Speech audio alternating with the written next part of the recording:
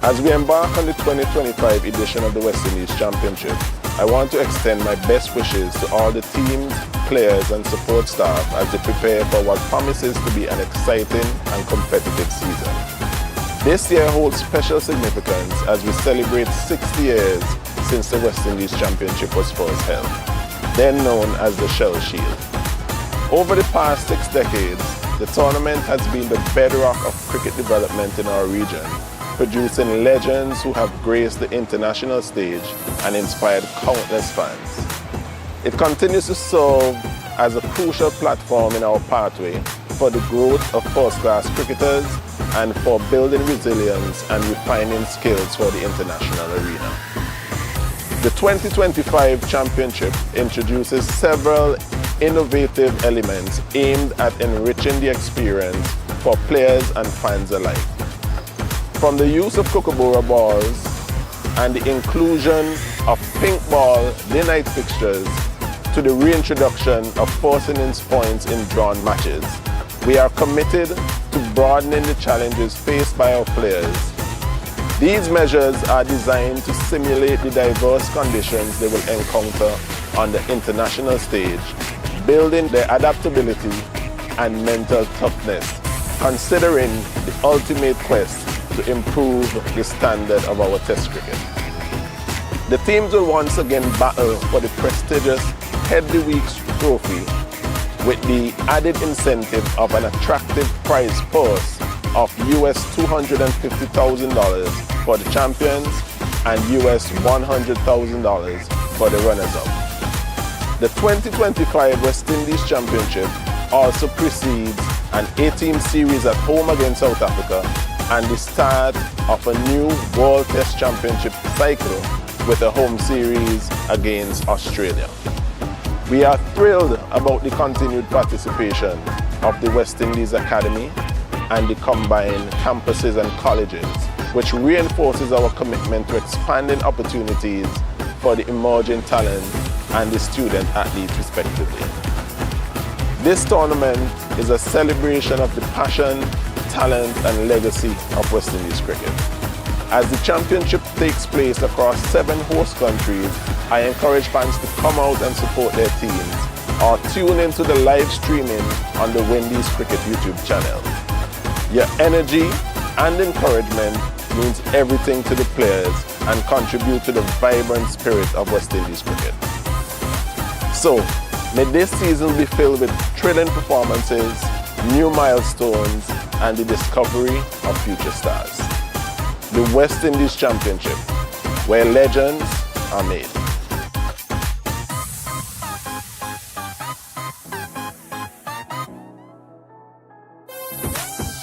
As we embark on the 2025 edition of the West Indies Championship,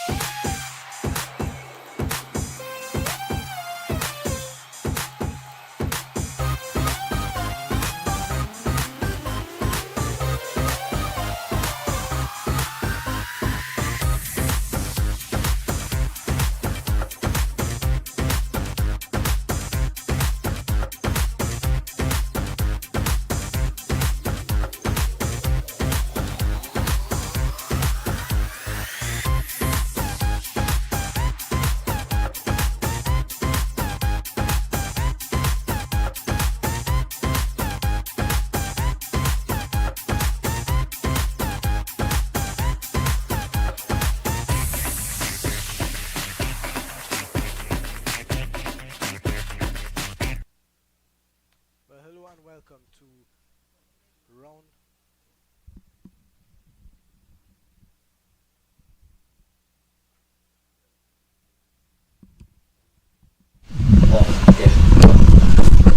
Well, hello and welcome to round 7 action of the West Indies Cricket Championship, all to play for between the Guyana Harpy Eagles and the Trinidad and Tobago Red Force. First and second on the table, just under 6 points separate them, and the Guyana Harpy Eagles would be looking to get yet another title. The Trinidad and Tobago team would be looking to break a 19-year drought.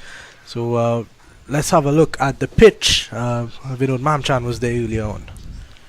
Well, good morning and welcome to the Queen's Park Oval. This is the match of the season. Top two teams battling for regional honours. Guyana has been very prolific in recent times. There were a string of 5 consecutive victories in the regional first class tournament. But Trinidad and Tobago Red Force, they haven't tasted success in 19 years. Yes, you heard that, 19 years. They're home, they're second, just a couple points behind Guyana. They will need an outright win here to lift the title. And we're here at the match, at the pitch report. And as you can see, it's very hard. Very, very hard indeed. The ball is going to come onto the bat. There is some grass as well coming through. And it's in areas that could prove a very, very decisive in terms of those getting first use of it. You look across here, just on a good length. The grass is coming through. It's going to pull up. And I think that there is runs here at the Queen's Park Oval, but there will also be assistance for the faster bowlers early on, and the slow bowlers will come into play probably as early as tomorrow on day 2. Well, thank you very much, Vinod Mamchan, seasoned broadcaster and tested professional writer, giving his opinion on the pitch here at the Queen's Park Oval as the sunshine continue to stream down. What a brilliant day for cricket. And what we're going to do now, we'll join in the middle a young Liam Mamchan. Well, it all comes down to this. Trinidad and Tobago Red Force versus the Guyana Harpy Eagles. All to play for. The winner takes it all. Joshua Da Silva has the coin in hand. We're here with Joshua, Tevin Imlak, the captain of the Guyana team, and the match referee, Michael Raghunan. Josh, you have the coin? Heads was the call. Heads it is. Tevin. Sorry, Josh. Yeah. Bowling first, Tevin. What's some of your reasoning behind that? Yeah, the pitch has some grass in it. We look to exploit it very early. And we're not quite sure what it's going to do. The first time I'm seeing a Queen's Park pitch with grass in it. So we look to see what it does for us and hopefully get some early wickets. Oh, coming off a brilliant game last time around where you guys came from behind and put on a pretty good performance. Your batsmen are in form. How are you feeling coming into this final game? I feel pretty good. I mean, the guys have been batting well and the bowler's been putting in some good performances. The pitch was very flat over there. So hopefully this one will offer some assistance to the bowlers and we could, get some early wickets in this one. Any changes to your team from the last game? No, same team. Good luck to you, Tevin. Josh, put into bat, what would you have done if you won? It's actually a good toss to lose. We were drawn between what we wanted to do. More than likely we would have bowled first, but I was still wanting to bat, wanting to bowl. So, yeah, good toss to lose. Tough time out against Jamaica last time. Obviously, you guys missing Anderson and Jaden now, but coming into a game like this, I'm sure the guys are very motivated with the opportunity to win the first class title after 19 years. How are the guys feeling going into this one? Really excited. We haven't been in this position in a very long time, so for us it's just about doing what we've been doing all season. Barring the Jamaica game, I think we just had a little bit of a hiccup there, but learn from those mistakes, come forward, and yeah, the boys are really excited for this one. Any changes to your team from the last game? Yeah, unfortunately the injury to Yannick, he's out and Jed Gooley comes in. Okay, good luck to you, Joshua. Well, you heard it here first. Guyana have won the toss and this big encounter, and they're going to have a bowl first. Well, thank you very much, Liam, out in the middle there for the the spinning of the toss this morning. Interesting decision there by Tevin Imlak, winning the toss and deciding to have a bowl first. The thought behind of this winning the toss and deciding to bat first, maybe make using of whatever weather conditions there is and a little bit of moisture with a tinge of greenery out on the pitch. I just briefly will run through the teams for you. Guyana Harpy Eagles, Tevin Imlak, Matthew Nandu, Kimal Savory, Kevlon Anderson, Raymond Perez, Ronaldo Ali Mohammed, Kevin Sinclair, Kimo Paul, Niall Smith, Virasamy Primol, along with Ashmead Ned. Well, what I'll do, I'll join with Liam, who was actually with me in the commentary box, and he'll give you that Trinidad and Tobago Red Force team. Hello to you, Liam. Hello to you in G10. Good morning to all of our viewers around the world, around the Caribbean. And yeah, Trinidad and Tobago, just one change from their last game. So Joshua Da Silva, the skipper, the Cephas Cooper, Jid Gully is in for the injured Yannick Karaya, Jason Mohammed, Amir Jangu, Terence Sainz, Joshua James, Carrie Pay, Brian Charles, Shannon Gabriel, and Kamil Puran. And as you can see on screen now, Kimo Paul is going to take up things for the Guyana Harpy Eagles. The opening batsman for the Trinidad and Tobago Red Force, Cephas Cooper, who's on strike now, and Kamil Puran. And here we go for the first delivery. Kimo Paul to Cooper. And a freebie to start. Exactly. Just a warm-up delivery on the full toss. And nicely stroked through the extra cover region. Kimo Paul here, Liam, is just fine-tuning himself back in regional 4-day cricket. Played some franchise cricket, but then got himself injured on numerous occasions. He'll be looking to get back to full fitness. I thought he had a good match in the last game against the Leewards. Spent some time at the crease. His bowling was effective. Not huge wicket-taking deliveries. And mind you, when you're injured so often, it tells on the mental ability of the player. Yeah, 100%. As Kamil Puran was a bit unlucky, you have to say, against the Jamaica Scorpions in the last game. I think both of his dismissals in that game were there was not much he could have done about it. There were two absolute peaches, one from Markino Mindley in the first over of the game in the first innings, and in the second innings he got one from OJ Shields that there was really not much he could have done. So he would be looking to cash in now into the last round. Trinidad and Tobago all to play for, and that's a nice sharp delivery there from Paul. Puran got out of the way quickly. Yes.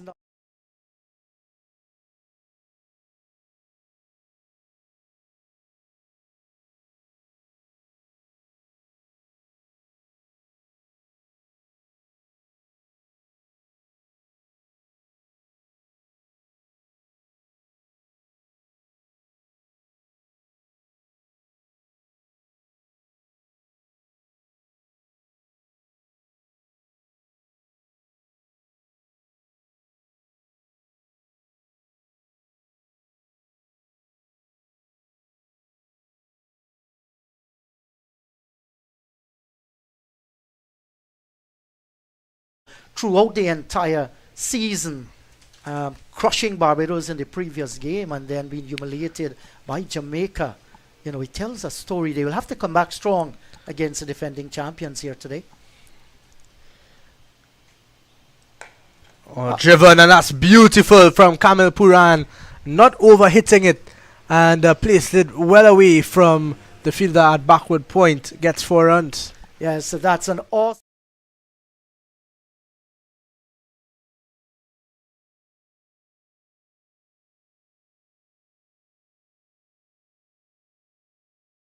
arc.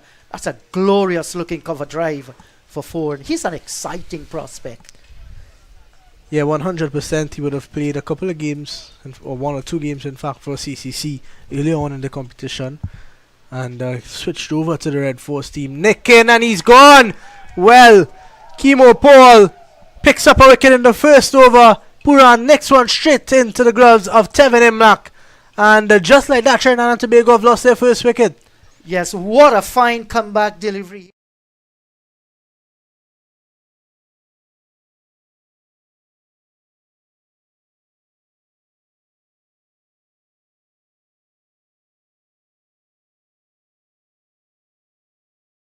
The Harpy Eagles, they have gotten their breakthrough, and that's a good wicket to get. Kamil Puran going after a magnificent drive for 4 through the covers.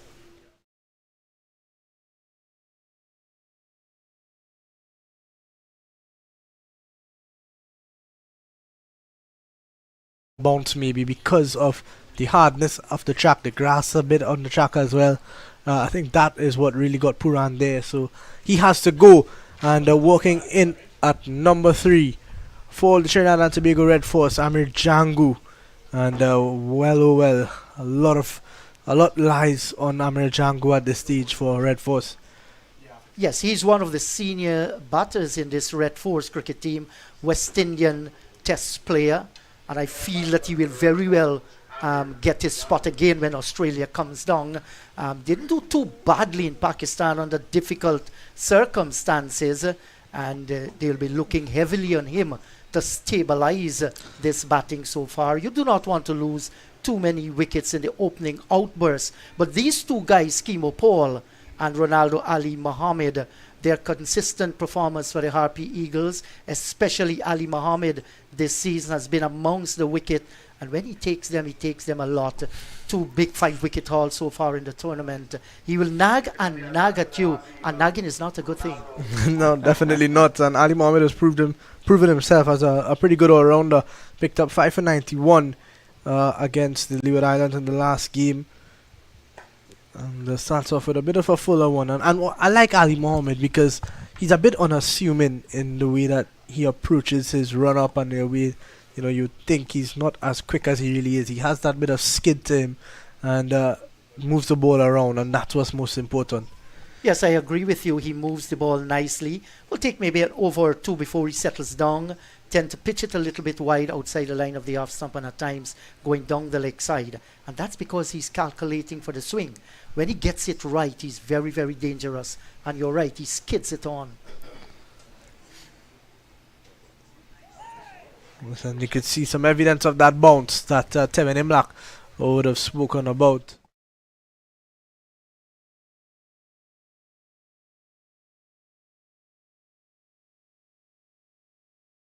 Talking about going down a little bit down the leg side. But it's early morning here. What a lovely day at Queen's Park Oval. One of the grounds that I really like across the region. Been to so many. It's a good thing to be at Queen's Park. Good line there from Ali Mohammed. And yeah.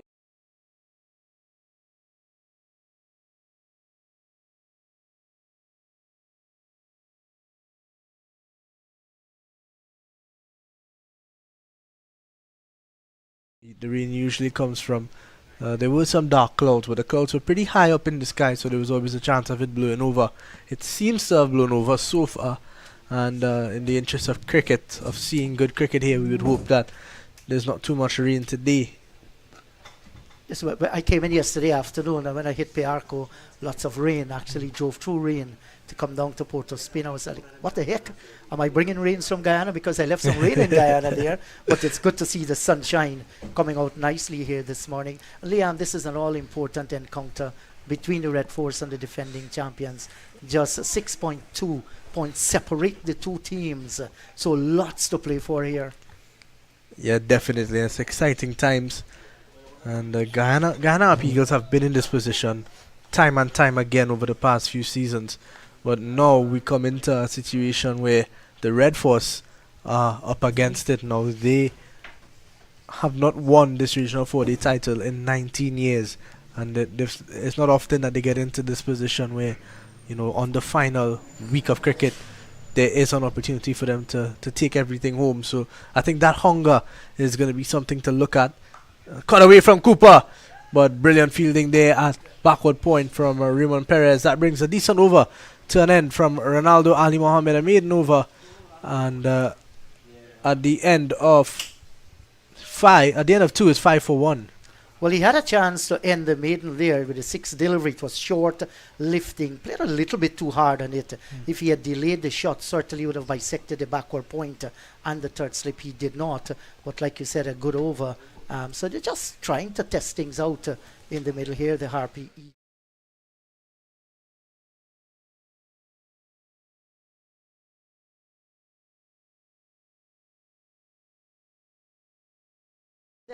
But as of this point, it's between the Red Force and the Harpy Eagles. Sometimes adversity can bring out the best in you. Yeah, and I think that's what the excitement is about. These two are two teams that are rivals across the Caribbean in terms of the Super 50, the CPL as well, and the regional 4, there's always been that rivalry between Trinidad and Guyana, the good old chicken curry versus curry chicken battle. And it all comes down to this now. And Guyana have been here before, so they'll be pretty calm, they'll be comfortable. The Red Force will be coming and looking for a fight. And that's a good sharp short ball again from Kimo Paul. So his plan seems to be pretty clearly on. Yes, I remember Kimo Paul here a few years ago against a Barbados Pride. He picked up 7 wickets and he bowled from this particular end. And he ran in, gave his heart out, and tested a team that included the likes of Shea Hope and Buffett as well. You know, it was a good batting lineup. Came in, gave of his best. And when he's on song, he uses the short ball and he uses it very, very effectively. He started with the short one early today. Not a bad ploy. And he has a leg slip and a deep square in, please. Here he is to Django. And Django just on the front foot this time. But yeah, you could see it's something that they're trying to play on the mind of Django early on. And this is what I like about this, the skipper of the Guyana Harpy Eagles, Tevin Imlach. And you look around at West Indies cricket, West Indies test team now, where Imlach would have just played and made his debut in Pakistan. They're in search of a captain, and I think Tevin Imlach and Joshua Da Silva, who are pretty much competing for a spot, it seems like one of them could also be competing for the captaincy soon enough. So that's a good on drive by the left-hander. Played it well here. Amir Django timed it beautifully. Didn't get the boundary, but certainly he got to. Yes, and I do agree with you, Joshua Da Silva. He has captained the West Indies A team. Imlach has just.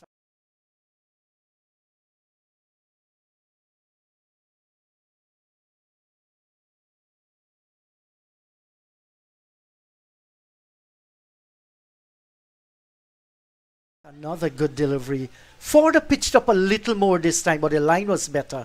The line was just about the middle and the off stump. I might have held it back a little, but he got bat onto it. Couldn't score. Yes, we were talking about those that West Indies might be looking to be their captain.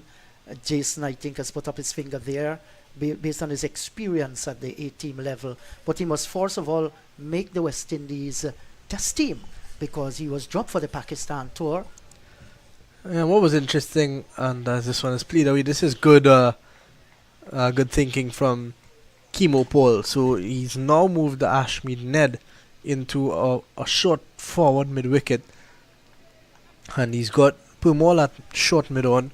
He's got a leg slip, or leg gully almost, on the deep square leg. So the plan clearly is to bowl a bit straighter to Django, whether it be short or full, and get him playing to any one of those 4 fielders on the leg side.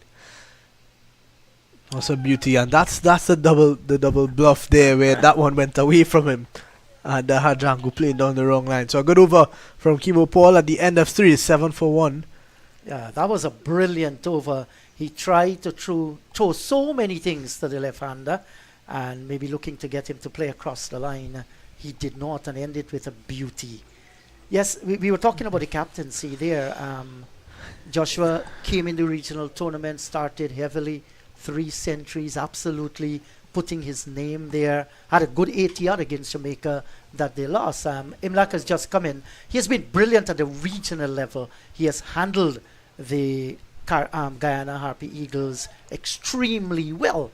So, you know, it's good to see that people are vying for places there.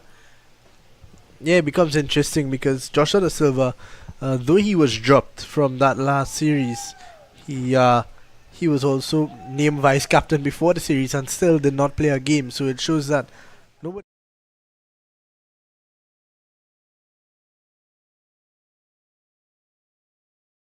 Just off the surface and came back in. Cooper left it early and it passed over his stump. But it's a wicket that you can't leave on length so far. We're obviously just into the 4th over of play on day 1. There's not going to be any real demons in this wicket. Yes, not at all. This one a little bit wider.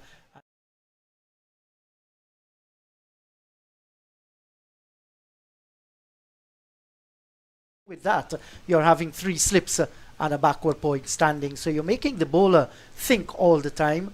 Cephas Cooper. How good is Cooper? He has done relatively well this season. Yeah, and I think his best is yet to come. He's such a good player.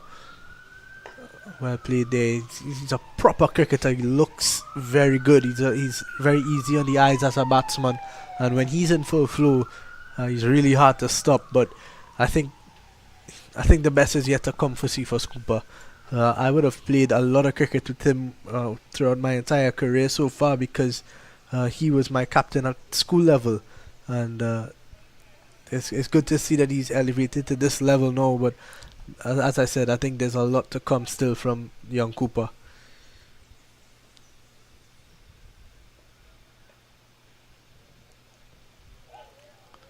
That's another good delivery. Didn't got off the pitch ferociously, but had enough, and the bounce there was good as well. I'm just wondering if Tevin Imlak might be thinking of having a third slip. The main reason why, he should know that Ronaldo Ali Muhammad, when he pitches just about the line of the off stump, can cut it away down towards that slip area. And you just do not want to be the case where the horse has bolted and then you plant a man there. Get him early. This is just the opening stages of this game, and Ali Muhammad can skid the ball along and get it to move away. So at the moment they're just the two slips and the gully. Yes, he has the backward point and the short cover. No problem with that. They're all in catching position. I think they're mid-off, which is wide. Smith is well placed, and the forward square as well. But just get that extra slip. I think it tells a lot about how the bowler is going to bowl. You support him? Yeah, it's good. It's really good thinking.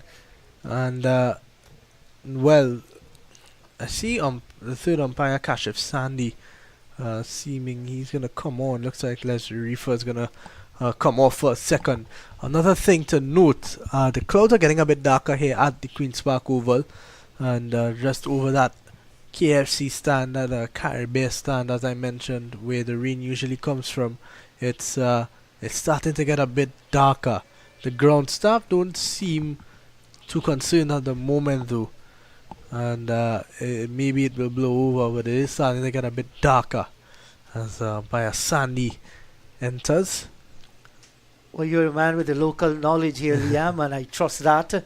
Yes, it's not looking particularly well over that Caribbean stand. Maybe where the rain comes from, and the northern mountains as well. It comes from that section. Yeah, so anyway on that side, and one thing I've learned though at the Queen's Park Oval is to never doubt the ground staff. They know their ground, they know their conditions well. So if they are not concerned, there's nothing to be concerned about. Yes, and Kimo Paul won't mind this kind of condition to bowl in. Well played from Django, but Kimo Paul still sticking to that line, and now the leg slip comes into short leg. So he's on all-out attack as we see those clouds that we're speaking about. It looks pretty threatening. It is threatening indeed, and the wind is picking up, so that might be a good thing here. And now you see the ground staff starting to assemble from all parts of the ground. And they seem to be getting ready as Paul runs into bowl. And that's well played from Django, fighting fire with fire. No leg slip anymore, so he's a bit more comfortable in playing that shot. Good wristy shot by the left-hander, and rode it well, so his technique in playing that shot was good. And gets off strike, and that's very, very important, because Kimo was just getting the better of him, beaten outside the line of the off stump on a few occasions, and got some nick onto the pad. So sometimes it's good to get off strike. You rotate it and give the other batter a chance. In this case, it's Cephas Cooper. So now they're going to have that three slips we were talking all about for the right-handed Cephas Cooper and the gully.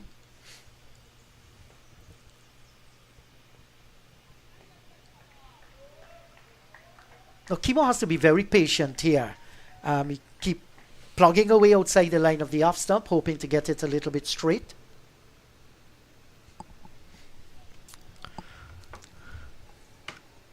So you've just joined the broadcast. Our fellow there enjoying some cool water. just rehydrating the body. Seems a lone guy somewhere along Alaska. Here comes Kimo Paul again into Cooper. And Cooper showing good judgment there. That one outside the off stump, moving away. And Cooper left it well. Yeah, that was a good delivery and well played too by Cephas. Cooper has to concentrate, play every ball on its merit. He's an opening batter, and these are traits of openers. I don't think you can makeshift people maybe once in a lifetime as openers. They're a special breed of people, one that blunts the ball and willing to play every ball on its merit. That was well bowled, but a little bit too wide. No pressure on the right-hander to play at the delivery, but you could see the movement by Kimo Paul just outside the line of the off stump, moving away further towards the slipper. Yeah, and the wind continues to pick up, and that's going to give Kimo Paul that added assistance to get that ball moving across. The breeze coming from right to left of Cephas Cooper, so you could see just behind him, you can see the cover starting to blow a bit. So Kimo Paul is really going to enjoy himself out there at the moment as he comes in again. And that's an absolute beauty. He's nicked it, has he? Well, umpire is saying no. That's umpire Chris Taylor, and he's the man out in the middle, confident.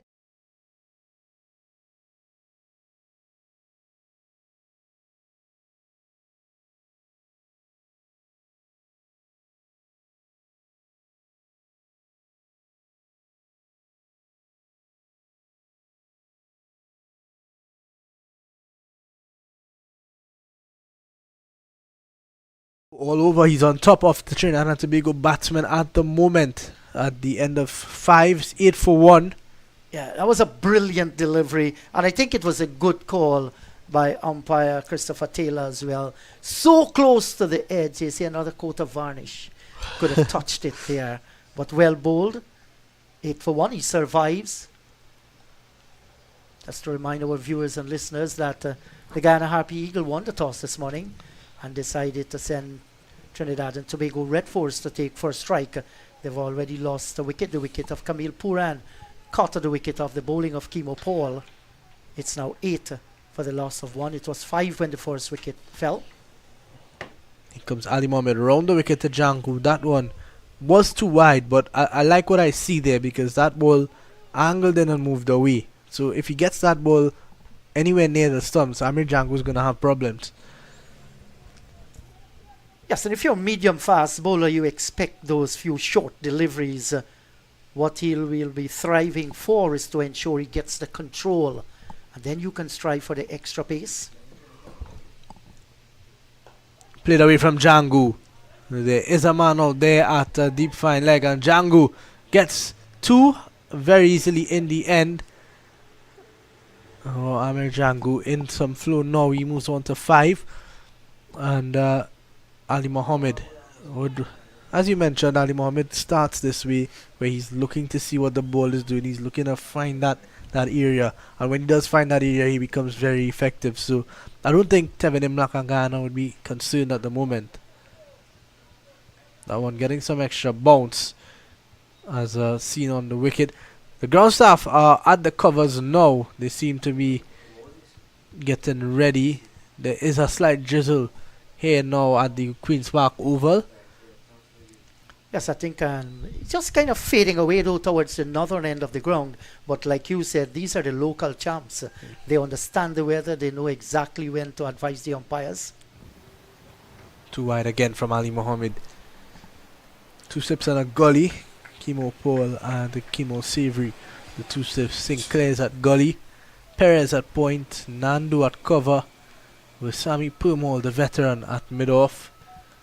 Kevlon Anderson is at mid-on.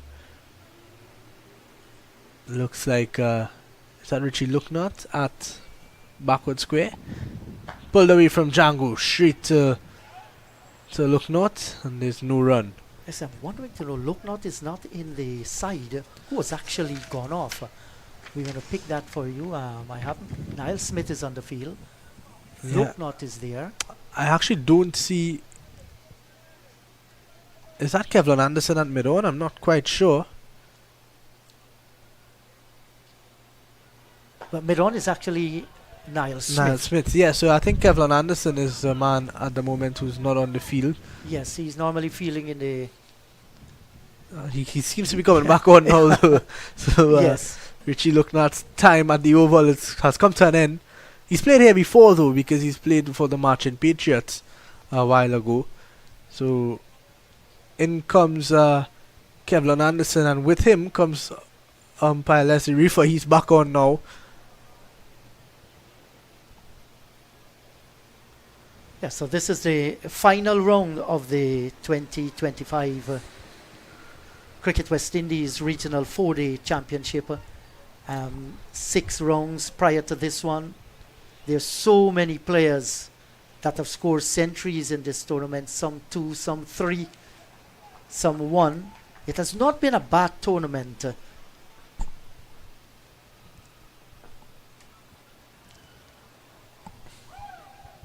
That's another good delivery. Teasing, tantalizing. Just outside the line of the off stump, maintaining this rhythm, Kimo Paul. And he's running back to the top of his mark. And this will say that Kimo is feeling well. Yeah, and I think the plan there is to try to get as much overs as he possibly can, as much deliveries as he possibly can before the rain. Because Guyana on top at the moment, they're bowling well. And Cephas Cooper doesn't really seem too settled against Kimo Paul. And that one off the outside edge, but is running away. This oval outfield is quite quick. But Raymond Perez equal to the task. And he gets 2. Well, that is what Kimo Paul wants him to do. Kimo won't mind that Cephas Cooper got 2 runs out through the third man region. Once he plays at the delivery, this is the plan that Kimo Paul is looking for. And so far it's not been bad at all. There's some rain there, as we can see out towards that stand with so many blue seats. And good to see some spectators turning up a little bit early here. And that's Jed Gully's parents, actually. And they are always in attendance, no matter where the Trinidad and Tobago Red Force are. The Gullies are present and looking on. So it looks like they're going to call play for the moment here because of the weather. So Guyana in a good position here. They have Trinidad and Tobago at 12 for 1 going into the 7th over. Kimo Paul is in the middle of a fantastic spell here. Hopefully for him this rain break doesn't affect his momentum too much, but we are gonna have a break here in play and we will be right back as soon as we get some news for you. But as of right now, Trinidad and Tobago are 12 for 1 and 6.3.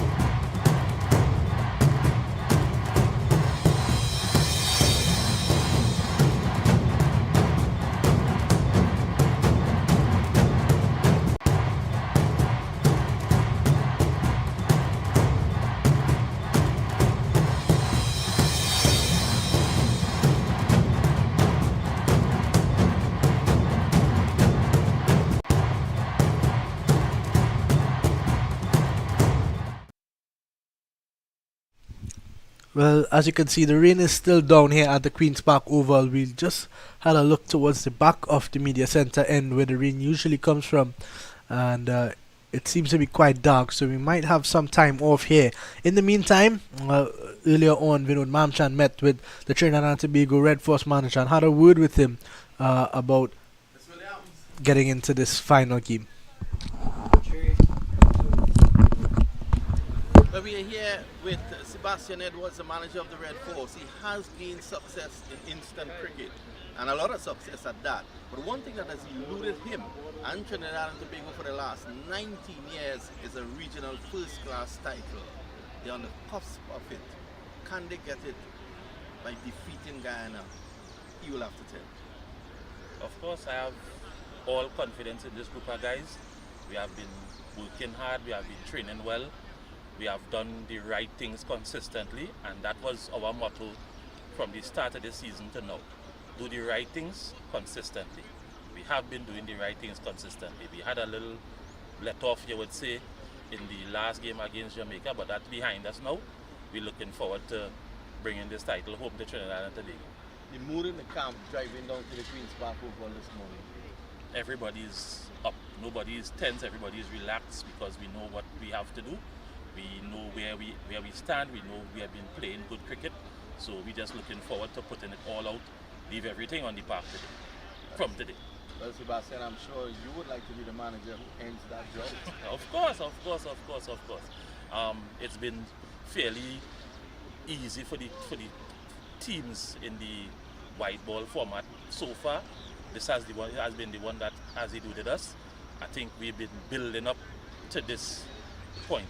This is what we've been playing for past couple of years, and this time I think the right group of guys and the coach has brought a vibe to the guys. I can't say it enough. The coach has brought a vibe to the guys. I think I had to commend the president of the board also for going beyond the call to make sure that the guys are comfortable coming into this series. Wonderful indeed. A tough manager, and he's demanding that his men come out here today and be tough.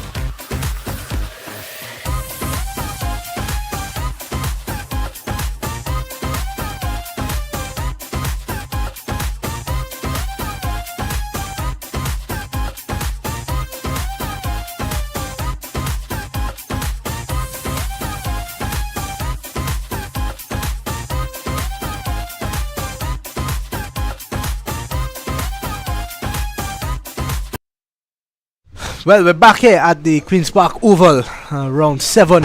Trinidad and Tobago currently 12 for 1 into the 7th over. And the playing conditions have been revised. Play set to restart in about 3 minutes at 11:15. At lunch has now been pushed back to 12:30 instead of 12 o'clock.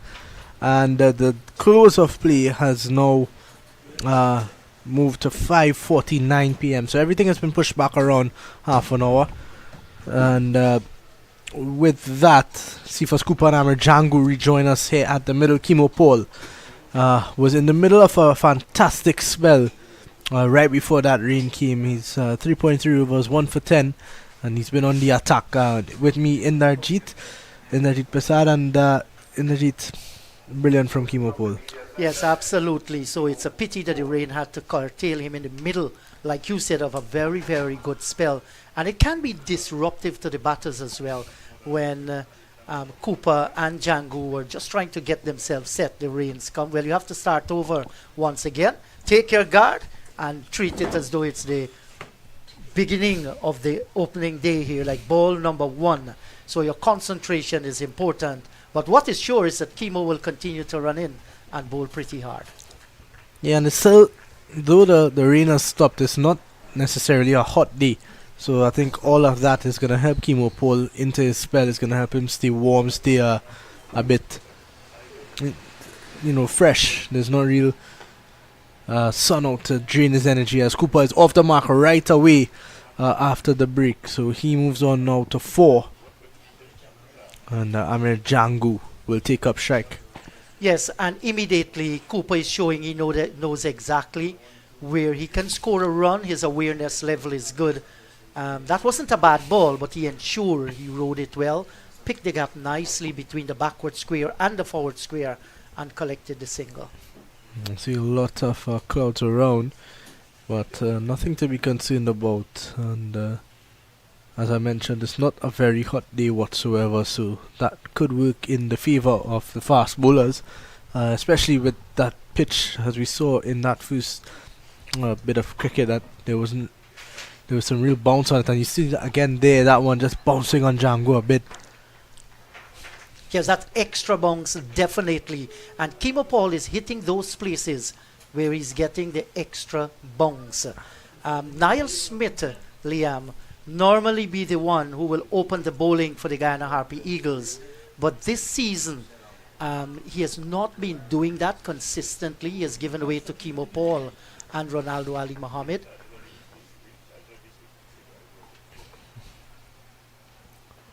Oh, Django having a drive there. No appeal from Kimo Paul. Imlak seemed convinced, but not out, says umpire Chris Taylor. Let's have a look at that one once more. Yeah, touching nothing whatsoever, but the away movement should be of concern to Django. The end of a fine over by Kimo Paul, and certainly he's hitting the deck nicely here this morning. Yeah, and we saw his plan early on to Django was to get that ball back into Django's pads, tuck him up a bit. He had a short leg, he had a short leg gully at a point in time, a short mid wicket, a deep square. So he was trying to attack that line on Django, and then was able to move one away from him just to throw him off a bit. And that's what he's doing well. So Kimo Paul showing that he's in full control of what he wants to do early on. Ronaldo Ali Mohammed has been a bit all over the place so far, but nothing to be concerned about, as Inderjeet mentioned earlier. That's the way he starts when he's looking to analyze the amount of swing he can get and the area that he needs to hit. And just like the previous delivery there that you saw, despite it was a little bit wide, it had some venom in it. Good height going through to the keeper as well suggests that this pitch is a very, very good one. And I think it's going to be good for batting as well. Whatever moisture is there and the sunshine, begins to take effect, it's going to pull up those moisture and it's going to dry them away. It might turn out to be an excellent batting pitch. Yeah, I think at the toss, Joshua De Silva mentioned that it was a good toss to lose because he really wasn't sure what exactly he wanted to do. And He said in the end they decided that if they won they would probably bowl, but it's nothing that he's too unhappy about.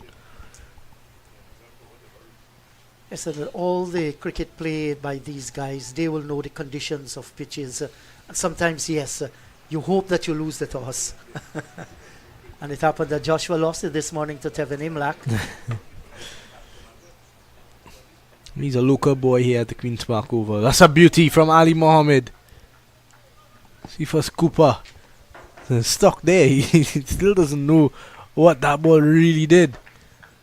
Yes, a little bit more effort here by Ali Mohammed. And this is what you call hit it into the pitch. Allow the pitch to give you that extra bounce. And it responded. So Ali Mohammed will be encouraged by that. Cooper on the front foot. And the misfield there from Niall Smith. Cooper is going to look for 2, but he'll settle for 1. The rain is back with us here. A bit of a drizzle, nothing to be concerned about. Well, your dad said to me they call it white rain here. The same thing in Guyana. Once white rain comes down, it's kind of disgusting. You'll have these cat and mouse situation. Yeah, it's very annoying, and I can tell you one thing, the ground staff hate it the most because they're on and off with the covers all day. And yeah, sometimes you feel sorry for those fellas. Don't worry, in days to come we're going to have roll-on covers. yeah, soon enough. Might be controlled with a remote control from the outside. Here comes Ali Mohammed. Django playing that one well with soft hands. Followed it a bit as it moved away from him. It adjusted well. 2 sips on a gully. Backward point, a short cover. Mid off, short mid on. A square leg and a fine leg for Ali Mohammed. He was bowling around the wicket to Django before the rain break, but he's now gone over. That's a good delivery, right on target, straight in line with the middle stump as well.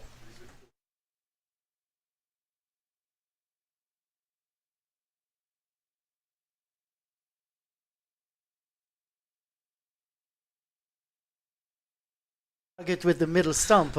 Good way to end it, so it's just not one thing. There's a little bit variety used here by Ronaldo Ali Mohammed, and I think someone who has really made his opportunities count for him this season. You know, Liam, sometimes you're not the big star, but when you get that opportunity, you want to ensure it creates an impact.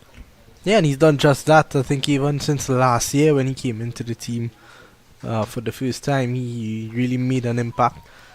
He's got, I think, 37 first-class wickets now at the start of his young career.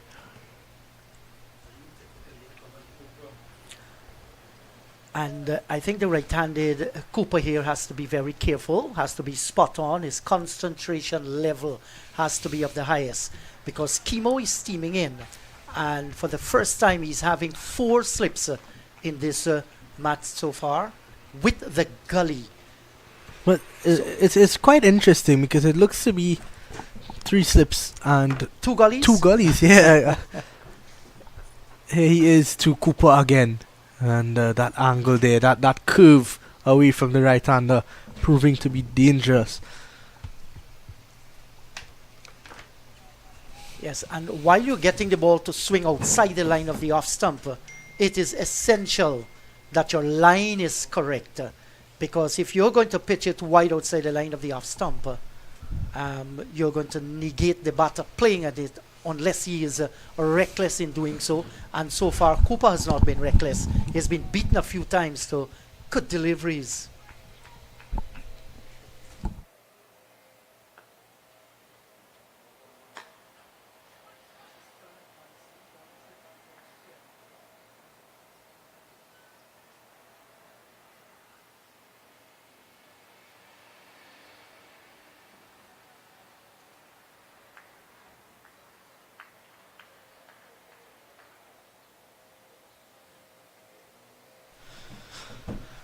Yeah, so Cooper's off strike now. Gets that quick single into the leg side.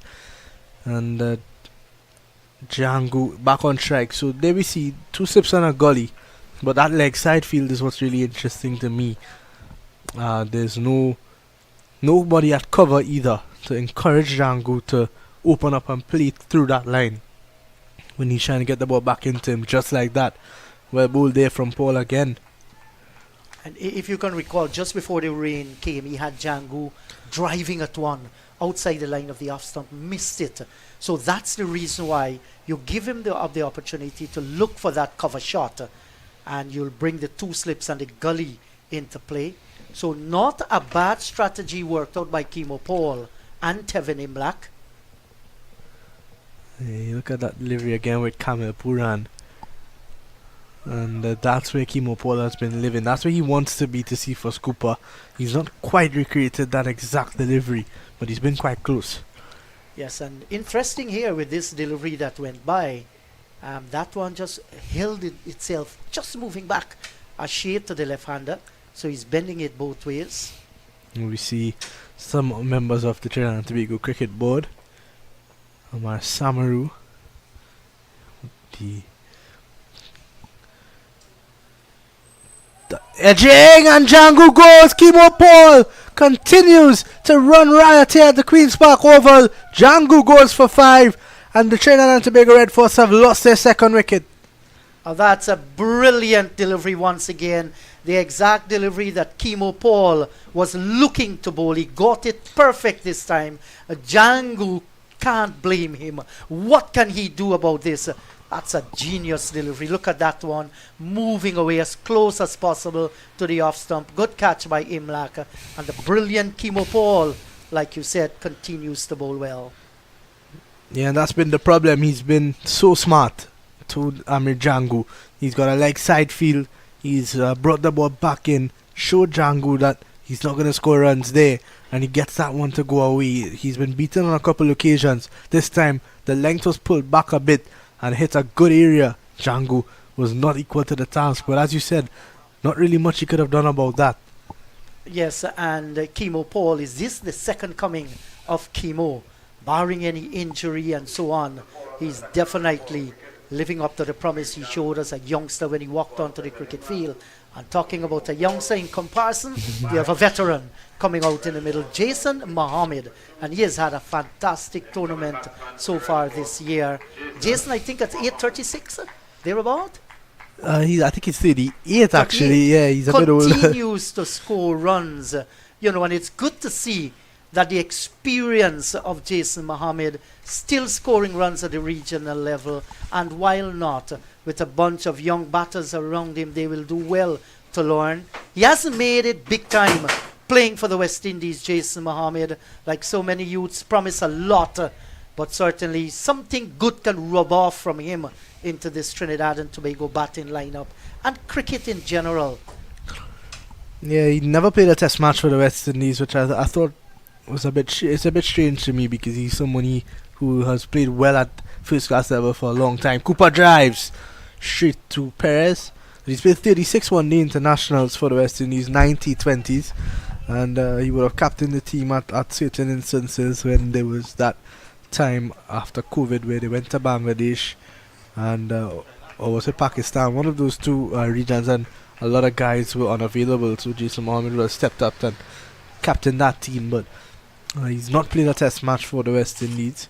I thought he started the tournament very well with those 3 centuries and that double century, but this one edging away, some work here, no one down a third man, so it's going to go for 4, and C for Scooper. Fortuitous, but much needed. Yes, and I earlier made the point there in the slip cord, and you have to ensure you have the best attacking fielding position whatsoever, because both these boys, Ali Mohammed, as we have seen with that delivery, the ball going through between the second and the third slip, just getting another fielder in that position, maybe the 2 gullies, when you ask the second slip to move a little bit wide as well. These are little situations that you must win. Kevin Anderson, who's at second slip, takes 2 steps forward, so he and an appeal for LBW. That one just held his line. It stayed straighter, and height definitely was the deciding factor there. With a wicket like this, where there is some bounce, it's going to be tough to send C for Scooper there. Yeah, hit him above the pads, hit him almost in that midsection. Yes, and it was actually going down the leg side as well, pitched outside the line of the off stump. So that will tell you the inner movement that he's getting with the ball. Good bounce, and he's swinging them big here this morning, Ali Mohammed. Oh, short leg in place. Here he comes. Cooper tucks it around the corner. That's going to be 4 more runs. So Cephas Cooper starting to score a bit freely here. That one, it was badly lined. It was going down leg. There is a fine leg, but Cooper played it late and got it. Yes, and if you're a youngster wanting to know how to play the leg glance, that's an opportune time to watch at it. It was a brilliant leg glance, moved nicely, got the body around, and got enough. As he scored that boundary, down comes the shower again. Yeah, so it's going to be like this all day, and unfortunately for the Trinidad and Tobago Red Force, they would want a result from this game. So the more time they have, the better for them. The Guyana Harpy Eagles, however, they won't really mind this too much. So we're going to have another interruption for rain into the 10th over. Ali Mohammed into his 5th. Trinidad and Tobago Red Force 23 for 2. And we are going to take a short break as a ground staff try to get the covers on quickly. We'll be right back when there is some news.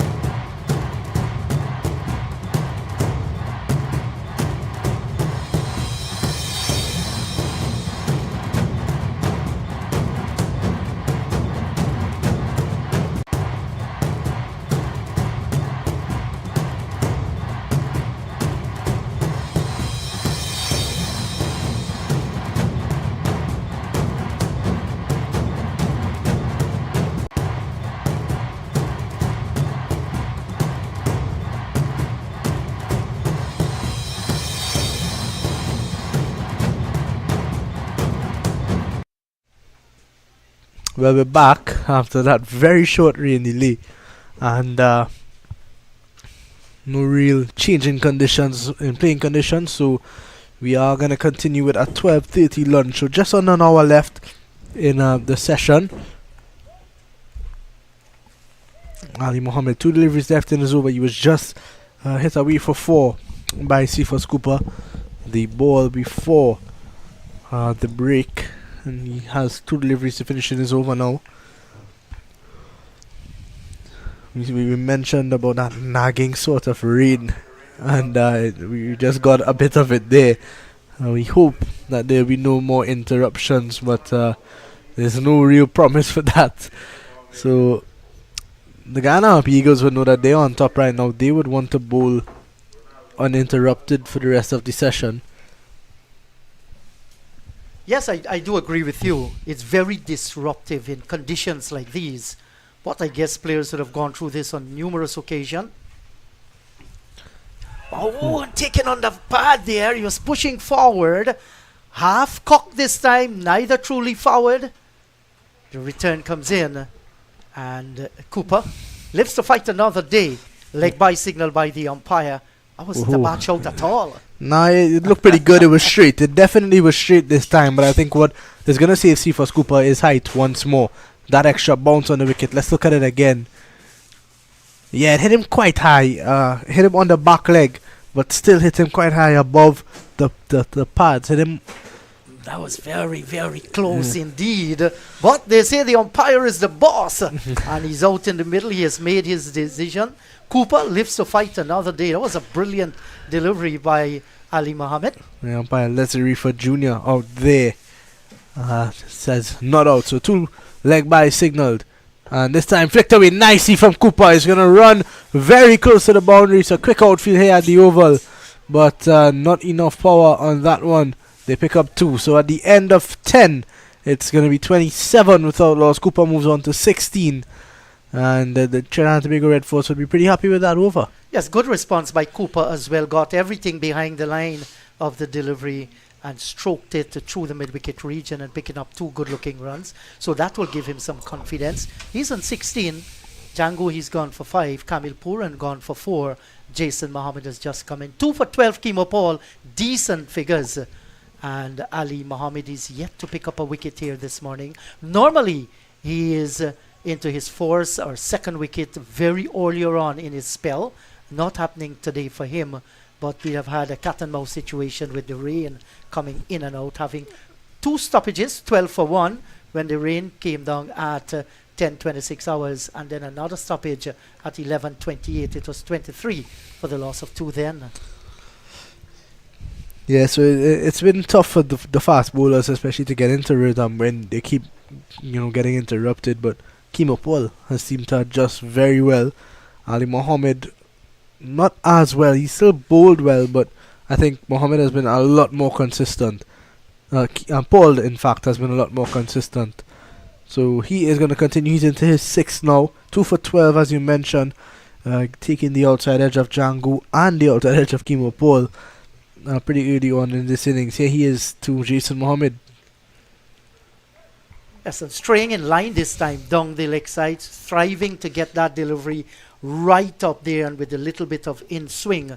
Mohammed has to be very careful with a rampaging Kimo Paul here. He comes from one of the countryside areas of Guyana, Kimo, a small village called Saksakali. And, it's amazing how he has developed over the years. That's a remote part of Guyana. And because of his secondary school, his father had to take him away from deep in river out on the coast for his schooling. I remember I saw an interview a long while back. I think it was when he just picked up his first 5 for the West Indies. They did an interview with him. He took us through where he lived, and there was some videos of him showing parts of his village where he grew up and stuff. And yeah, very humble beginning. So it's amazing to see his development. And then in just recent times we saw another story like that come out of Guyana with Shamal Joseph. Well, that's a beauty from Kimo Paul. Jason Mohammed leaving that one outside the off stump, but let's have a look at that one again. The movement there. It was just. Yes, and I think what Jason did was to judge the line of the delivery very early, and he played it well in the end. But the intention of Kimo Paul is to attack him on the line of the off stump, moving further away. There is where he has been very, very successful today. Yeah, 3 sips and a gully, a backward point and a cover on the offside. Mohammed gets inside the line this time and works it down to Niall Smith. Makes up a single, so he's off the mark. Jason Mohammed, we were speaking about his form before this, at the beginning of this tournament rather, where he got those 2 back-to-back centuries and then a third in a row that eventually turned into a double century. After that, he's been a bit short on runs. He would know that. He's been struggling to get past that score of 5, 6, 7, 8, 9 around there. So this is the game where he would want to cash in, because he knows, especially now with the position he's in, he's a man that thrives under pressure. He knows that Trinidad and Tobago have to turn to him at this stage. Yes, I agree with you, but at age 38, the endurance level, the mind might say yes, the body might say no. Maybe this is the game that he wants to conclude the 2025 West Indies 4-day championship on a high. He has a chance to do that. He's early out in the middle, but coming out early too can be added pressure as well. He will call on all his reserve. They say here is where the 7th cylinder will kick in. Yep, 100%. It's been a long season for these guys. Yes, there's been breaks in between, but well left there. But a lot of these guys were playing cricket throughout the breaks. You look back at the first break in this tournament after round 3 or round 4. And let's have a look at this one again. Now it's the Kamil Puran dismissal. Yeah, you look at the bat, tucked behind the pad, and still the edge was found. It was a brilliant delivery. Just couldn't get the entire bat away from that ball. Took enough edge for the catch to be taken. Was a good catch too, going up towards the shoulder area of Imlach. Yeah, you were mentioning the long season, and even when we had the break, these guys still playing local cricket. Yeah, they would have come home and played a couple of league games, 2-day games for their respective clubs. A lot of these guys play for the Queen's Park Cricket Club. Some guys for Power Gen. Jason Mohammed is one of those guys. And then what was also funny was, and this was the second wicket actually, Amir Jangu just poking at one. I don't think there was much Jangu could have done about that. And yes. That almost a similar delivery, one to a right-hander, one to a left-hander. Well planned out, well thought out by Kimo Paul. Yeah, and after they beat Barbados, obviously there was that infamous 2-day victory where they won. The game started on Wednesday, they won on Thursday, and on Friday they were back in Trinidad playing in the T20 festival. So these guys really committed to playing for their clubs when they are off, and that was something pretty amazing to see. These guys would have flown in Friday morning from Barbados and immediately went into action at the night for Queen's Park, and Joshua Da Silva scored 100. Yes, I followed those games. Ali Mohammed appeals. A bit of a half-hearted appeal. Mohammed looking to take that one down the leg side. We've got a fine leg. Ashmi Ned's down at fine leg. Let's have a look at this again. He just kept going. Once Ali Mohammed gets his line right, the amount of movement he's getting is quite dangerous. So once he could get into those good areas, he can really cause some problems. Yes, and he has caused a lot of problems to regional batsmen during the course of this season. Just getting it too much down the leg side. Has to be a little bit straighter. Just like that. Far better delivery. This one short of a length, but bending back a little. And everything behind of this one, Cephas Cooper. He has faced 40 deliveries so far for his 16 runs. Nothing wrong with that. You have to rebuild the innings. You have lost 2 wickets. So I think his calculation is good, and it's working for him out in the middle. Yeah, right. You're right about that. As Mohammed is on strike now, and this one just worked away. You await the signal from umpire Leslie Reeford Jr. Like buys, is it? Nope, it's going to be run. So Mohammed gets another single. There seems to be a bit of scoring issue here from the scorers at the Queen's Park Oval. That's going to work its way through. Some high clouds, not threatening like they did before. So that's good news here. And with the wind coming across Queen's Park Oval, surely will take those clouds further away from here. Yeah, 3 steps, no gully. There's 3 steps on a short leg this time. Cooper drives and drives well. Raymond Perez, in fact, it's Niall Smith who got a hand to it, took some sting out of it. Definitely saved 2 runs there. That one seemed destined for the boundary. Yes, maybe was looking to get it a little bit more to the right of Niall Smith, who did a good job, but just couldn't keep the ball under him. Ricocheted from his fingers. They got 2, but good-looking drive. And it's as if to welcome back the sunshine. Cooper looking for that boundary. Didn't get it, but he got 2. And this is what you need. When the loose deliveries come about, you must be able to score off them. Good judgment there from Cooper. Good delivery from Ali Mohammed. So that is the end of over number 12. Trinidad and Tobago Red Force rebuilding in a rebuilding stage. In fact, they are 31 for 2. And these two, Liam, would have added 16 runs so far for the 3rd wicket partnership. And they had their anxious moment. But other than that, they have scored their singles, their doubles, and the occasional boundary. And nice to see our colleague on Cricket 360, Basu, paying us a visit. And he's looking red this morning. Fresh out of Tobago. Well, you and Basu here are dressed agonizingly against each other. And there's one in yellow and one in red, and it's election time here. Edging and the squad, Mohammed goes. Kimo Paul continues to run through the Red Force batting lineup. That one just rearing off a good length. And that was a fantastic catch taken by Raymond Perez. He had to go towards his right, leapt into the air a little, and that was almost on the card here. Once Kimo hit those places on the pitch, he's going to get the extra bounce, and with the away movement, just couldn't take the bat outside the line. And another one has bitten the dust here for Trinidad and Tobago Red Force. 31 for 3.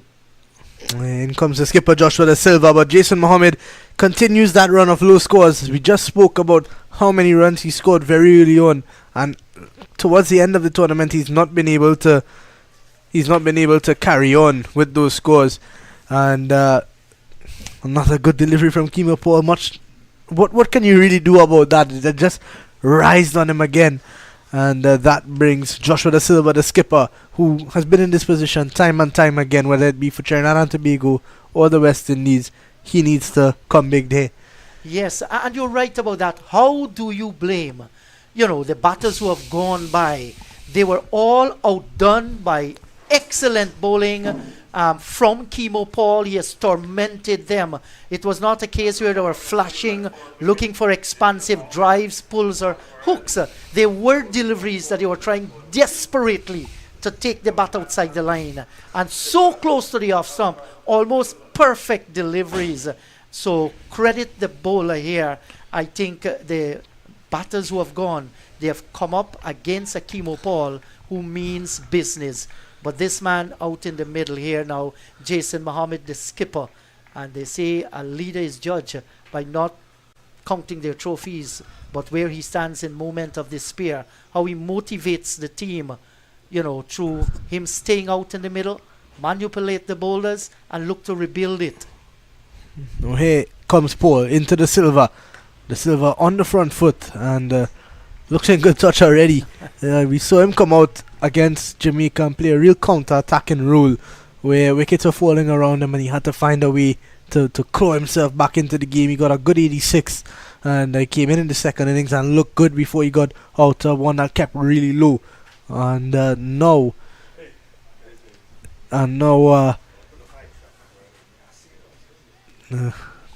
he's in that situation once more. Here is Paul again. That's a beauty. Oh my word. Kimo Paul has the ball on a string this morning. Yes, maybe he slept with that ball after the last round that they played with, so he's accustomed to everything. He's accustomed to the weight, the color, and where he's going to bowl that seam delivery. That was brilliance all over. Just outside the line of the off stump, Joshua De Silva, the previous delivery, looked so confident of the meat of the bat, and this one just missing the outside edge. Well bowled, Kimo. Here he is again into the silver, finds a leg edging! And the second gully that he had earlier on would have definitely caught that. That one is going to run into the boundary for 4.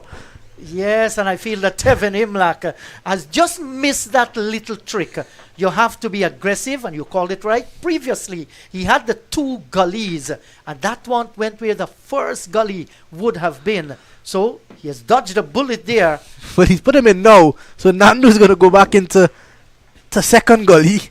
They've got Sinclair at first gully and 3 slips. Kimo Paul, and you know, sometimes you tend to see captains get a bit carried away, but this is very necessary for the way that Kimo Paul has bowled this morning. Oh my word, he's done it again. And this one kept low. Joshua De Silva undone. That one didn't rise like the previous delivery. But look at it, boy. Look at the line. Look at the away movement. And goodness gracious me, Joshua will be saying, thanks to those who made that off stump. The circumference, is well done so that the ball just can't touch it. We see some members of the Queen's Park Cricket Club there on the jury crew members balcony. Just enjoying some good fast bowling at the moment. Some proper swing bowling. 3 steps, 2 gullies in play. Paul is into the silver. Short ball. This is excellent from Kimo Paul. A brilliant over comes to an end. At the end of 13, it's 35 for 3. Fantastic over indeed. Just look at this one. Another variety. Good bumper as well. Aimed at the body. Joshua had to ensure he kept his eyes on it and ducked away, allowed the ball to go by. Almost a perfect over bowled by Kimo Paul. Yeah, I think another wicket would have been the icing on the cake when that the silver edged that ball to where Gully would have been. So the silver's off the mark. He's on 4. Cooper's gonna take up the strike. Ali Mohammed to continue, and with the ball moving around like this, Niall Smith still to come into bowl. Who he is a dangerous bowler as well. Gets those out swingers going to the right hander. Cooper drives, misses out. Well, that's a lapse in concentration. I think it was a little bit too wide for him to go after that expansive cover drive. Of course, his eyes would have lit up. He see that there's a wide mid-off, a backward point, open real estate in the offside field, and he was looking to cash in. But it had to be a little bit closer to him. Don't go as those wide deliveries. Oh my word. Well, these Guyanese fast bowlers have put on a clinic this morning. See for Cooper beaten again. Let's have a look at this one. Yes, and that away movement once again. Maybe just doing a little bit too much, but comprehensively beaten outside the line of the off stump. And they've come to the party here and they're playing like defending champions. There's always this thing when Guyana and Trinidad and Tobago reach. It brings out the best of both countries. The best from Trinidad and Tobago is yet to come in this game. They really struggled, and it's no fault of theirs, to be honest. It's been good fast bowling on a good track, and it's not often you turn up to a 4-day game in the Caribbean and you get a track like this as a fast bowler. So you know Kimo Paul is very much motivated by seeing a bit of grass early on. At the toss, Tevin Imlach mentioned that it's the first time he's come to the Oval and there's grass on the wicket, so he's not quite sure what the ball is going to do, how the wicket is going to be, but they were very comfortable to win the toss and bowl first because of that extra grass. Got the best out of it early on, and it might get better later on as play progresses. Good delivery. That's a perfect area again from Ali Mohammed. Cooper thought about having a play at it, but deciding not to in the end. Yes, and Imlach has definitely called it well. The Joey Carew members' balcony, always a place where lots of spectators will come and watch cricket, lots of cricket talk there as well. Yes, and the pitches with grass like this, not too much. And the glossy nature of it will tell you that it's very, very hard. Sometimes people feel that for pitches to be fast, you must have a lot of grass on it. That's not the case. I think this is a very good pitch that we are seeing here, especially favoring the fast bowlers so far this morning. But they have to bowl the ball, and they have done well with that. It calls on the batters to concentrate. Yeah, it's a type of pitch where if you put the ball in the right area, you're going to get results. But it's all about if you can't put the ball in the right area. And to be honest with you, Kimo Paul has not put a foot wrong this morning. He's been excellent. He's into his 8th over now. 7 overs rather, 3 for 17. He's got Django, Puran and Mohammed all edging. And I think all those 3 dismissals have been due to the bounce of the wicket as well. The bounce of that good length where the batsmen were unable to adjust at the last second. So kudos to Kimo Paul. He's into Joshua De Silva now, who is going to want to lead from in front here as the skipper and try to get Trinidad and Tobago out of this rut that they're in. It's a good start to the over once again by Kimo Paul. How do you take the ball out of the hands of Kimo Paul at this stage? 7 overs. He's in his 8th over. He's young. He's a strong guy. So we look at the shot there. Those 3 slips. And just out of frame are the 2 gullies that they have. Yes. So it's been excellent. Captaincy from Imlak as well. Give a lot of credit to him. And, we spoke about the captaincy of that West Indies test team going forward. And I think Tevin Imlak in time is going to be the guy that, or one of the guys that the Cricket West Indies will be looking at. Yes, and Tevin always a thinking cricketer. Like Joshua De Silva, he came back, he scored 100. Tevin went back to DCC in the Georgetown cricket zone. In a 50-over match, he scored a brilliant, I think, 156. So it's good for the competition. It's good for West Indies cricket as well. Both of them are wicketkeeper batsmen. And I'm sure one out of the 2 of them will definitely make the team as a batsman. They have scored runs. Yeah, gone are the days where you select guys who could keep alone. De Silva off the back foot, punch into net at point. Yeah, we definitely have some competition for places. I'll add another 2 names to that battle of wicketkeeper batsmen. You've got Amir Django, and now with Darren Sammy taking over the test team, Shea Hope is another guy who has just been given the T20 captaincy as well. He is someone who's going to look to be an all-format captain.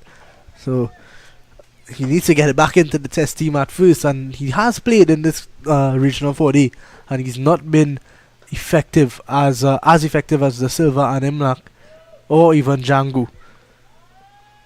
Yes, and I think one of the ways you're going to make that West Indies test team, you want to see our players playing red ball cricket.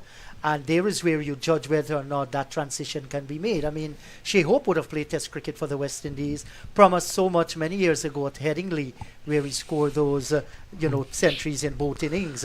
But since then, he has disappeared from test cricket, had his failures. The thing is this, is Shea Hope ready again for test cricket? That's another thing we need to think about. Oh. Well, didn't get the bounce he was looking for here, Cephas Cooper, and outdone with the delivery. Maybe slower in pace by Kimo Paul as it went through to Imlak. Shea Hope has played 38 tests, and average is 25, so he's got some experience. Obviously that average has still, you would like him to average closer to 40 with a batsman of his ability. We know how good he is. He averages 15 one-day international cricket, so it's just about making that transition to the test arena. I would like to see him play another season of this regional 4-day competition, or maybe even go to a county team and play some more red ball cricket before he gets back into the West Indies team. 36 for the loss of 3. Another fine over has come to an end by Kimo Paul. You see, that's one of the problems, and it's a serious problem we face in the West Indies. If our batters are going to average 30 and 32 at the regional level, we should not expect them to go to test cricket and be consistent, which is a very, very higher level that we are faced with. You look at this season, and these are good signs. Some of our batters who have scored consistently, they're averaging in the 70s, in the 60s, in the 50s, and that's excellent. But when you're averaging 31, 32 at regional, you can't go to test cricket. Shea might have a very good average at the regional level in the 30s, but when he goes to test cricket, he's averaging 25. That will tell you the difference in the competitive nature and the standard of the game. Yeah, just averaging just under 35 at regional level. That's right. And 25 at test level. So yeah, a lot to work on for Shea Hope. And I think at this stage, West Indies cricket, they aren't starving for a wicketkeeper batsman. They've got competition for places. Agree. With these three that they've got out here featuring in this game. So while I do agree that Shea Hope does have value and can add something to that team, I don't think he's quite ready yet to get back into the test arena. And I think with these three guys, I think you let these three battle it out for a place, because when they went to Pakistan, Django played as a batsman. Imnak held the gloves. De Silva didn't play at all. And those are the three guys who have been scoring runs consistently in the region. Yes, and based on what Darren Sammy, the coach of the West Indies team, and the guy with the final decision, whosoever be that captain, whosoever play for the West Indies, he did say that they've been looking to groom people for captaincy. If that is what Darren is going to maintain, it simply means that Shea Hope is not going to be the captain of the all-format team that we are talking about. Somebody else will be the captain of that West Indies team. And I'm going by what Darren said, or between the lines, reading between the lines. Gets a single here, Joshua De Silva. Just opening the face at the last moment and getting a single in the process. So this opened up a whole avenue for, others to be given that opportunity. Whoever Darren Sammy has his mind on, whether it's Joshua De Silva, whether it's Tevin Imlak, who has just come on to the test level, just 2 test matches in Pakistan, or will there be a huge surprise in between? Edging again with a shot of Sinclair at Gully.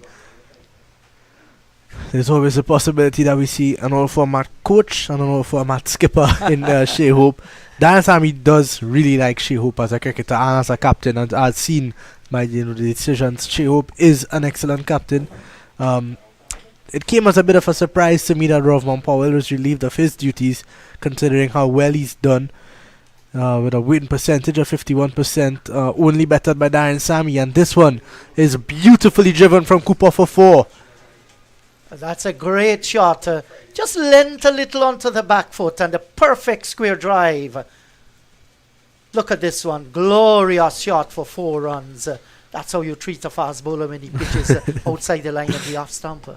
One delivery to go in over number 16. After this over, there's going to be a double change in commentary. You're going to hear from the very capable voice of Vinod Mamchan and Jared Basu. But there's just one delivery to go in this over. Ali Mohammed would want to bounce back. That one was a bit loose, and Cooper was able to get his hands to the line of the ball easily.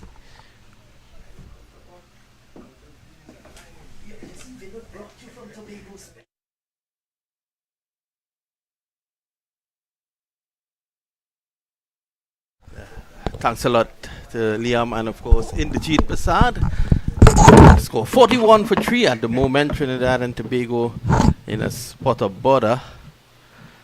And Ali Mohammed. One would have thought that in these conditions he would have been almost unplayable. As I say, a very good afternoon. Well, just afternoon to a foreigner who flew in from Tobago just for this match. Jared Basu. Good afternoon, Jerry. How are you? Good afternoon, Vinu. Good afternoon, everyone looking on. I can blame you for me being a foreigner. and I'm taking airplanes more than I'm taking maxi taxis these days because of you. That's a big endorsement. I see Colin Murray has fixed the clock. Colin Murray, I tip my hat to you. After repeated abuse from Ruskin Mark, Colin Everton Murray has fixed the clock on the pavilion. Now to get him to put an elevator here for us. I think Ruskin has been working on that for quite a few years, And Ruskin may have to continue for probably another 8 years, Gerard. I'm going home and I'm going to sit behind the computer and do up a petition.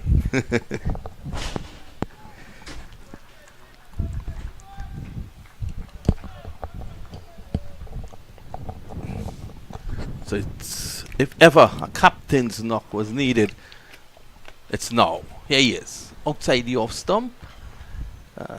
What do you think should be De Silva's approach here now, Basso? I think he should be himself, because at the end of the day, he is in the top 5 run getters for the season. He's played a lot less games than everyone else, and he should just do what has brought him those runs. Be himself. Don't overthink.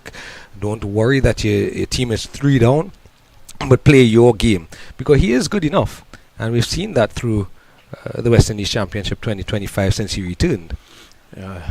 Kimo Paul has been magnificent this morning. He has swung the ball at will.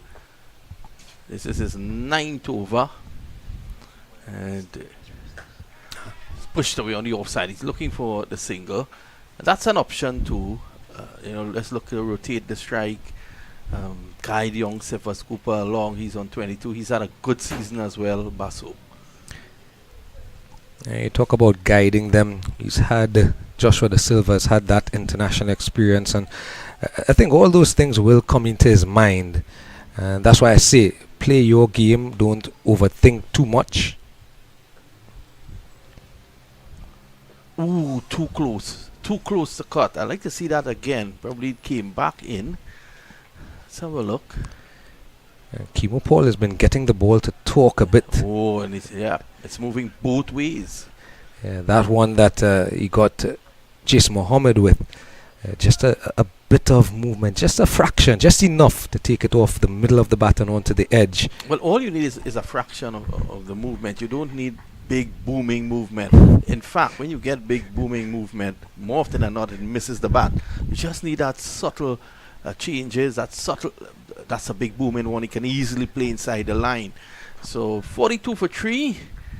And Trinidad and Tobago here. It's been 19 years, Gerard Basso, which means you were 5 years old when they last won the title.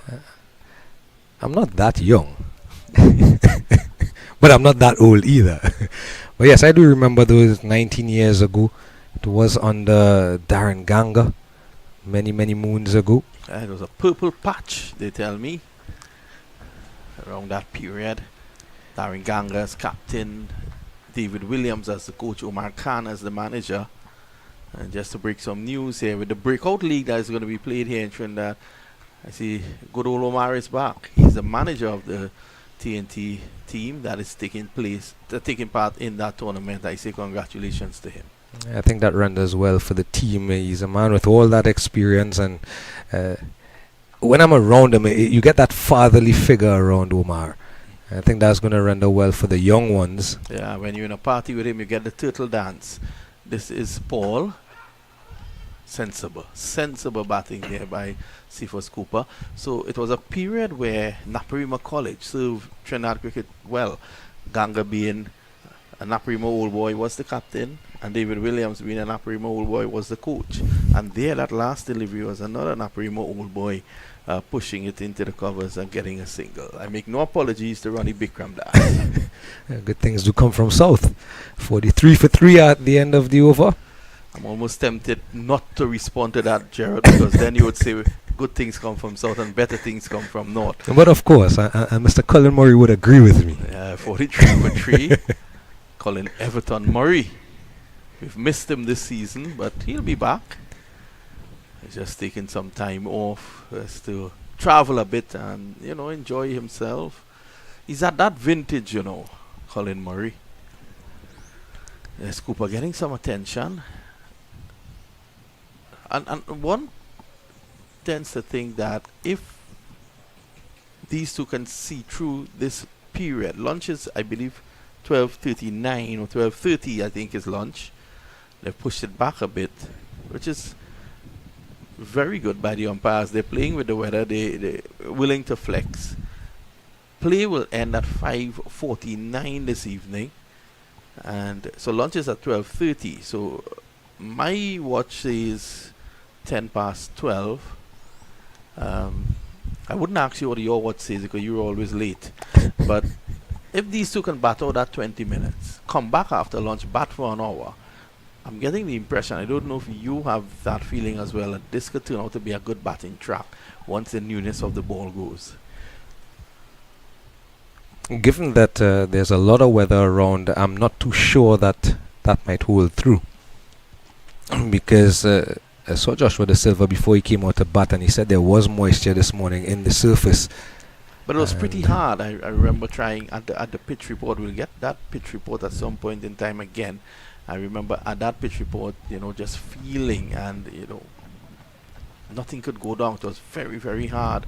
And Ralphie, the resident groundsman here, Ralphie was there at the pitch report with me, and he was speaking to me after. He was saying that back in the day, the oval had so much grass. Well, I was a bit perplexed, because back in the day, this was a spinner's paradise. It was. So I don't know if Ralphie was just having an off moment this morning. A great guy though, Ralphie. And as you say that, the sun comes out in all its glory. Yeah, you need the sun to bake the track. And I think throughout this game, looking at the weather forecast, even if the pitch does dry out a bit, those overcast conditions, and you have all these seam bowlers on show, Kimo Paul, Ronaldo Ali Mohammed, Joshua James on the red force side, there is going to probably be something there for the bowlers. Mohammed driving, looking for the single. This is good intent. Ooh, you're struck. Ooh. The bowler Mohammed was struck by the return. Let's have a look at this. Was it the return or clashing with Cephas Cooper running through? Let's see. There was a pickup. I think he and Cephas Cooper just had a clash. They were both looking at the ball going out into the covers, and that ball watching by both of them, causing them to clash a bit. But he's a young lad, strong lad is Ronaldo Ali Mohammed, and I have watched him through this West Indies Championship, and if there were a prize for emerging player, I think his name would be amongst the conversation for it. I think there is. Yeah, he's done well, Ronaldo Ali Mohammed, throughout this tournament, and some may think it's a bit belated that he's into the Guyana national team, but he's been given his opportunity and he's grabbed it with both hands. And as he has done throughout the tournament, just holding his line and his length. Of course, this is round 7 action of the West Indies Championship 2025. And 3 teams, almost 4 teams in the reckoning for that title. Of course, the Harpy Eagles are the defending champions, and they sit at just about 6 points ahead of the Red Force. The Barbados Pride nipping at their heels.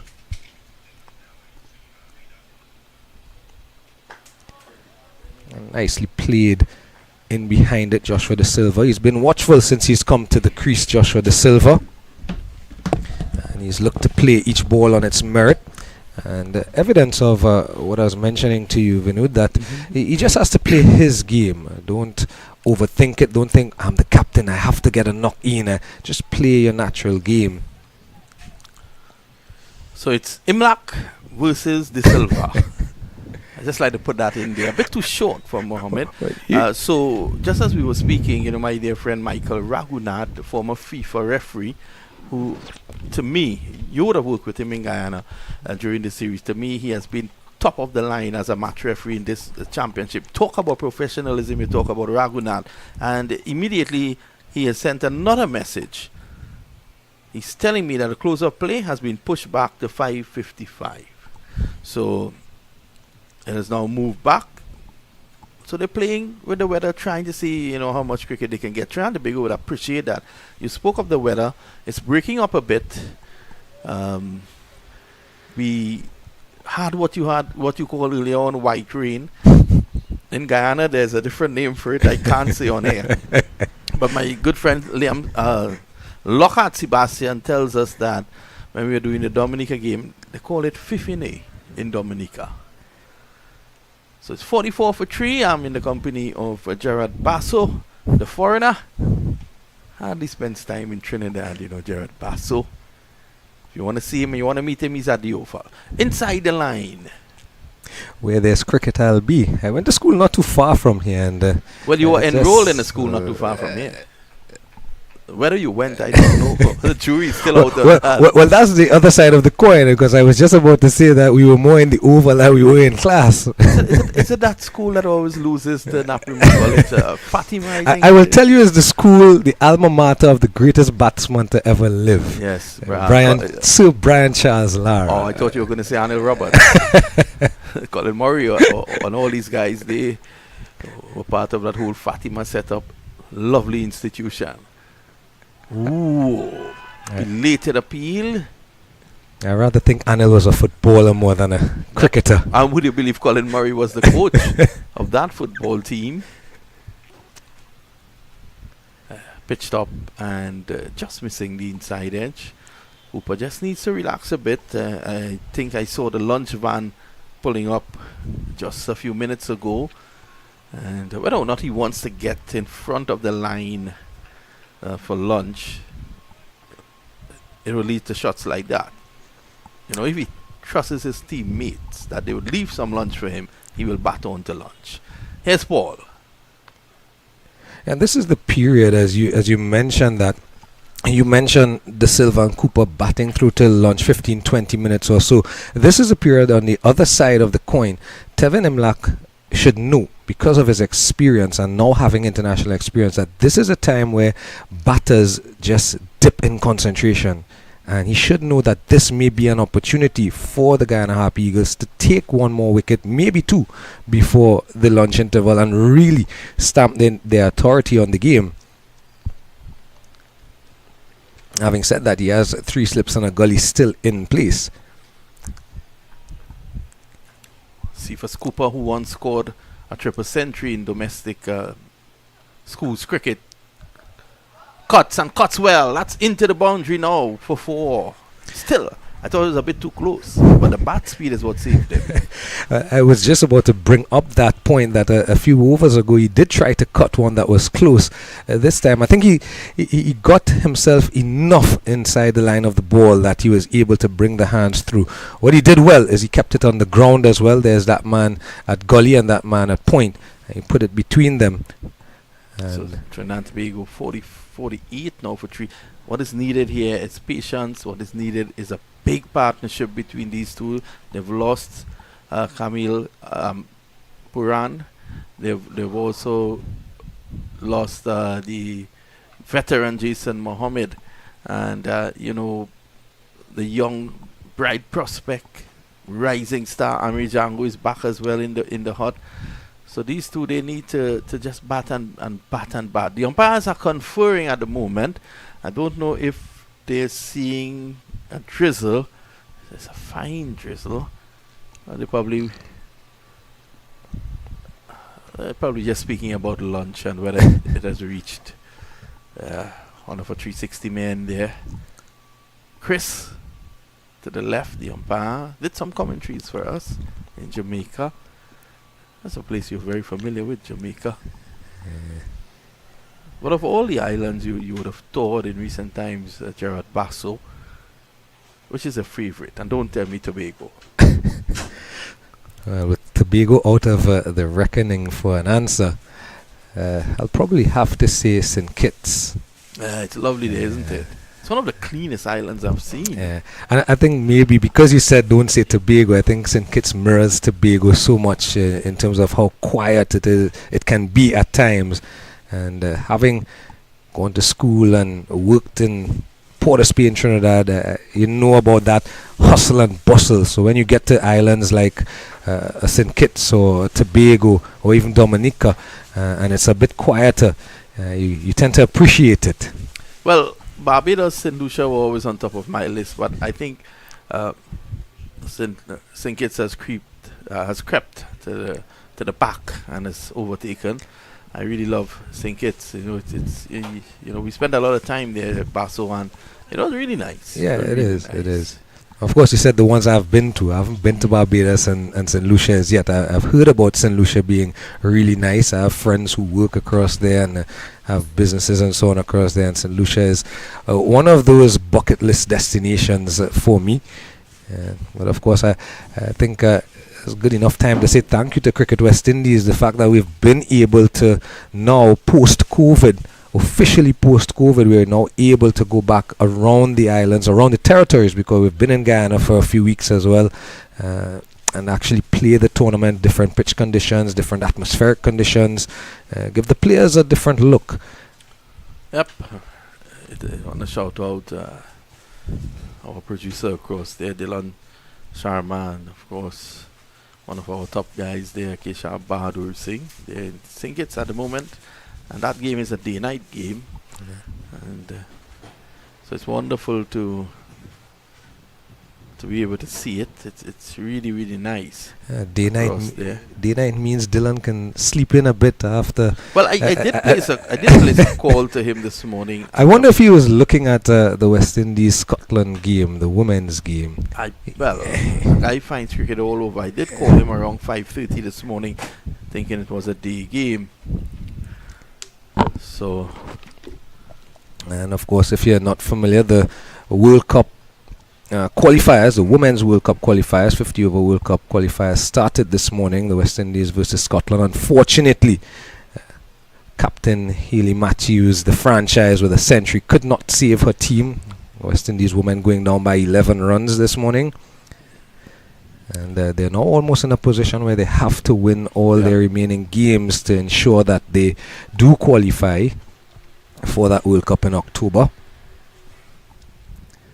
Of course, they also have, once they return from that World Cup qualifiers, a series against the South African women in Barbados in a couple of months' time.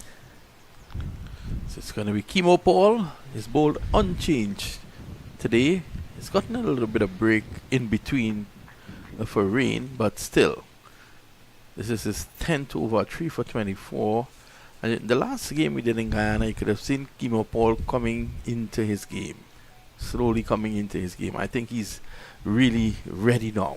I think it's wonderful to see all these guys who sometimes we as the public, we think of them as white ball players, and see them playing the red ball format. And you mentioned in the last over about patience. And it's not just patience from Cephas Cooper or Joshua De Silva as batters, but even as bowlers, the red ball format invites you to be patient. Yep. I've heard your good friend, Sir Curtly Ambrose, who's my favorite bowler of all time, he's always mentioned that, especially in test match cricket, which these guys are preparing for. Short.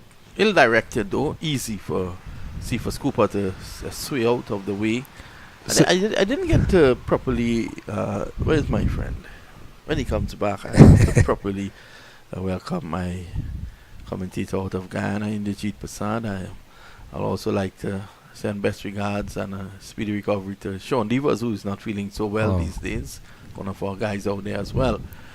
You're about to make a point, Jared. Yeah, I was just saying that as the end of the over is upon us, that Sir Curtly Ambrose has always talked about that, being able to hold your line and length for as long as possible, being patient as a bowler.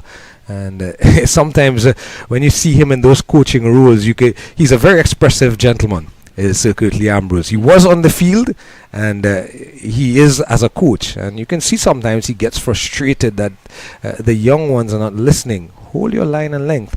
And he says as well, even in the shorter and shortest formats, the T20 and T10 formats, you can still, as a bowler, hold your line, hold your length, stick to your plan as long as possible, and you will get the batters making mistakes. Now, of course, one of the best bowlers in the world in the present era, Josh Hazlewood, for Australia that's how he's made his name. Another one comes to mind, Mohammad Shami for India. Just holds his seam upright all the time and hits that length. Well, the ball seems to be of tremendous. Well, they seem to be having issues with the ball again. We haven't had enough rain. I saw a rag out there. We haven't had enough rain to for the umpires to even look at the ball. Well, I think the conversation came about after Cephas Cooper hit that cut shot backward of point. Well, the ball was changed. Listen to me carefully. As a foreign substance was used on it to shine the ball. Second ball change. The second ball has been changed because it was out of shape. Those umpires seem to have plenty balls. It's 2 ball change. The 50 is on the board for the Red Force, by the way, coming up in that last over. It's now 53 for 3 at the end of 19 so far in the day's play. And Tevin Imlak will stand up to the stumps to Ronaldo Ali Mohammed. And he's now just gone with 2 slips, and Sinclair in the gully. And Perez at a backward point. So relaxing his field just a bit here, Tevin Imlak. I think Josh De Silva, it's ambitious though. It's 12:26. I think he wants to make this the last over before lunch. Worked away for 1. I saw him do that against Jamaica. But foreign substance on the ball. Gerard, Mikey Raguna, the match referee, will have some work to do. What is that? I don't want to guess what the foreign substance is or was. Well, it could just be something that was on the outfield. You never know.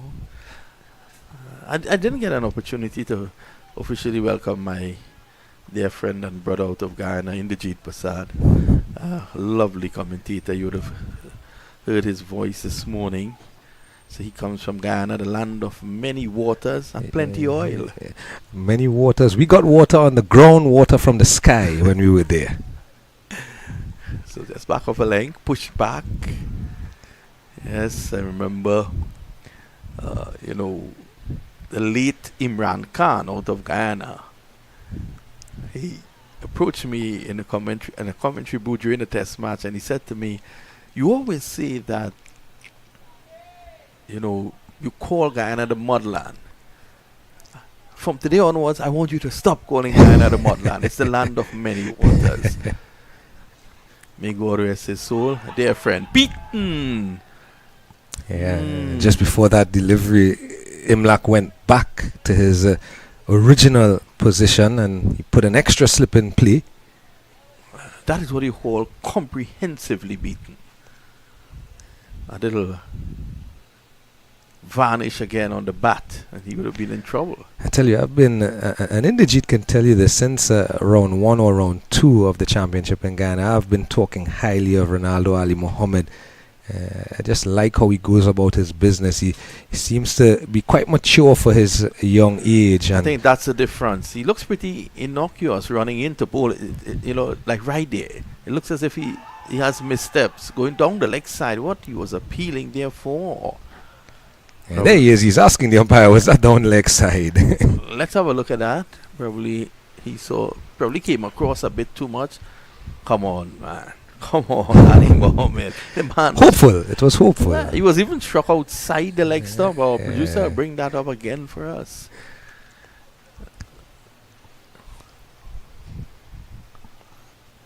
Ali Mohammed was very interested in it, though. Yeah, but you mentioned that, and he just seems to, at that point of delivery, generate that extra zip of peace from his bowling. Was he seeing 3 other stumps? Ali Mohammed punched. The Sylvan finds backward point. Had that gone either to his left or right, it would have been 4. The man Perez. He's one of my favorite players on the Guyana team. Perez. He's so stylish to look at. So Imlak is he has 2 different plans for the 2 batters. He's standing up to the stumps as for Joshua De Silva. Ooh, naughty. Josh is asking, what is the problem? Well, the players are heading towards the pavilion, and I think let's wait and see. Permal is not waiting on no one. He's Paul is hungry. He's hungry. He's He's it's lunch. hungry. So at lunch, Guyana would be very happy with their work. They would have taken the first session, 55 for 3. Trinidad and Tobago losing the wickets of Kamil Puran, Jason Mohammed, and of course Amir Django, all falling to Kimo Paul, who has been absolutely brilliant this morning, 3 for 24. Final word from Gerard Basso before we take the lunch break. Of course, this is almost like a virtual final, the top 2 teams in the tournament, and definitely, as you said, probably the morning session, a couple of interruptions, but probably the morning session belonging to Guyana, just holding the Red Force at bay. And Joshua De Silva, though, and Siva Scooper have done well since the fall of the Jace Mohammed wicket, just to see it through to lunch, and the Red Force will be looking to push on after lunch. The Harpy Eagles will be looking for wickets and to really stamp their name on the game.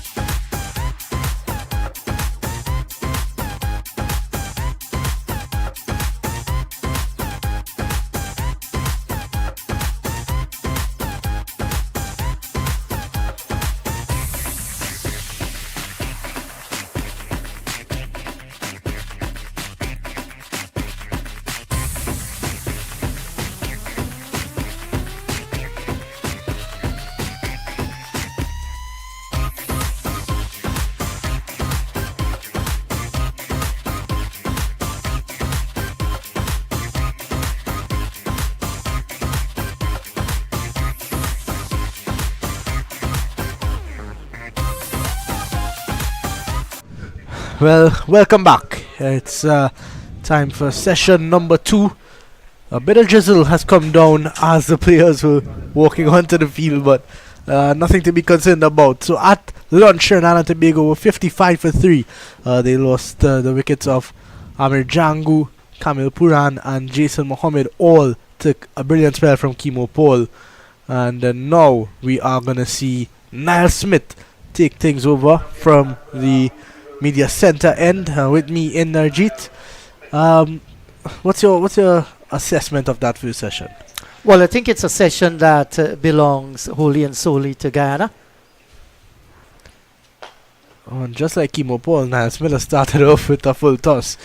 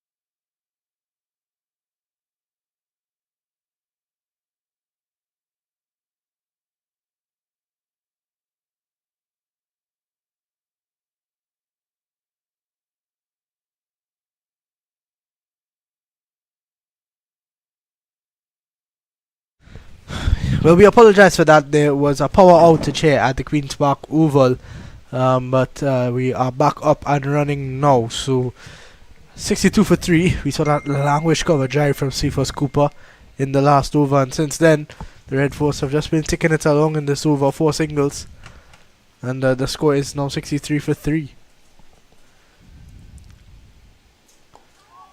And we're having the first over of spin here this afternoon. Virasamy Pramol, the leading first-class wicket taker in the West Indies, and he surely will be bringing out all that is required of him here in this all-important match.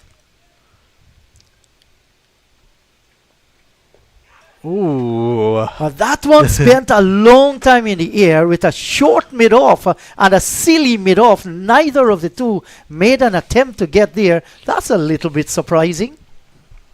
Yeah, let's have a look at it again on the replay. Yeah, I thought Kevin Sinclair, he had to dive forward almost to get to that. It would have been a bit tough. As we take a look at the Red Force dugout, they look pretty relaxed at the moment. There we see the mentor. Is that Lendell Simmons? It looks as though it's Lendell. I know he has been a mentor for the team in the Super 50. And I'm not sure if it looks to be him. I'm pretty sure it is him. And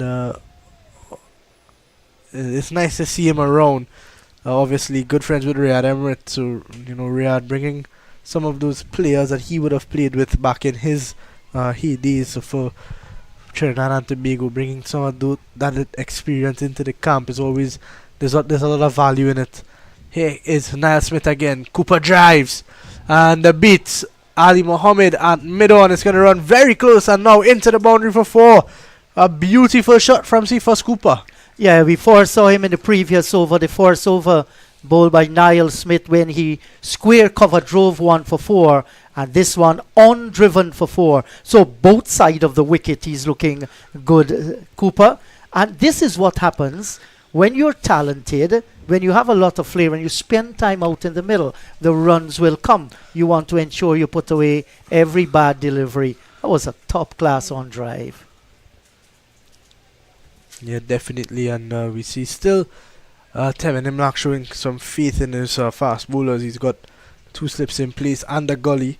And Niall Smith does have the ability to move the ball away from the right-handed batsman. At this moment, he's not really getting that much movement, and that could be due to the change in ball. The first ball that they were bowling with was swinging a lot, and now this one just seems that it's getting a bit older as well. We're into the 23rd over. It's not really swinging around as much. Yes, and 3 different balls being used here so far. One, according to the match referee, had to be changed because of a foreign substance, and the second one went out of shape. This is the third one, and greeted nicely by Cephas Cooper. Yeah, I think this is definitely the favoured ball for the Red Force batsmen so far. Cooper drives again, but this time they have protection. Raymond Perez is out at the deep point boundary. It's a very wide third man, and he gets a single. So at lunch, it was 55 for the loss of 3 with the silver on 7. Cooper on 32. Losing Kamil Puran 4, Amir Jangu 7, Jason Mohammed 2. Some big fish back in the pavilion, and a lot of burden being placed on these two, the skipper along with Cooper. He opened the batting and watched wicket tumble around him, kept his cool, had his anxious moment, but it's good to see him still there. Niall Smith, a genuine fast bowler, off the long run, not up the top pace as yet. It's well played. The Silver playing around his pad though, and that has been his main problem to me in international cricket. He gets out a lot playing around his front pad, and that length though from Niall Smith was a lot better because he's been a bit too full, and Cooper's been able to score off him. But this length right around there, and just pointed out on screen, just about right there. Anything around there is where he needs to be. He's been a bit too full in this over so far, and once he can get to that area, he's going to be very dangerous with those little subtle changes. Just as that, it was pitched up a bit, and the silver flirting with danger outside the off stump. Well, he heard you, Niall Smith, just pulling back the length of the delivery a little bit. Had a little bit more pace on that one. Just misjudged the line of the ball there, the silver. He has to be very careful with that, because one of the art that Niall Smith has learnt over the years in regional cricket, and of course a West Indian A player, is the in-swing and the outswing. He has both in his repertoire. So let's see where this one is going to land. Oh, that's a good delivery, right on target here, and bubbles away from the bowler himself, allows the single. So it's important rotation of the strike with every run scored. They're going to ease the pressure. Look at this. Let's have a look at that again. It was a good delivery, but then he kicked it up to try to catch it on return and kicked it into the gap, and Joshua De Silva gets a single. So a bit sloppy from Niall Smith there. At the end of over number 23, 68 for 3. And there we see the Guyana coaching staff and the young fast bowler. Lunchtime. Yeah. As Tone is sat with them. Tone, a young fast bowler. He's going to get back into this team soon enough. He played in the first game when they came up against Barbados Pride and picked up an injury and was not able to bowl after that first inning. So just getting back into the squad now, getting back into his full fitness. Unfortunately for him, he's not involved in this game, but he won't be discouraged. Still just 20 years old. And a good single here, nicely rolling the wrist down through mid-wicket. I'm a little bit surprised that Kevin Sinclair is feeling at that dangerous short mid-off position. He has now been switched down toward a four slip and very close in as well. I thought that Kevlon Anderson should have been the guy. He's more of a reflex kind of catcher, Kevlon. Sinclair is excellent in the outfield, not in those close-in position.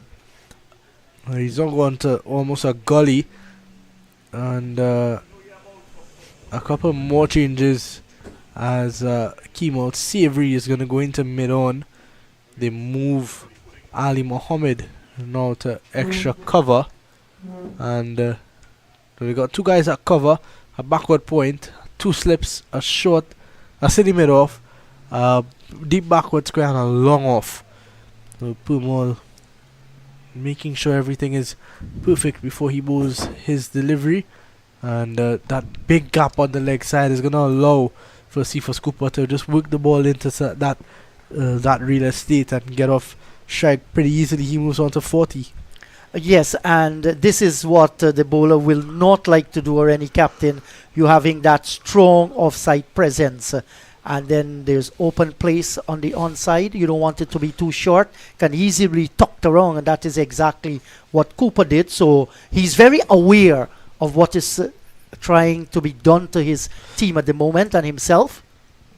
Kevin Sinclair has just called for the helmet, so I'm not sure if he's gonna go to short leg or if he's just gonna go closer in at that short cover position. We'll have to wait and see until Purmore bowls the next over. But as of right now, he's a bit further away, and the Silver playing on one with harder hands. Needs to be careful with those fielders so close in.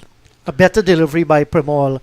With that kind of feel, you want to draw the Silver on the front foot, and that's exactly what he did. A nice delivery, given generous flight. You want to make him look up as well. So this is how Premal picks up his wicket. And once he can have patience, stay on target.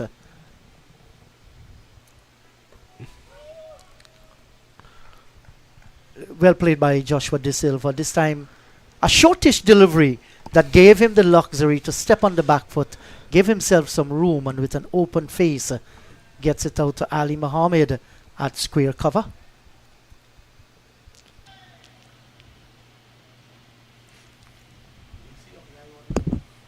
Well, if you're not picking up the wickets, the best you can do is to ensure you keep the scoring rate down. And this is what both spinners are doing. Pamal in his completed, I think, his second over. And here we're having young Ashmin Ned in his second. with a packed offside field. It's just a short gully, a slip backward point, cover, extra cover, and a wide mid-off.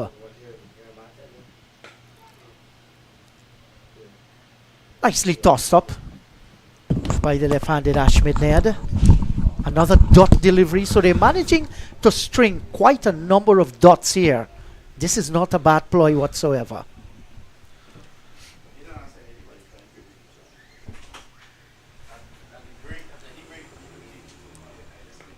Good delivery again from Ned. Settling into his lengths now. And what I said, if Ned and Pumol could get into their work together early on here, it could really draw them back into this game. They're not out of the game by any stretch of the imagination, but the Red Force seem to be getting a bit more comfortable now. Cephas Cooper batting well, he's on 40, the Silver 15. They've hit a couple of boundaries in recent overs that has just made them a bit more comfortable.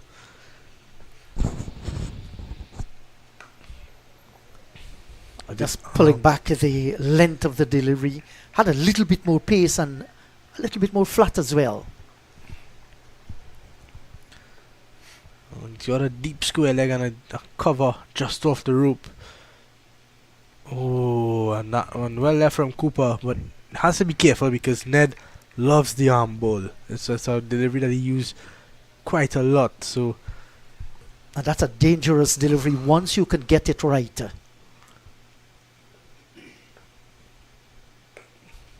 Cooper well forward to this one. So that is the end of another good over from Ashmead Ned at the end of 26. It's 75 for 3. And he's managed to string 2 consecutive maidens here, Ashmead Ned. That's good bowling with lots of gap on the onside. He didn't stray in his line whatsoever. So Tevin Imlach will like that. Can concentrate on that off stump line, middle stump line. And that is what the left arm spinner did. Now this partnership should worry the Guyana Harpy Eagles a little because they picked up the 3 early wickets.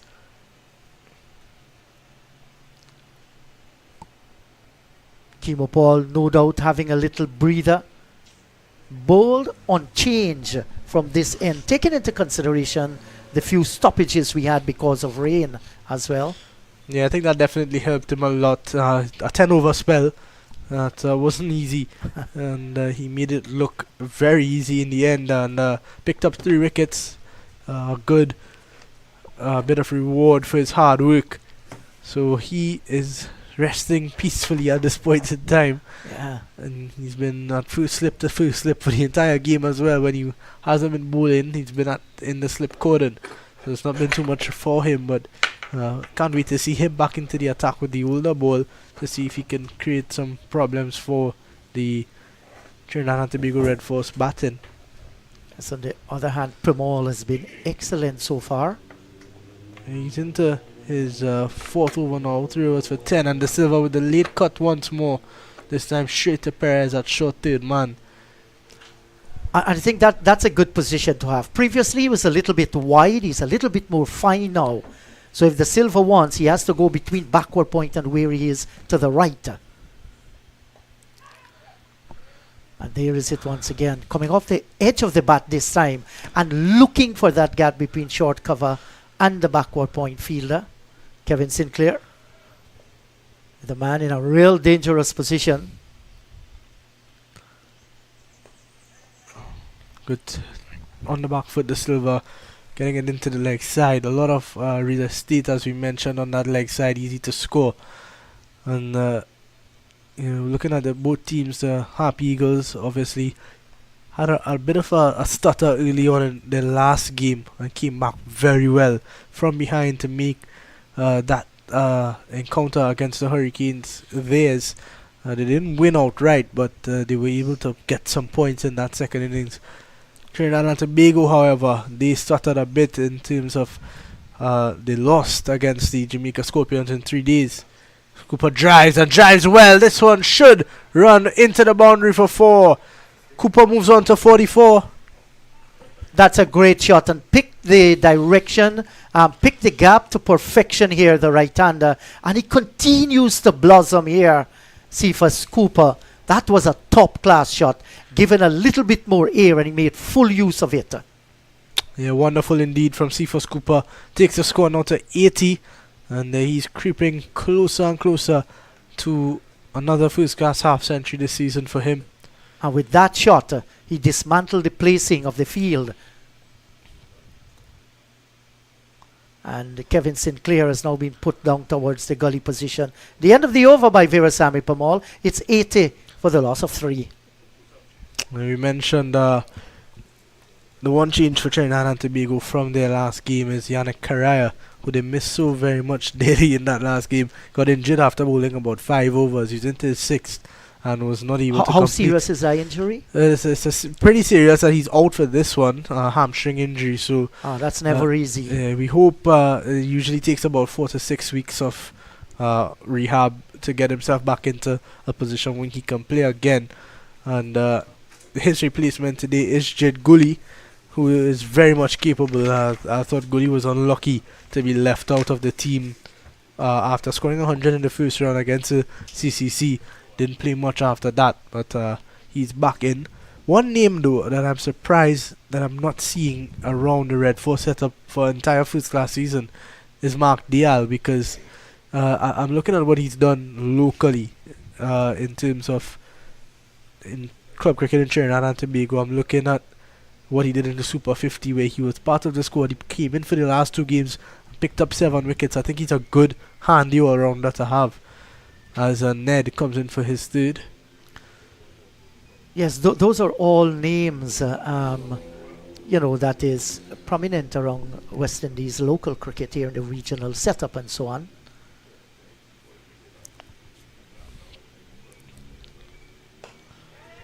This is good from the Silver, very good. Proactive running between him and Cooper. They have a good understanding, these two. He got just a single for that shot, but looked real good as he played the shot. And he had to get it with the kind of pace he needed. Niall Smith is down at the mid-off area, and there was extra cover in Kemal Savory. So he got it in good position. Anything to Niall Smith's right or left do look like it was going to be 4, because he hit it well, but hit it straight to him, edging through the slips, and that's going to be 4 more for Cooper. Fortuitous in the end, but runs nevertheless. Let's see where that one dropped to the left of Kevin Sinclair. Well, actually went between the legs there of Kevin Sinclair. And you spoke about his expertise in the field is on the outfield. Yes. He's not the most reactive, whereas you had Kevlin Anderson wasting away at mid-on. He's an excellent set fielder. So, that's right. I think Imlak's missing a trick here. Yes, and even Kemal Savory. Those are positions that these boys will strive on. There's Cooper down the ground. It's straight to Niall Smith at mid-off. So, and those that can win situations like these are the ones might very well end up winning games for you. That's a good delivery. Well played too by Cooper on the inner portion of the bat. But had the bat well down, smothers whatever spin was there. Just 2 runs away from a half century at this level.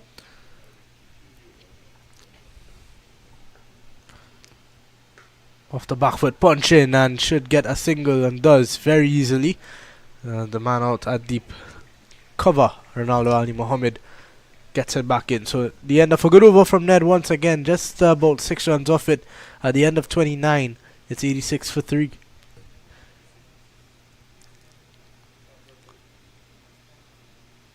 Yes, a very lone friend. Sometimes it's good for loneliness. You sit there in the stand, you contemplate on the cricket, not like these guys. They are enjoying it here today.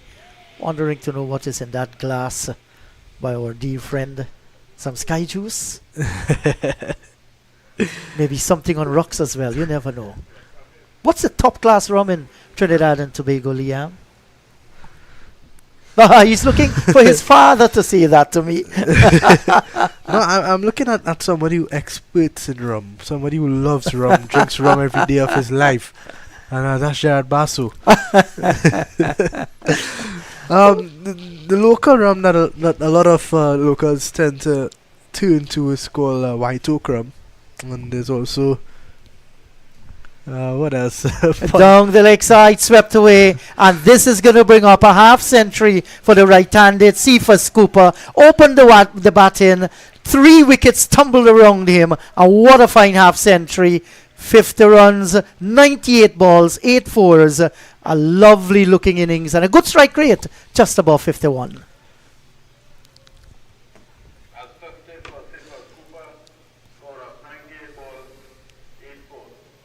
And with that shot, the sunlight has greeted Queen's Park Oval with all its brilliance for the first time today. And it's Ned and Silva looking for the sweep again. In fact, it's Pumol. Silva looking to play that sweep again. He's very good at it, and I think understood by Tevin Imlak and the rest of the Guyanese players, because Ronaldo Ali Mohammed is almost at a fine leg position for that paddle sweep.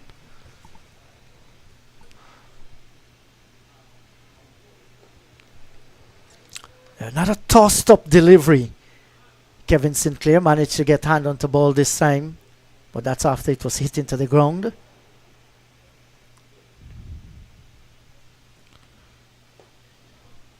And, right back to Pumol.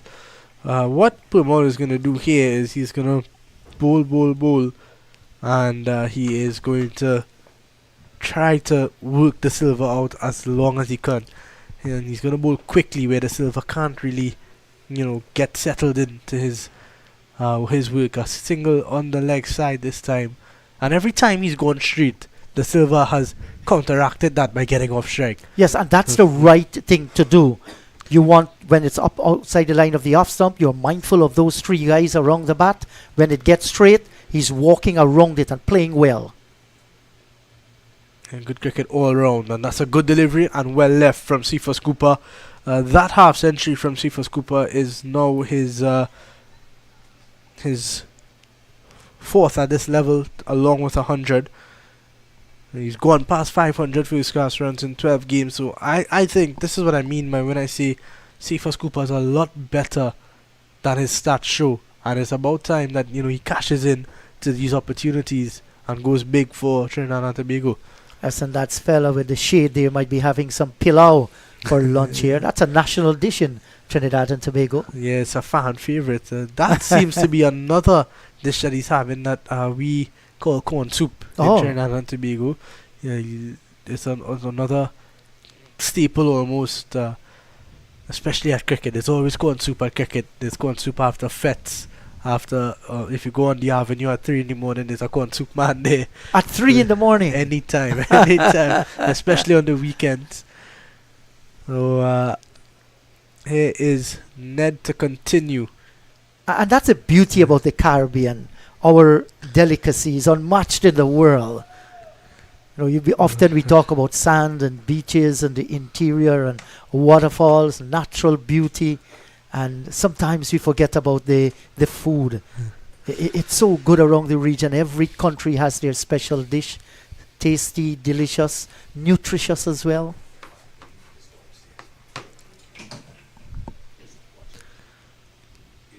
Oh, the Silva has to be careful there. And I think Ned knows this, that he likes to play around his bat. So he's almost stomping at that one, just trying to keep it out.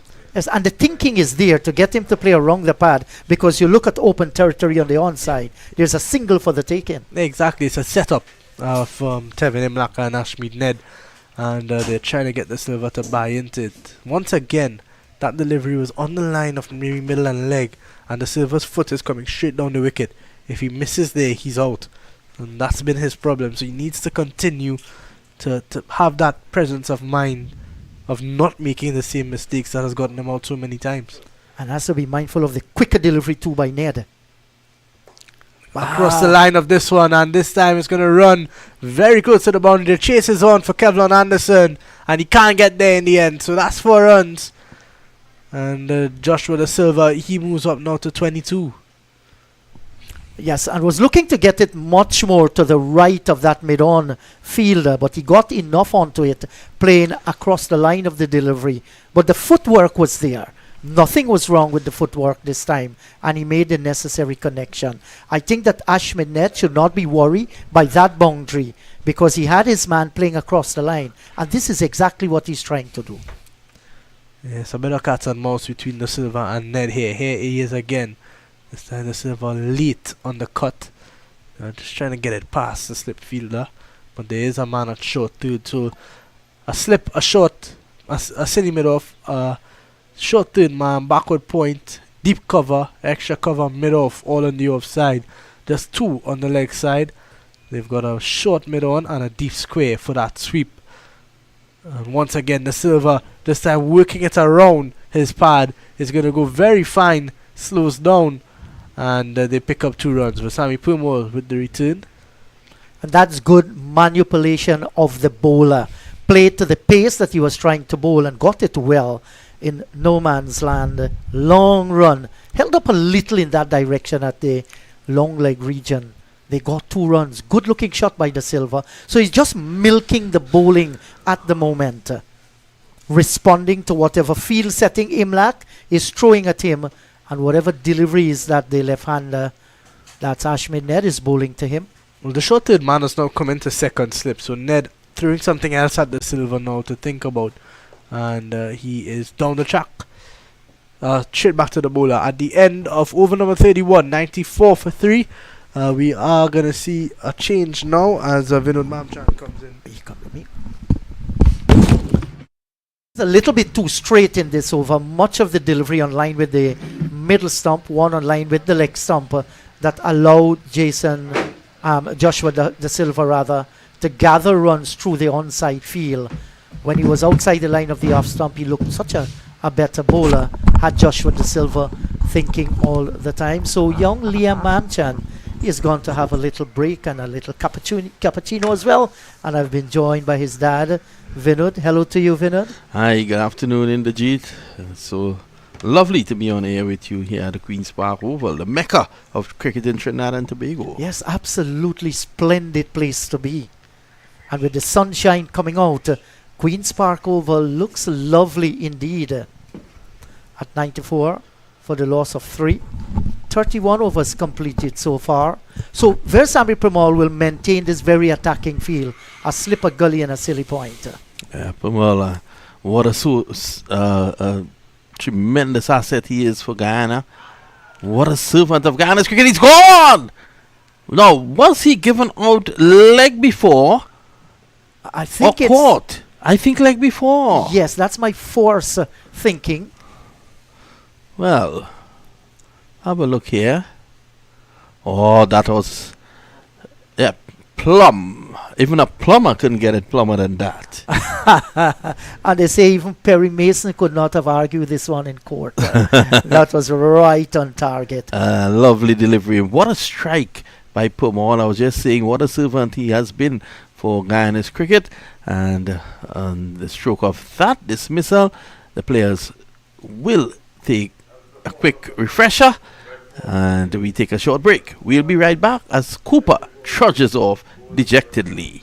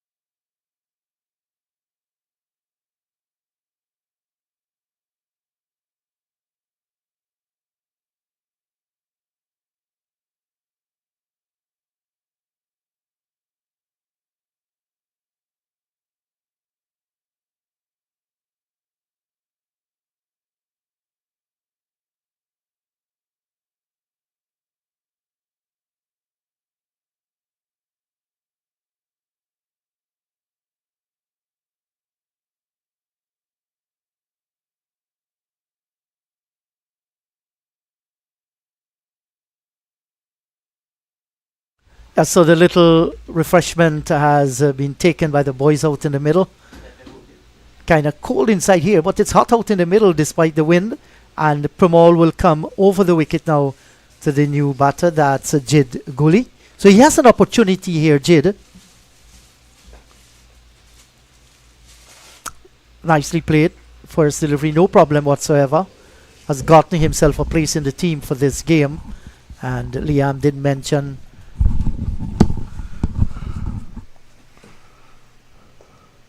the injury to Yannick. That's the reason why Jid is here. So you want to make use of the opportunities, Vinod? Yeah, he definitely wants to do that. The former West Indies under 19 player played at the World Cup. And he wants to take advantage of that. Guli has been a good player for Trinidad and Tobago. And as you know, at times your form could desert you. But this is an ideal situation where time is on his hands. He's batting first. Just take your time and work yourself back into some sort of form here. Absolutely so. And he looks a strong boy. Broad shoulders. Lots of muscles there as well. When he hits the ball, it remains hit. I think in the festival, the TTCB festival has played right here at the Oval. Struck a few sixes. I think some of them are still in the air. No destination. Still traveling in the stratosphere. Yes. He's a good timer of the cricket ball. I've seen him a few times. This time he's right back looking at that ball onto the bat at the very last moment. That's the hallmark of a good player. It's the end of the over. De Silva is calling for a helmet, which means Chemo Ball may be coming back, you think? Might very well. Ned hasn't bowled badly, but he hasn't picked up a wicket. Paul had a 10 overs burst. He picked up 3. And it's going to be Niall Smith most likely. But a nice little partnership between De Silva and Cooper. Cooper, of course, getting an even 50 of 99 deliveries, batted beautifully. And, of course, De Silva in partnership with him after Trinidad and Tobago Red Force would have lost 3 early wickets. Now it's 94 for 4. Guyana still on top. Just as Trinidad and Tobago looking to come out of it, Guyana has come back. Now it's going to be Niall Smith. And what Joshua De Silva and 1.3 million people will be thinking about here is another partnership. And they have a lot of time to do that. De Silva look well set, 24 from 53. Jid has just come out in the middle. He has faced 5 deliveries, 5 dots. It's a 4-day cricket match. It's not a T20 or a 50 overs affair. You want to make use of the time of the game. Sometimes you look good scoring 20s and 40s, but this is 4-day cricket. You want to get past that 50 and go as close as possible to the 3 figures. And you this is a battle between 2 of the top teams here in the Caribbean. I will dare say Trinidad and Tobago by yards. Probably the best. Oh, pushed away nicely. Should get 2 here, but he settles for 1. Trinidad and Tobago Red Force, I think by yards, one of the best white ball teams in the Caribbean.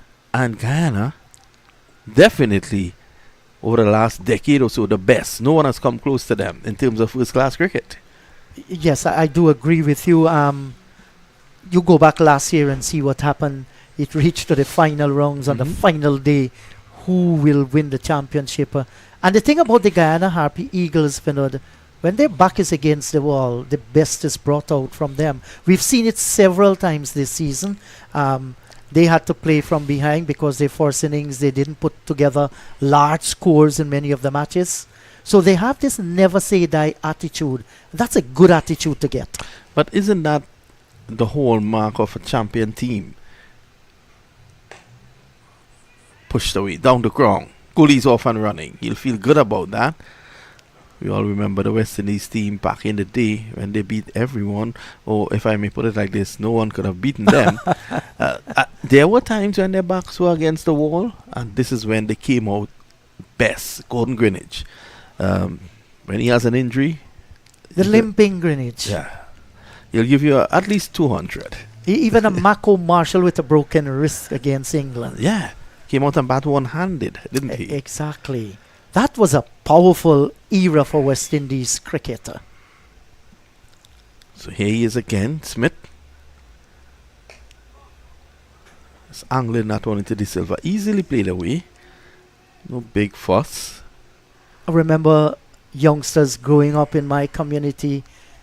We had what you call the tower that we make the roti with. Still have them in Trinidad? Yes, and those things used to feel the heat because we used to light them wee hours in the morning and hot the batteries.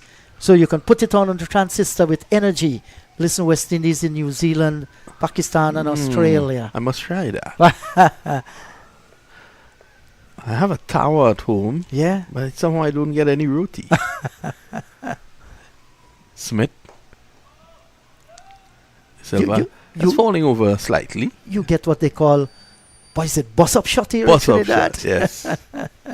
In Guyana, we have what you call fling up and clap. Fling up and clap. That's I right. like that. That's what you call the parata roti. Fling up and clap. That's right. Well, one of our guys on the crew, Vinu Kunjan, is a cook. He will appreciate that. Fling up and clap. Yes. After it finished baking on the tower, you know, the ladies will fling it up in the air and clap it until it loosens. Smith. Oh, that's a beauty. Beautiful delivery. The silver might be tempted to tell you he played inside the line. I don't think so. No, he beaten was comprehensively. Good pace as well. right about that. Genuinely beaten here by Niall Smith. Close to the line of the off stump. Had the bounce from the pitch as well. That's because he put a lot of effort into that delivery. Moved away at the last moment. Good battle going on. These are the areas that he has been focusing on just there. And of course, it has created problems. You see, my art has improved. I've seen that. Driving and taken on the second attempt. The silver playing away from his body. What a catch by Kevin Sinclair. Yes, he first bobbled it here, Kevin Sinclair, and then had the presence of mind to take it off the ricochet from the arm. Good catch at the end. Kevin Sinclair. Look at this one. Drive. Couldn't resist the drive to the right of Sinclair. Ooh. And I was making the point, Vinod. Oh, I don't know who did better there. Sinclair or cameraman Gordon Nicholas Pear. Let's have a look at that again. That deserves another look. So we're going to judge the cameraman alongside Kevin Sinclair. I was making the point earlier that Anderson should have been the one in that position. That's a specialist position for him, or he's a specialist in that position. Look at it again. But there was the error. Driving away from his body. And that's the initial effort. And it came back just off the forearm, as you said. And he grabbed it. Yes, I was looking for the flick from Kevin Sinclair. I didn't see the flick this time. But a good catch taken by him.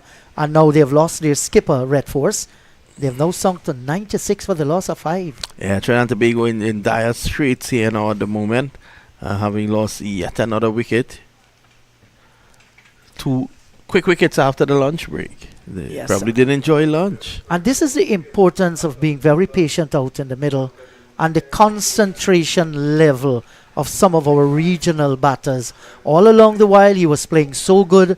Understand that Niall Smith is back in the attack. He's going to swing the ball away from him. But he was beaten there in the G. He was beaten with one that just did that early on in the over. And the actual delivery that he played, he was here. The silver was here. And he was playing. His feet came down the track.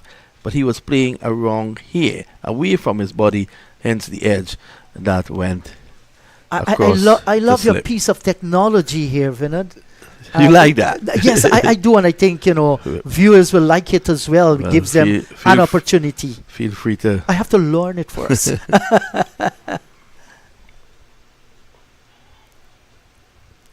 So Pimal will have to maintain the pressure from that end because Niall Smith has gotten the breakthrough here, and it's not everything gone bad.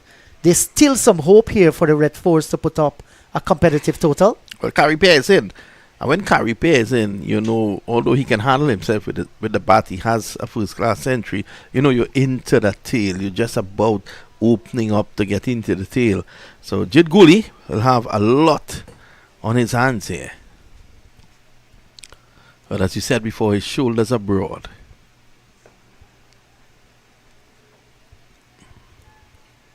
Good toss to win by Guyana, you think? Well, at 96 for the loss of 5, we have seen the twists and turns of cricket over the years.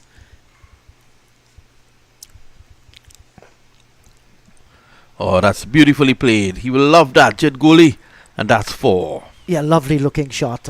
Called it right. True extra cover. Yes, and sometimes you win the toss, you send in the opposition and it backfire against you. This morning, Tevin Imlach won the toss, and he did said there that there's some grass on it. He wants to see what the pitch is going to look like, and it has paid off this time through the brilliance of Kimo Paul. That was a magnificent, one of the best I've seen in recent times in regional cricket. One of the best, definitely. Kimo Paul came here, a man on a mission. Didn't let down Guyana at all. Is he from Berbice? No, or Essequibo? Kimo Paul, originally from Essequibo, born in a small village called Saxakali in the hinterland of Guyana. Yes, Saxakali. Sean Divas always reminds us of Saxakali. Swept away. Gooley connecting well, just can't beat backward square. There's a population of just about 120 people that live up there. In Saxakali? In Saxakali. Lots of farming being done there. Well, Kimo Paul is probably the prince of Saxakali.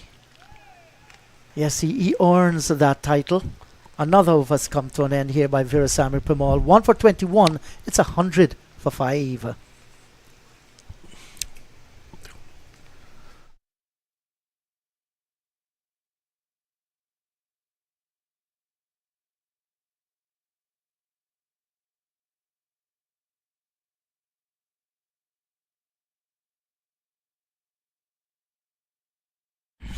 Yeah, so 100 for 5 here, Vinod. While the 100 looks good, it's that wicket column.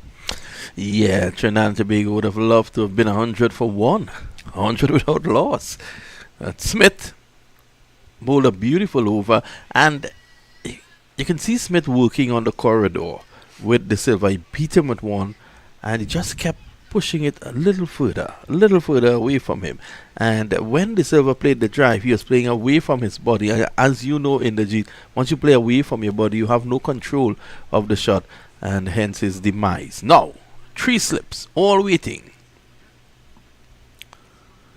And this is what Smith will be looking to do. Take it right there. Get these guys involved. Yes, and that's the plan, definitely, and he's doing it well. And the good thing to see is that Niall Smith here now, off the long run, is looking to push the body. Bowled on several occasions from a half run-up, but it seems to be to full fitness here today. He understands the importance of this game. The Harpy Eagles, they are the defending champions, and he wants to make more inroads.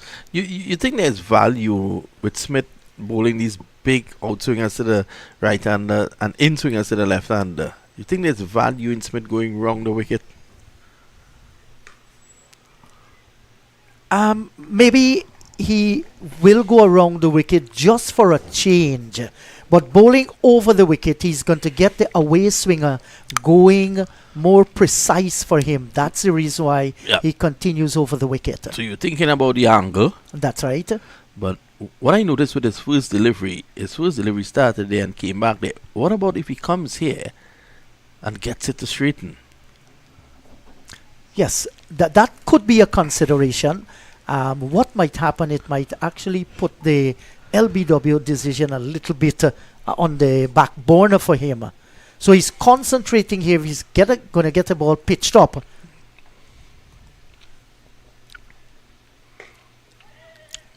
Carry Pair is off and running.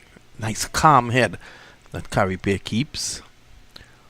So these two will be looking to forge an association of worth. So it's election season in Trinidad and Tobago. Of course, the general elections has been called, and it's on April the 28th. Are you up as a candidate there, Vinod? No, I would not be in the country.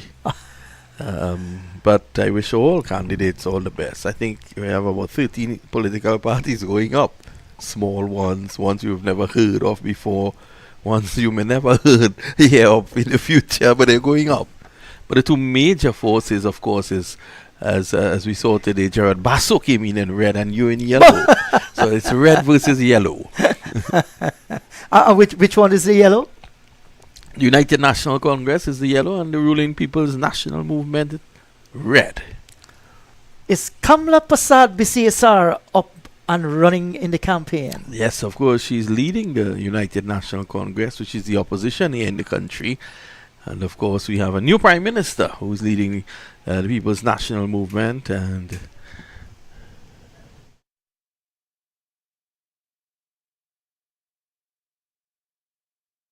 yep. So we have a new Prime Minister, the Honorable Stuart Young. Yes, I've listened to a few speeches by the Honorable Prime Minister. We wish all those that are campaigning, all the candidates, all the best. You know, whichever ones wins the election, once democracy is uphold, well then so be it. Yeah, that is what at the end of the day you wish for. And once Trinidad and Tobago wins, I don't think anybody could be upset. That's right, you called it correctly. Once Trinidad and Tobago wins through the casting of their ballots. And at the moment they're trying to win a cricket match that will end 19 years drought. Things are looking a bit grim at the moment, batting first. Struck on the pad, probably just outside the line of the leg stump. Yes, I think that's the reason why Niall Smith continues over the wicket. That was a very good shout, but good decision, I think, by the umpire as Pitch well. just outside the leg stump. So we have reached the drinks break. We will take a short break. We'll be right back.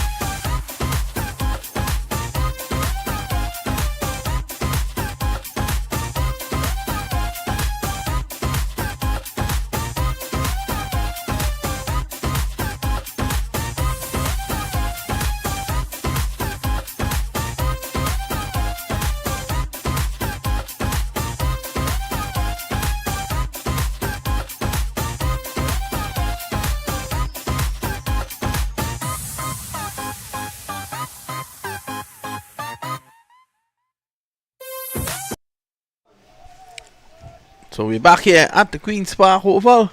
Trinidad and Tobago struggling on 101 for 5. And they're hoping to get a partnership going here. Here's Kevin Sinclair.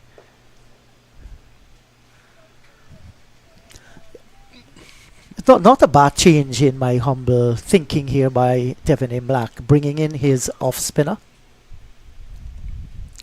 Yeah, well, you have two left-handers at the crease at the moment, and once you play match-up, you would want the off spinner in. Pumal. It gets back in carry pair. Funny thing is that the best day for batting here at the Queen's Park Oval is day 2. So Guyana really have it all to play for here at the moment. Things have gone well for Irfan Ali's boys. Edging. Can Stuart young men pull one? Down to the boundary. Pulls back and Carry Pair comes to 2. Again, Carry Pair there just playing away from his body, getting the edge. Yeah, something that you do not want to do, but that's expected when you come down to the second half of the batting. But Jit Guli will need some support here by Carry Pair.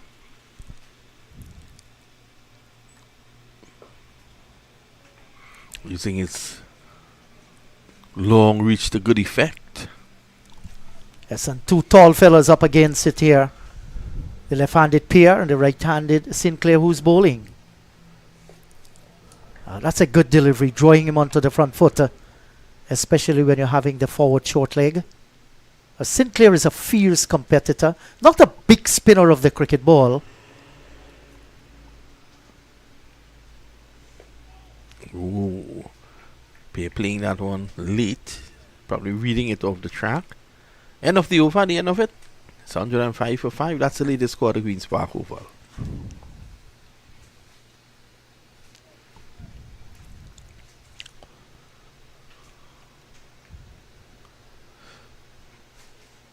So we have a couple other games across the Caribbean, as you know.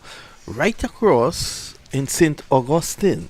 Well, you would have passed St. Augustine on your way from the airport. Yes, I did. The Scorpions, who defeated Trinidad and Tobago last weekend, were bowled out for 133. And they're playing CCC.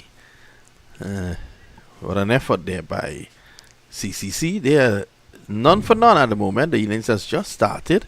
Let's go back to the Jamaican innings. They had a 31-run top score from Cook, Mackenzie, Brad Barnes, 23 and 21 extras. 5 for 59, Janer Edmond, and 3 for 6, Larry Edward. So good effort there by the students. And it's going to be what it was going to be. Niall Smith. He's going to go back and start again. How many did Glenn score? I know he scored a fine century against Trinidad and Tobago Red Force. Yep, I'll get back to that. Oh. For you, Javel Glenn had 5. He fell to Edmond. John Campbell had 8, the captain. So, and across at Coolidge, would you believe, the Windward Islands volcanoes have crashed to 106 against the Academy. It's a good day for youth today. That's the reason why the two of us are in the commentary box. Definitely, it's a good day for youth. Kimani Melias had 20. Noel Leo, new wicketkeeper, had 22. Alec Atenes, 18. And the bowling, Joshua Bishop, 3 for 15. Nathan Edward had 2 for 15. Kelvin Pittman, 2 for 22. McKinney Clark, 2 for 34. And Johan Lane had 1 for 18. So a great effort there by the youngsters, bowling out the Windward Islands for 106. And they are none for none in response. Combined campuses bowl out Jamaica for 133. They are 1 for none. And of course, at the Queen's Park Oval, Trinidad and Tobago 105 for the loss of 5. The other game, which pits the Leeward Islands against Barbados, that's a day-night affair that should be. I'll get an update for you on that as well. But here at the Queen's Park Oval, Trinidad and Tobago, they're really up against it. 105 for the loss of 5 in only over number 37 here at Queen's Park. Well, judging from the scores you've heard this morning, you would say Trinidad and Tobago are doing well. Yes, I do agree with you. The information is great, but the news is not a good one. Once again, our batting is failing badly in our regional 4-day cricket. And the Leeward Islands Hurricanes, they're at home at Warner Park against the Barbados Pride. That's a day-night affair. The latest score we have, the Leeward Islands are 47 for 1. Not a bad start there. Yeah, you know, you may come from a certain country, you may support a certain country, but when you look at the overall picture and you see what's happening in West Indies cricket, it leaves you sad at times with the lack of runs. Runs have been the bugbear in West Indies cricket for quite a while. So, you know, you're happy to see good scores. I totally agree with you. One of the things over the years, outside of those glorious days of West Indies cricket, you know, Vinod, has been the strength of West Indies club cricket in every territory. And with the decline in standard at the club level, that will seriously have a spillover effect on every territorial team, thus West Indies cricket. Yeah, it's similar to the education system. If you have no nursery education, well, then you can't go at the higher level and perform with any distinction. Yes, and until that day comes, now having these academies across the region, High Performance Center, they're all wonderful institutions. But what do you feed these institutions with? That is of vital importance. The strength of club cricket, if we go back way back to the 19th century, of West Indies cricket, has always been club cricket. And many clubs across the region, they're finding it difficult with both financial and human resources to progress to another level. Yeah, what has been... Oh, that's a beautiful delivery. What has been one of the reasons that has been brought forward is that there are so many distractions for the young people these days. So many online games. The youngsters have become, you know, glued to the electronics. They're not going out, and you know that is dangerous because you really can't lead a healthy lifestyle like that. I'm sure back in the day you would have been in your region playing cricket from a young boy coming up. Every opportunity you got. Yes, we did. That plays a very important role. I'll share this with you after this delivery by Niall Smith. Yes, while that has been identified, you know, as one of the problems our youngsters face across the region, 108 for the loss of 5, 37 overs gone, we must find ways and means to correct that. We just cannot sleep on it and allow it to continue to destroy the younger generation. I mean, artificial intelligence, these gadgets, they're all important. We use them for various reasons in schools, wherever you are, it helps. But if you abuse it like anything otherwise, it's going to destroy you definitely. Of course, anything that, you know, yes, too much of anything is not good. There's a saying like that. In our days growing up in the community levels and especially in deep rural Guyana, we first went to the cricket ground for food. Because the bigger boys, they used to play their games, and we know they normally have treat matches every weekend. They will cook, so we'll go there, help them water the pitch, put up the stumps, do the cleaning up, and at the end of it all, they will ensure all the youths that turn up there, regardless of your age, you get something to eat. And then we fell in love with cricket, having watched the senior men play. That was a tradition. Yes, that tradition now has gone by the wayside.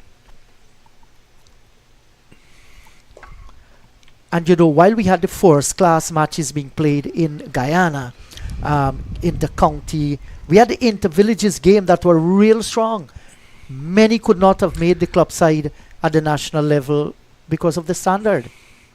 Well, you know, even looking on and what's happening in Guyana and Guyana's domestic structure and the cricket that's being played, I always follow my friend Sean Divas and his writings about what's happening in Guyana. there seemed to be a strong domestic structure still in Guyana. Well, while it is strong, I still feel it can be improved. And the Guyana Cricket Board, they have been trying a lot to improve that standard. They're having great partnership with the Ministry of Culture, Youth and Sport in Guyana.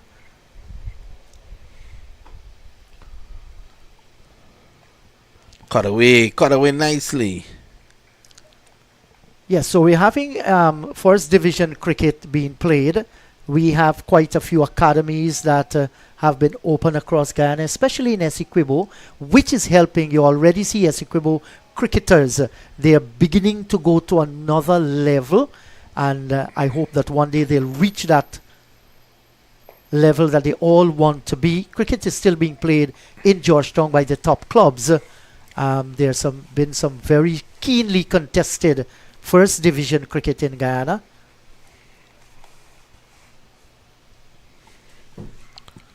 And not long from now, 2-day cricket or 3-day cricket will be reintroduced. I think Berbice started their 2-day cricket matches a few days ago, but it's going to be caught on to the other counties as well. So some good things are happening, and we are seeing the results, both in male and female cricket.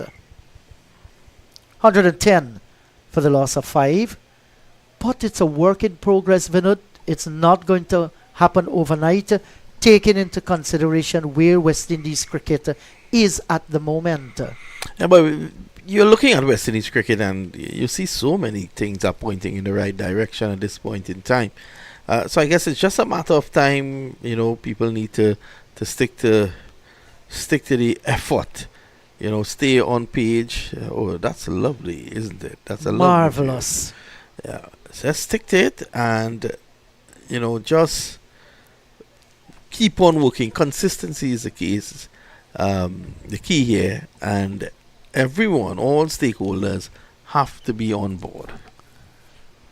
Yes, I do agree with you. It has to be that total effective partnership. The private sector, governments across the region, individuals as well.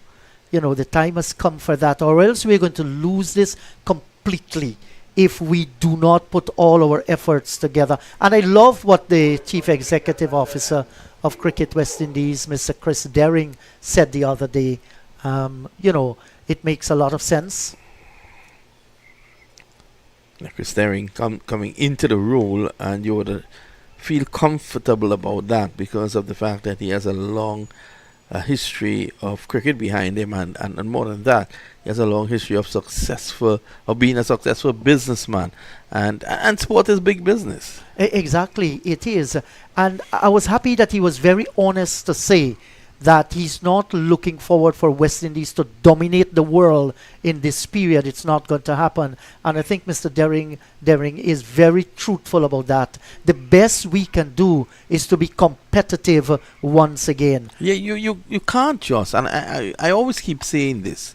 Brian Lara had mentioned this once when he was captain of the West Indies team, and he was saying that you just can't show up from the position we are in now. You just can't show up and beat people. You have to first compete. It's a process. That's right. And if you compete consistently, you will get to the point where you'll beat people on a consistent basis. Right. And Brian is absolutely right about that. You know, you want to see West Indies cricket compete with the best in the world. You reach championship trophy. You reach World Cups, T20, 50 overs World Cup. You don't have to play in the playoff stages to get there. That's the least we can do. Sometimes, people say it's hurtful, but it's reality. It's reality. And at this point in time, you can only do what is before you. Absolutely so. But what I can tell you about Guyana, there's a great partnership between the government and the Guyana Cricket Board. Modern stadiums are being built in Essequibo, in Berbice, in Linden. I actually saw the one in Essequibo. Yes, I did. Yes, in Linden as well. Lots of gears have been given to clubs across Guyana. Yes, I was taken to the facility at Essequibo by Teddy Dindial. Oh. I think that's Mahindra Dindial's dad. Oh, that's a good man, Teddy. He's a good man. So he took me across there, and I was able to see it. Great guy, Teddy. I did put a question mark by Teddy after he introduced me to Andy Ramnarine, but I removed the question mark. It's going to be keeper ball around the wicket. Ah, that's a good delivery. Pitched and then moved back into the left-hander after passing the stumper. But he's bowling round the wicket here, Kimo. Well, Harpy is showing impeccable judgment. Not like the judges in Trinidad. He's showing impeccable judgment.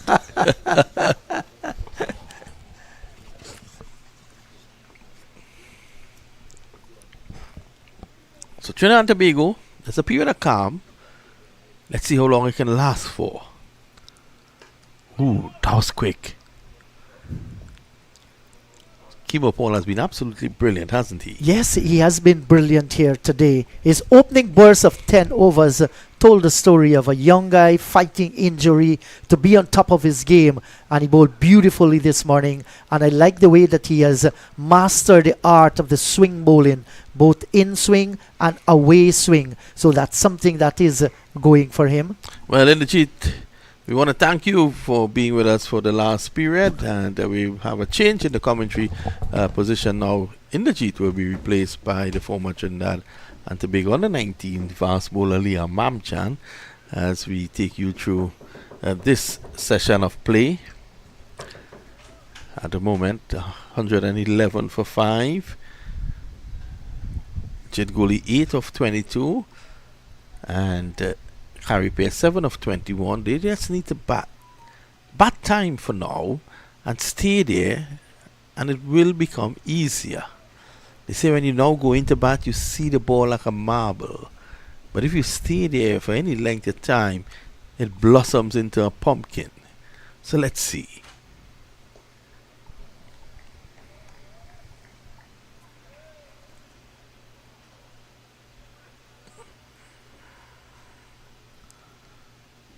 Jidgoli missed out in the last game, so you'll want to prove that he should have been there.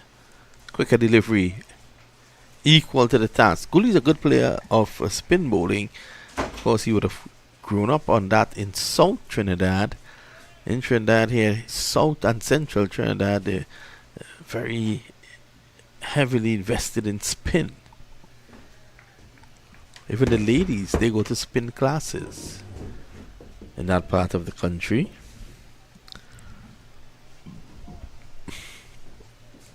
Let me say good afternoon to Liam.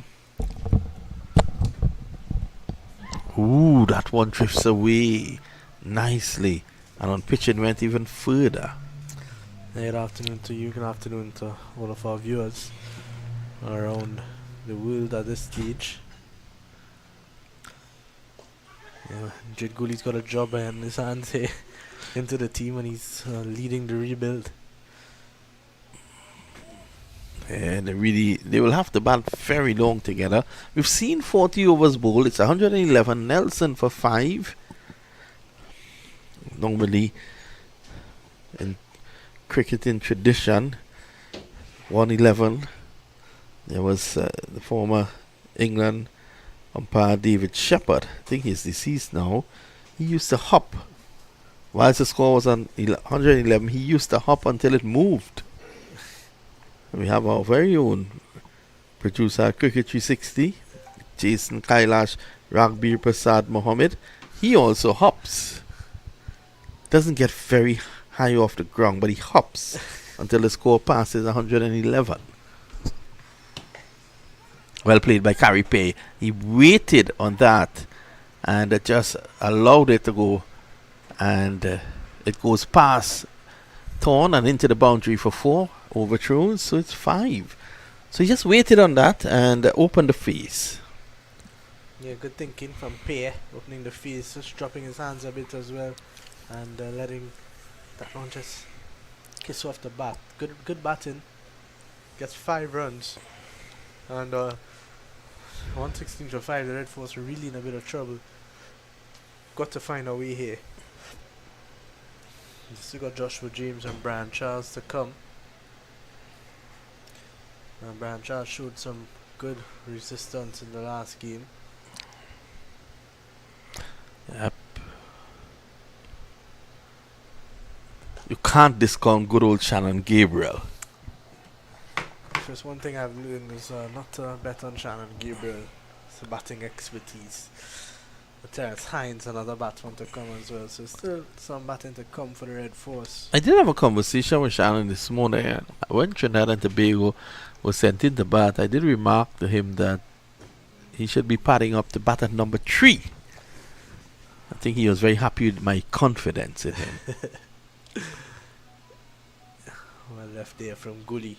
Needs to be responsible. We've seen all different versions of Jid Gully here in Trinidad and Tobago. We've seen the version of him that can come in at number 3 and anchor an innings. We've seen him bat at number 5 or number 6 and finish the innings in a T20. We've seen him open, and now we see him in a role where he needs to bat Trinidad and Tobago back into this game. He's been capable of all. He's done almost every job you've asked of him. He's done well.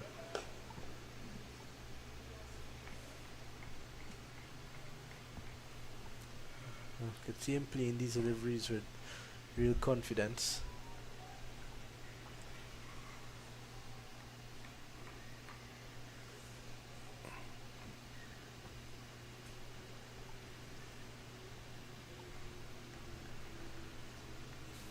Timo Paul on the other hand,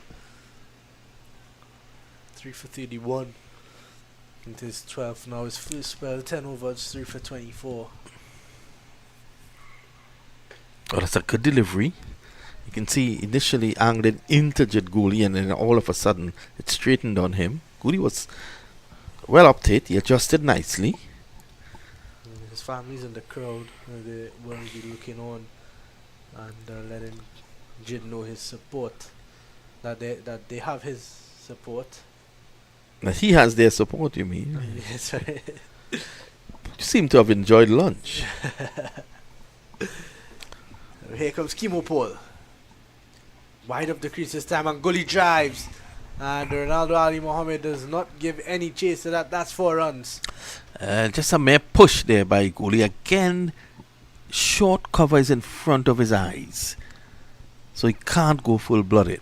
He just pushed it, and the mere really good timing sends it scurrying into the fence. Good fielding down at long from Jameek John. He's been at the Oval. Everyone knows him here in Port Sweeney. Here's Paul again. And Gully right back, equal to the task. At the end of 41, it's 121 for 5.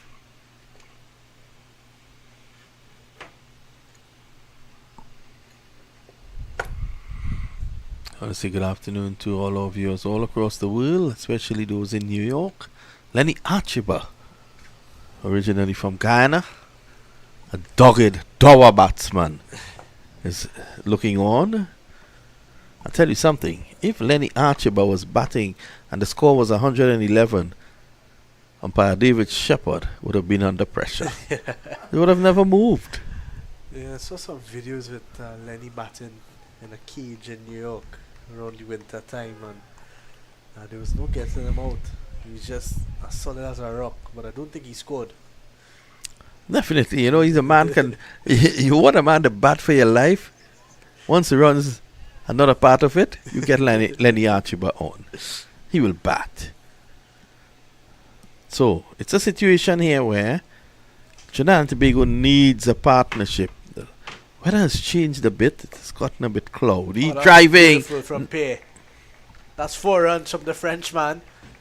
Well, the Frenchman pierced the offside field with the precision of a surgeon. Let's have a look at that again. It was pitch shot from Sinclair on the leg stump line, and Pear opening up and driving nicely through the covers. Picks up another boundary. He moves on to 16. Well, he has progressed nicely. He's now, as you said before, moved on to 16. I think Isaiah Thorne would have given him 4 of those, backing up. But he has it still. And at this point in time, it's 125 for 5. Trinidad and Tobago will be looking here to forge a partnership. That is what they need. They need a partnership. They need to stay together. They need to discuss what they're going to have for tea.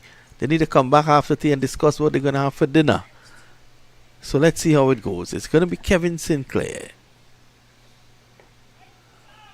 They're opening the face again this time. Seems to be in good control so far.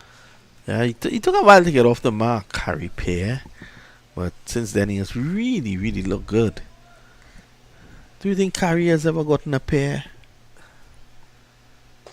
Driving. I think that's a question I'm not going to answer. Because Harry Pair prides himself as an all-rounder. He's got a first-class entry to his name. And picked up a couple scores in this competition so far, a couple of 30s and 40s. Who's a better batsman? Harry Pair or Kyle Ramdu? Both left-handers. Well, I can tell you one thing. Kyle Ramdu doesn't have a first-class 100. And I'll leave it right there.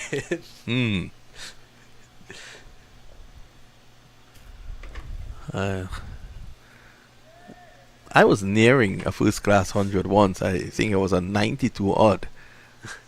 When my wife woke me up. I'm sure I was getting that century that day. At the end of over number 42, 125 for 5. We take a short break. We'll be right back.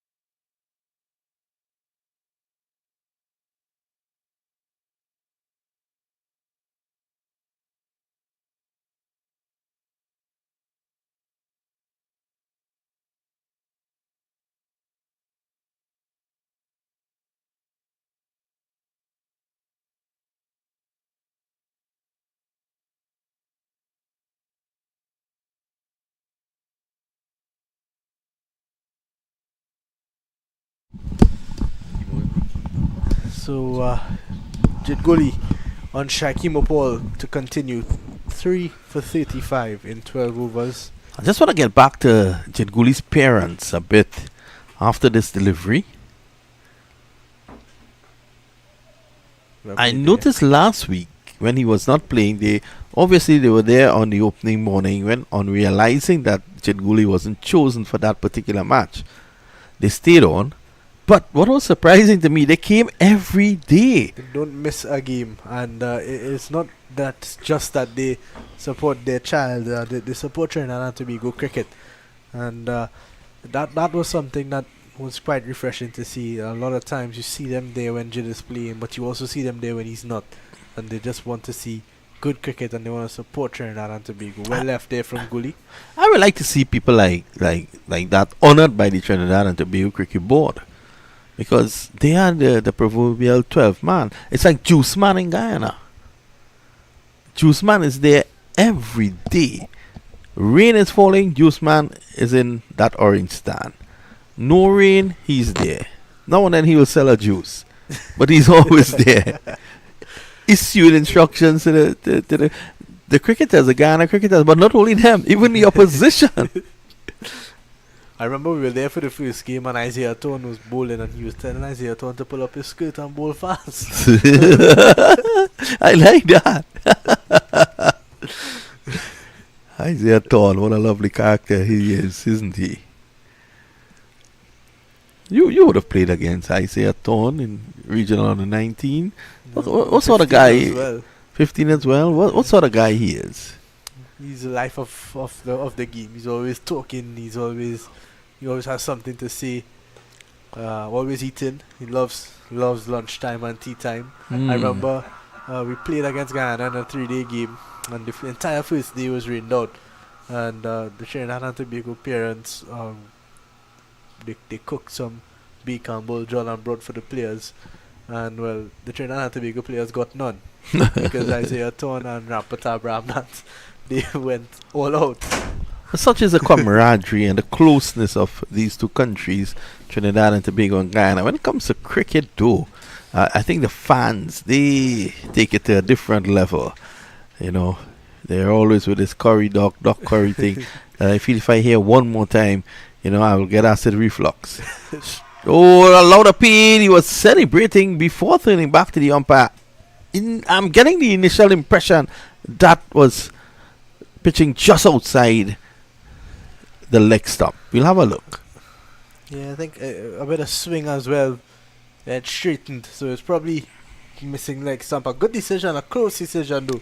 I think it could have gone either way, because it straightened just enough to where umpire Chris Taylor thought it was going down leg. That obviously Kimo Paul would have been thinking that's crashing into leg stump. So Paul continues to be impressive here. I've enjoyed looking at him. Tell you something that was surprising. Last game, I also enjoyed looking at Shannon Gabriel. He was brilliant. Just didn't have the luck. The man was bowling some unplayable deliveries. It was either just missing the edge, just passing over the stumps, drop catches. It all went wrong for him. But he bowled so well, and he bowled extended spells, which is something you don't often see from Shannon Gabriel. You know, usually he'll bowl 3 or 4 overs, come off the attack, you know, have a rest and come back on and bowling those short bursts throughout the day. But he was bowling 6 and 7 over spells at pace and with good control. And the fact that he's able to do that after he's had such an injury-riddled career, and he's 36 years old now, and he's carrying around a very big, strong body. It's very impressive to see what Shannon Gabriel was able to do in the last game. That was really class, I tell you. Sinclair. Another thing to note about that game was it was his first game in a year. He didn't play a first-class game for the entire season until then.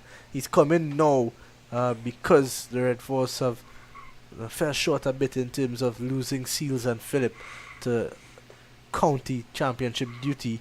I will never understand that move with Seals and Anderson Phillip leaving Trinidad at this point in time to play English county cricket when Trinidad and Tobago is on the cusp of winning a title that has eluded them for 19 years. I think some conversation should have been had to have these two guys involved. The eyes are on this game here. The eyes of the world are on this game. West Indies domestic cricket is on display here today. Thousands are looking on at this game, including Juice Man. And you want the best Guyana team against the best Trinidad and Tobago team. Yeah, it's unfortunate not to have those two guys around.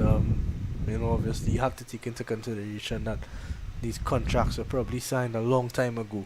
But that's my point. Conversations could still take place. It should have taken place. You want your best out there. We've had Guyana's best cricket commentator come into Trinidad and Tobago to commentate in this game. You want the best. Cut away from Gully, but straight to Ali Mohammed. Gully wants to push him for 2, but there's just 1 in that. Yeah, I'm sure conversations were had, and you know, maybe negotiations and whatnot, and things just didn't work out. But it is disappointing to see, to not be able to see 2 guys who have been playing for the West Indies missing out.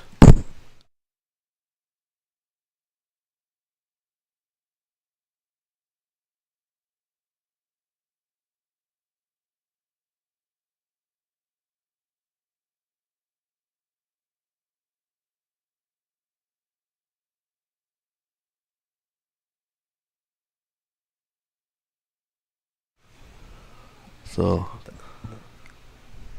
Kimo Paul is going to continue, and there's Mr. Amar Samaru. Recently, he told me he was recently appointed on an ethics committee of Cricket West Indies, which is good.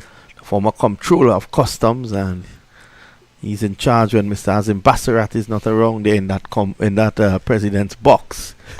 It's Kimo Paul Trying to bribe Jid Gully there.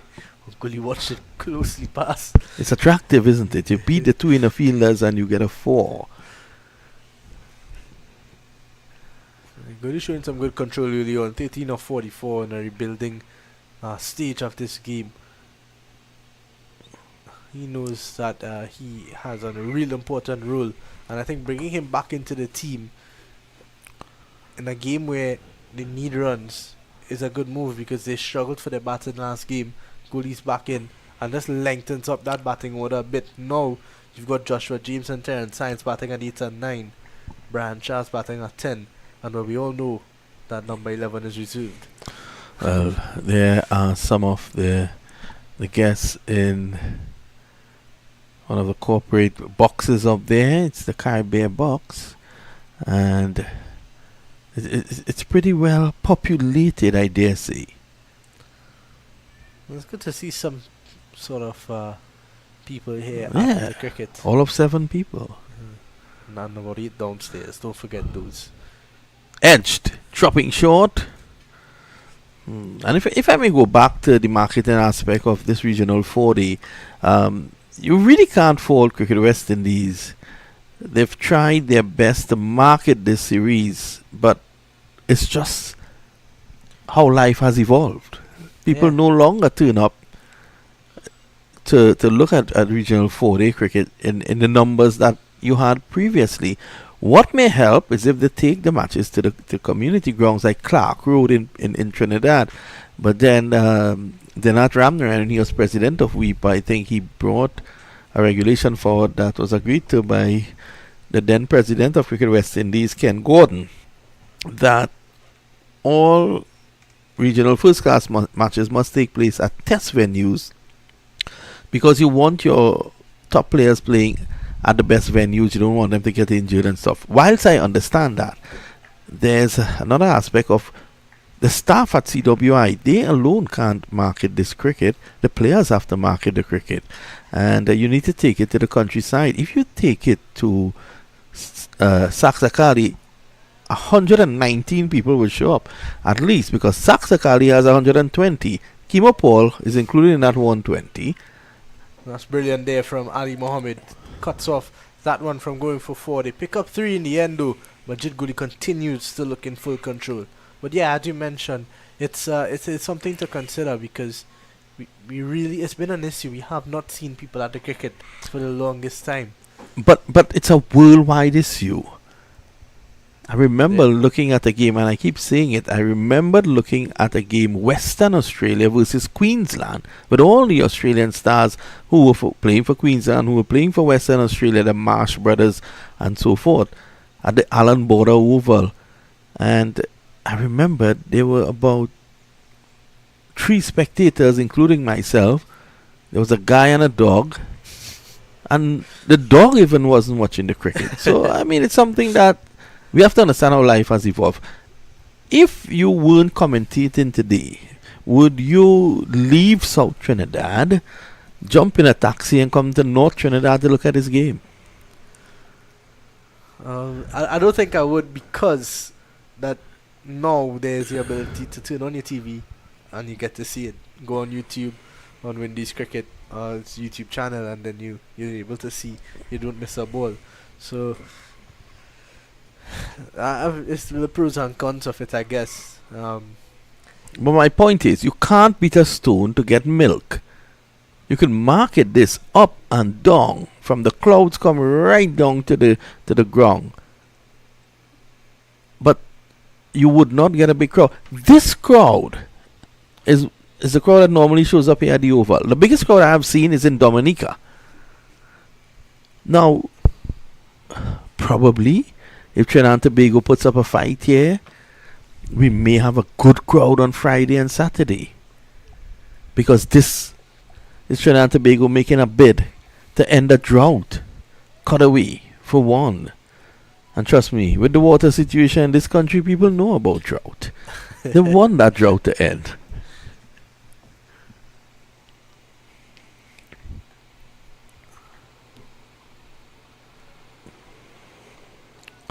So Sinclair, the man who can make things happen. We see now that he's moving across Nandu to the offside, Sini Meadow. No, Matthew Nandu always has that job of getting down a bad pad. And what's good for Nandu there is that he doesn't have to sit. He's at the height where he doesn't really have to move too much.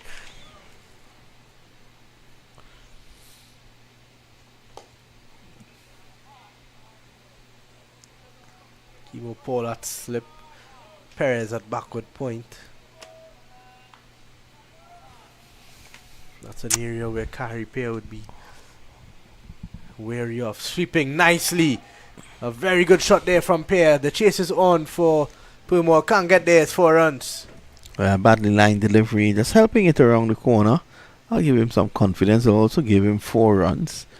135 now for 5. So a nice little partnership building up there.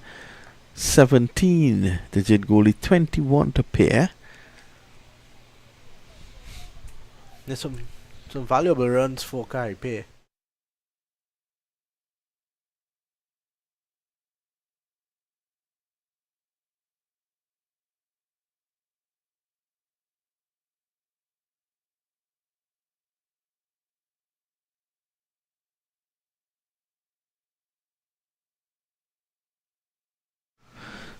Well, Trinidad and Tobago, whilst they would have lost, chance to run out!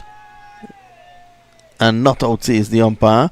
Whilst Trinidad and Tobago may have lost Jaden Seals and Anderson Phillip, Guyana is without Godakesh Moti, who is off to a franchise league as well. So, both teams suffering from player defection, so to speak. I say that markedly.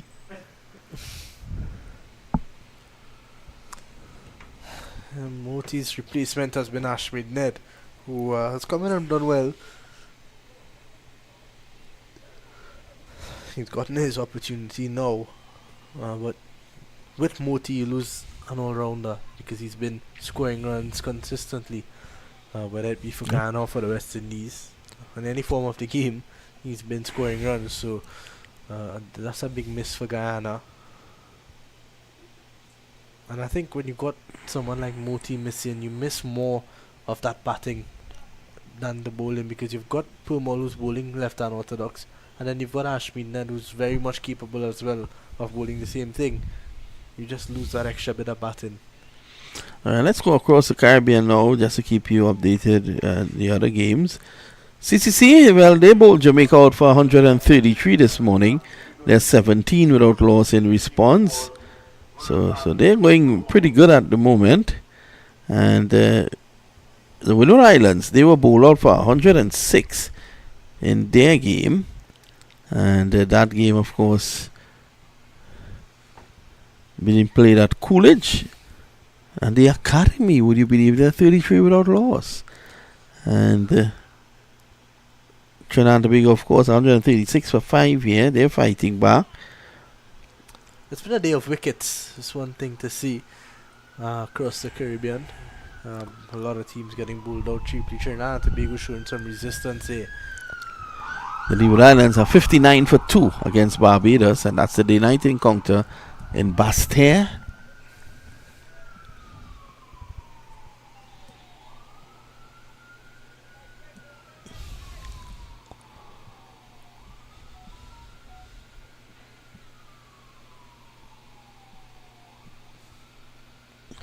Sweeping and just over the top of seems to be Lucknow. Not. Yeah, he's on as a sub at the moment, and Harpy picks up 2 more.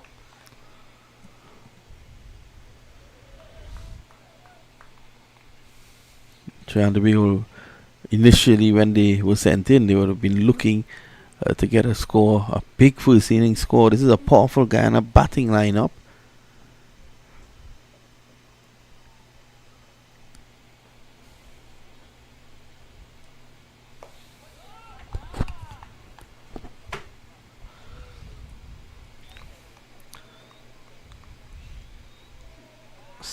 Fours in this innings. It's been an innings where Trinidad and Tobago constantly on the back foot. Guyana never allowed them to get on top. Well bowled there from Puma. Bowling well to his field.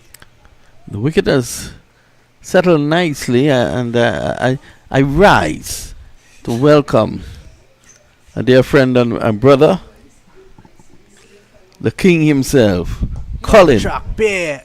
Well, it was all happening here. Colin Murray has brought some life into this game, it seems. Well, Colin Murray always tend to bring life into things, you know. I think you were looking for, was it Gerard Basso looking for Colin Murray this morning? I believe so. Gerard Basso, I think, was looking for Colin Murray. But Colin Murray is here. It's great to see him. We take a short break. When we come back, Inderjeet Prasad will be in your company.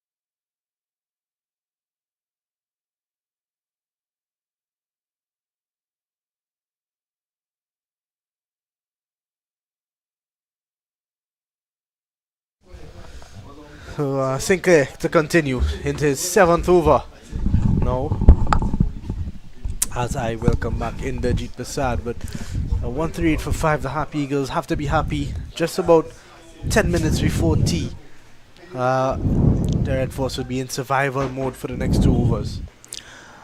Yes, and I think that they will be striving to survive the few overs before that tea interval. So far, these two, they have been doing a good job.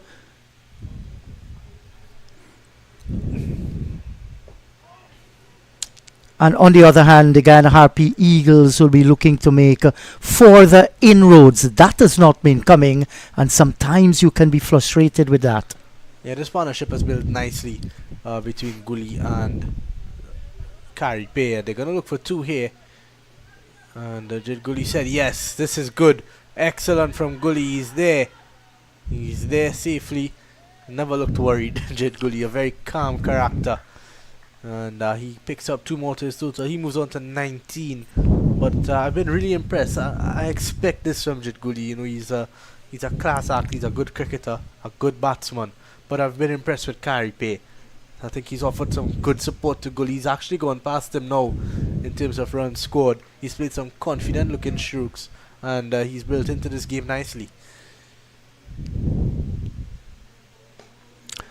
Yes, he came in very difficult circumstances, and I think he has responded to the occasion, and this is what you want to see. He's not a frontline batter, playing well within his limitations. Gully looking for the single. It's not there. Perez is a quick fielder.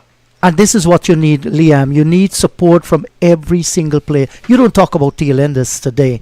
You know, everybody considered himself good with the bat. I think except Shannon Gabriel. I heard you and Vino talking about it. Down the ground, but straight to Kevlon. In fact, that's Niall Smith. The end of another good Kevin Sinclair over. 48 done. 141 for 5. The partnership nearing 50. It's on to 45 now.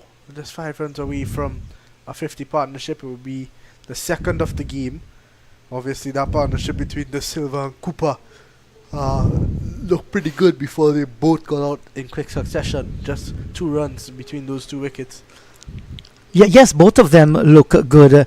And while they were accumulating their runs and hitting the occasional boundaries, you know, they were concerned in the Harpy Eagle team. They did not want that partnership to grow. And they did pick up both of those guys. They're back in the pavilion now.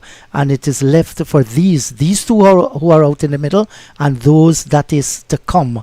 So far, though, at 141 for 5, Liam, I feel that the Harpy Eagles, they stand a very good chance here of bowling down the Red Force before they reach that 200. On the other hand, this partnership, as it grows, it's going to cause some concern among the Harpy Eagles players.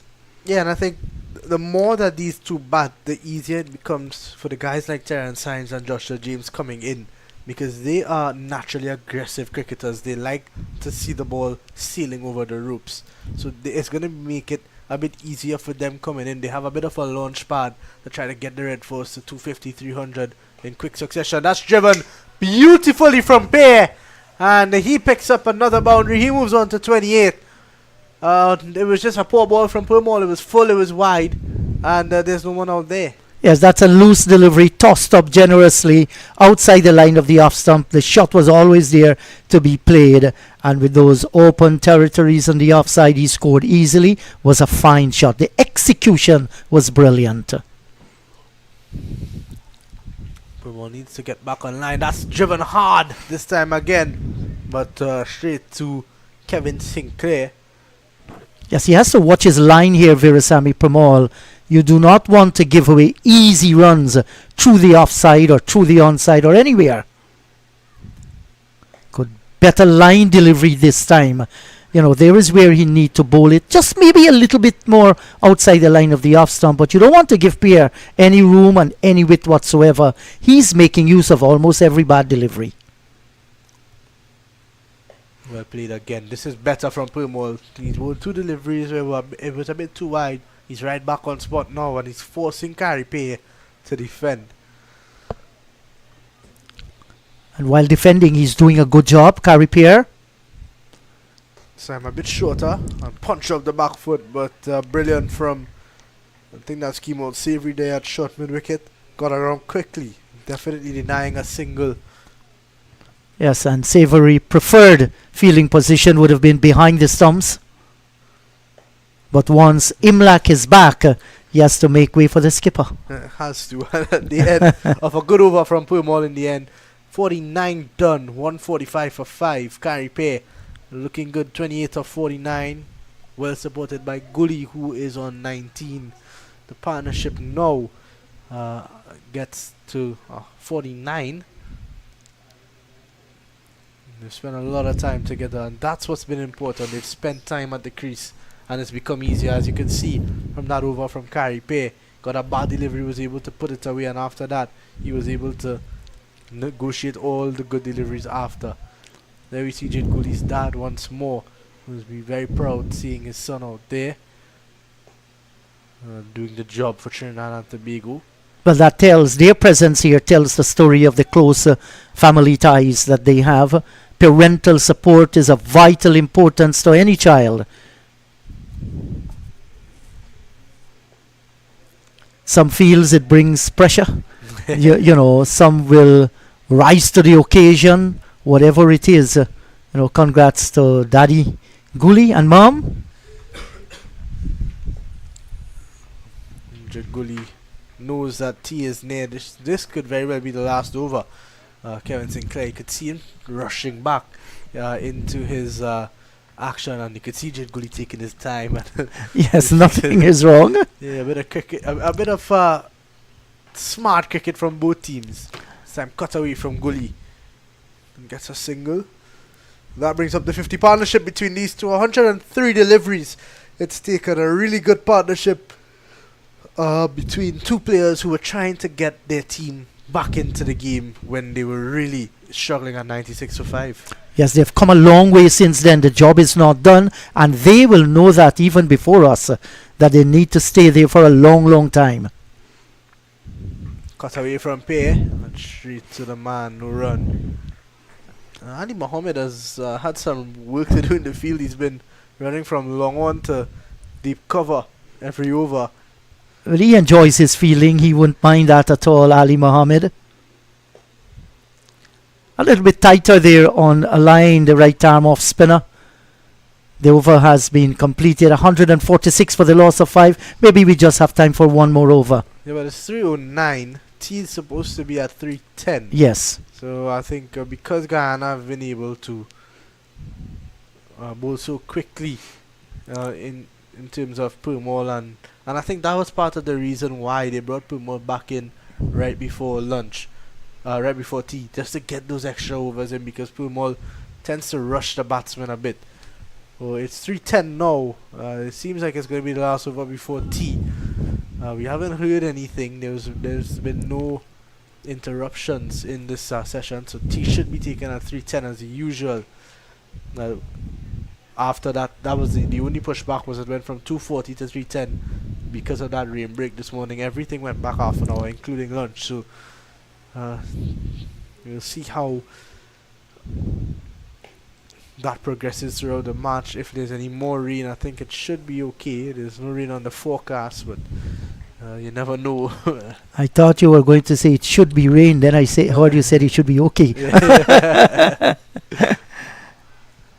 Gully would be in survivor mode, as we mentioned, just before tea. Yeah, play every ball on its merit, just like he has been doing. Do not look for anything extravagant whatsoever. Still 3 deliveries to come in this over. And that's a line Pramal needs to bowl more often. When he floats it wide outside the line of the off stump, easy picking for both Gully and Harpy. There he goes again. Ooh, it was a bit of a chance there to the short leg. Jed Gully, that one taking the inside edge. Yes, and Matthew Nandu under that helmet. He was looking to go while the ball was dropping rather than looking to pick the catch in front the pad. It was a tough one though. Where was he going there, Jed Gully? Uncalled for. I don't want to look for that single now. And it seems as though that's going to be tea on the first day of this important encounter between the Guyana Harpy Eagles and Trinidad and Tobago Red Force. They go to tea on 146 for the loss of 5. Harpy is on 28, while Jed Gully, he has gotten 20. Sinclair none for 22. So that's tea. Do join us in another 20 minutes as we continue the broadcast from Queen's Park Oval.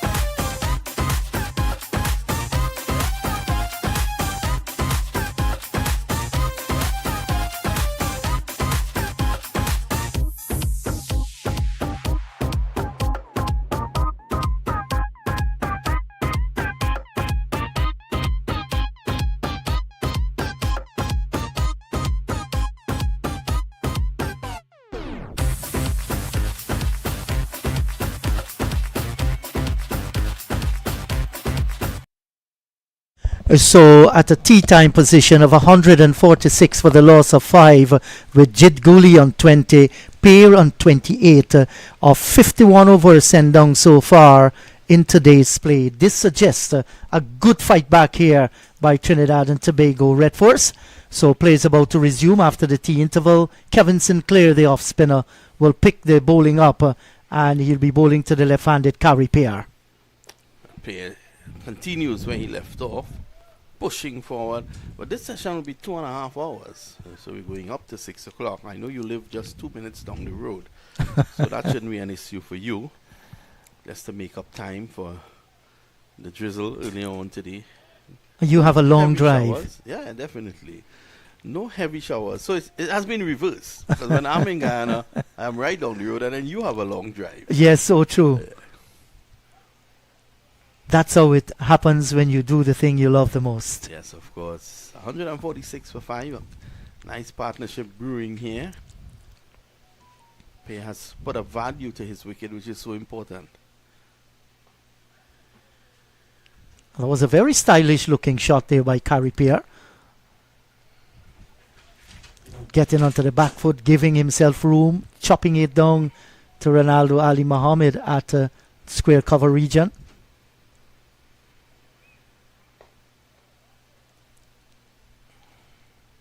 And the Guyana Harpy Eagles here, Vinod, will not want to squander an excellent start that they had, pegging back Trinidad and Tobago with those early 5 wickets.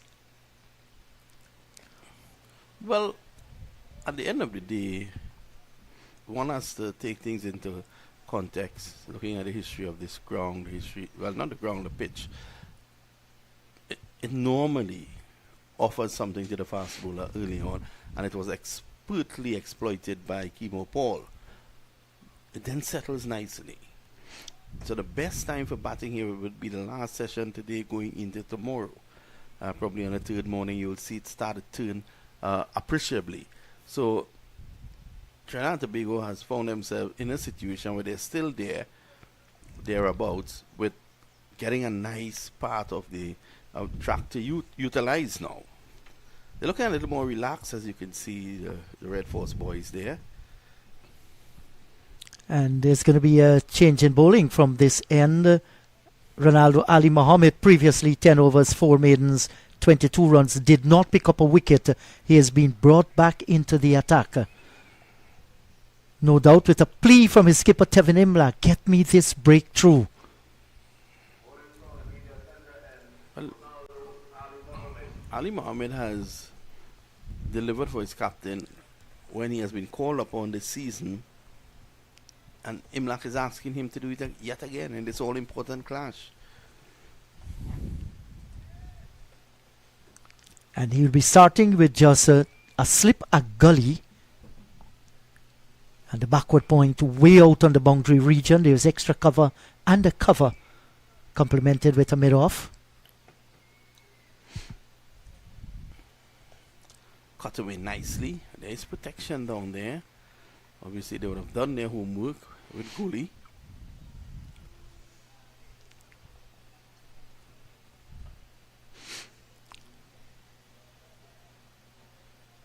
So, and they've paced their innings nicely. They understand how important it is for the Red Force to occupy the crease. And in occupying the crease, it's not all block and block and block. They're looking for scoring opportunities. And they've been doing it nicely with the singles and twos, occasional boundary coming as well. Well, just as I was praising them, flashing at a short delivery outside the line of the off stump, lucky to not have gotten an edge. Yeah, it was there for the shot though, but I just think he was beaten for pace. Ronaldo Ali Mohammed, that's trundling up, but he pulls off his shoulders and he could be deceptively quick. Yes, he gets the ball to skid on nicely. And back home in Guyana in first division cricket, inter-county cricket, he bowled a set of short lifting deliveries, favoured the bumper then. But in this regional season, he has curtailed that and he has used it effectively.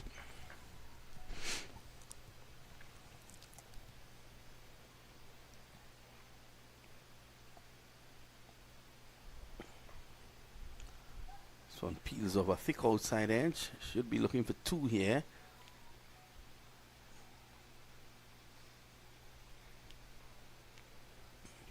Tobago knows that they would need a good score because this Guyana Harpy Eagles team is a powerful team with the bat. Yes, you're right about that. They bat right.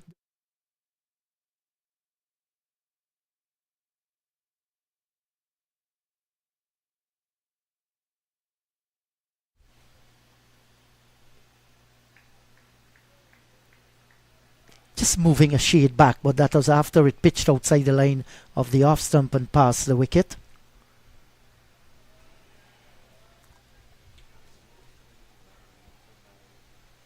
Use it all the time. This is what. Had a little interruption of rain today. At 10:26, rain came with the score on 12 for 1. Losing the early wicket of Kamil Puran. He went for 4. Then it became 23 for the loss of 2 when Django went. It was a big wicket to get at that stage. Yeah, definitely. You know, Guyana were in the midst of an excellent spell from Kimo Paul. I think he struck soon again. Yes, he did. And that was when he got the wicket of Jason Mohammed to make it the 3rd wicket to his name.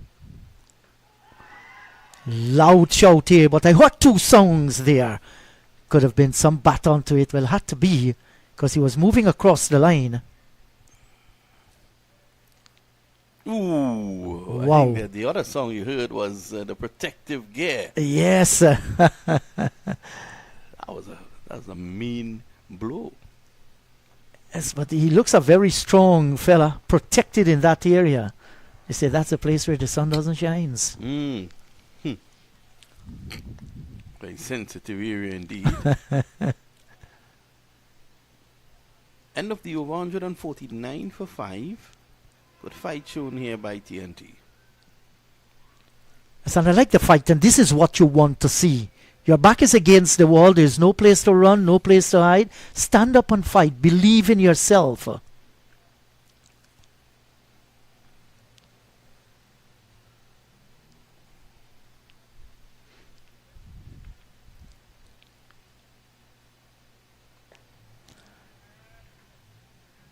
I once read a story, Vinod. A guy was celebrating his 80th birthday and everybody was wishing him happy 80th birthday.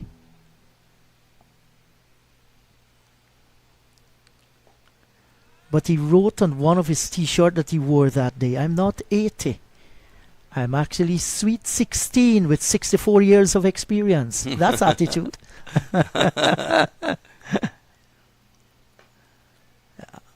Nandu has to get out of the way there. He might as well. Guli is just not a little hill. He's a big guy. He's mountainous out in the middle.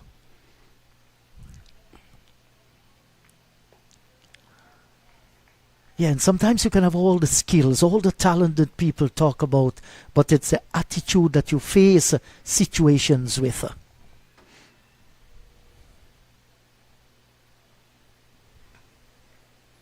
Now this is going to head close towards the extra cover boundary. Might not get there. It doesn't. But they have enough time to complete 2. Good looking shot by Jid Goli. Didn't look to overhit the ball. So 150 is up now. And that's going to be a good feeling for the bat inside, that they've gotten to 150.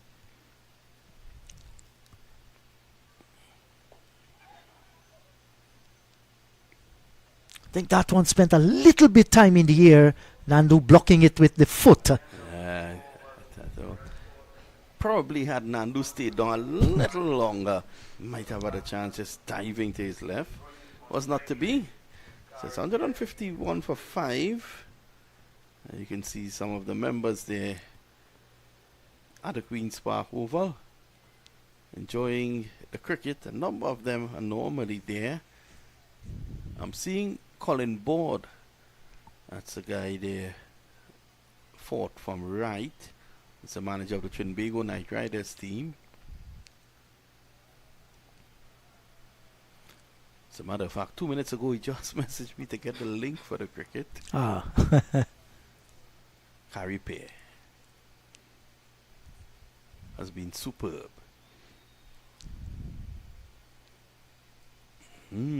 That was there. It was tempting. But shoulders and arms. There's good judgment here by Harpy. Shown good judgment today, hasn't he? Yes, he has so far. And he has taken up the mantle. He's not going to be bogged down. And he's not going to give his wicket away. And so far, so good for his 30 of 63 deliveries. Building a very good innings. So the Leeward Islands have reached 84 for 2 in their clash against the Barbados Pride. That's in St. Kitts. As we look to give you information for matches around the Caribbean. The combined campuses, after bowling out Jamaica for 133, they are 75 for 2. And the Academy is 64 for 1 in response to Windward Islands 106 all out. That's a very, very strong reply. Yep. Joseph Reds Pereira would not be happy with that Windward's performance. Pushed away.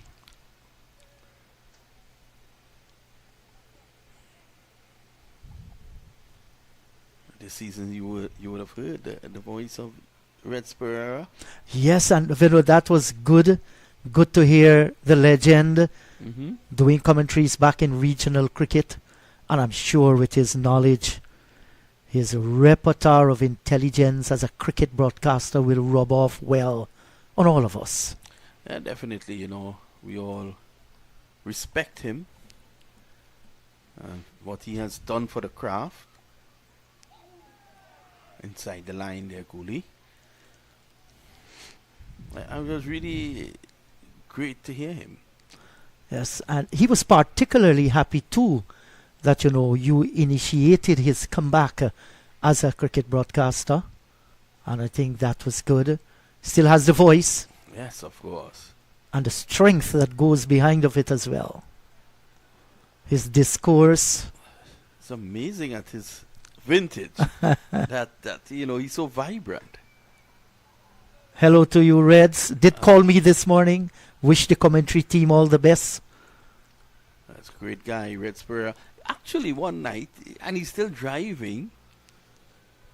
One night he was actually taking us back to our apartment. I don't think it's a drive that our producer Eden would ever forget. Imagine Joseph Pereira, who is like the mayor of Basse. Sorry, not Basse, mayor of Rodney Bay. Got lost. Really? 5 minutes from the ground. 152 for the loss of 5. I think he was still doing cricket commentaries in his mind. I think so. And everywhere he stopped to get direction, he addressed. The first thing he said is Reds Pereira. And that's all he had to say. Everyone knew him. If they didn't even know the directions we were going, they knew Reds Pereira.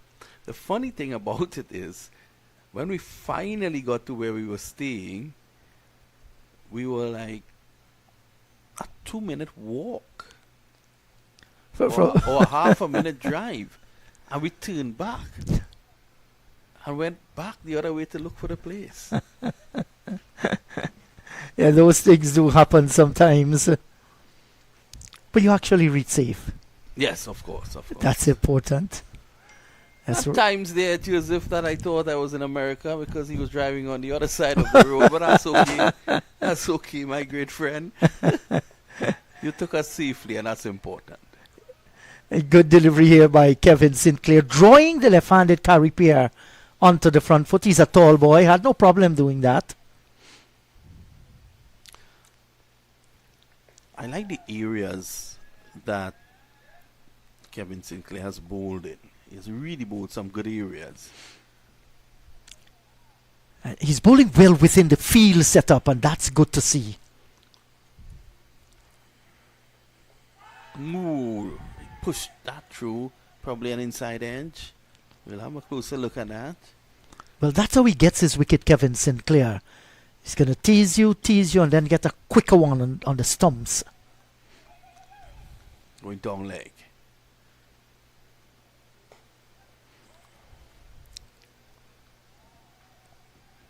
Now he has to show the necessary patience though, because he's bowling to a plan. That's the reason why he has a slipper. There's a short square cover, backward point. And there is a square cover as well, an extra cover in the mid-off.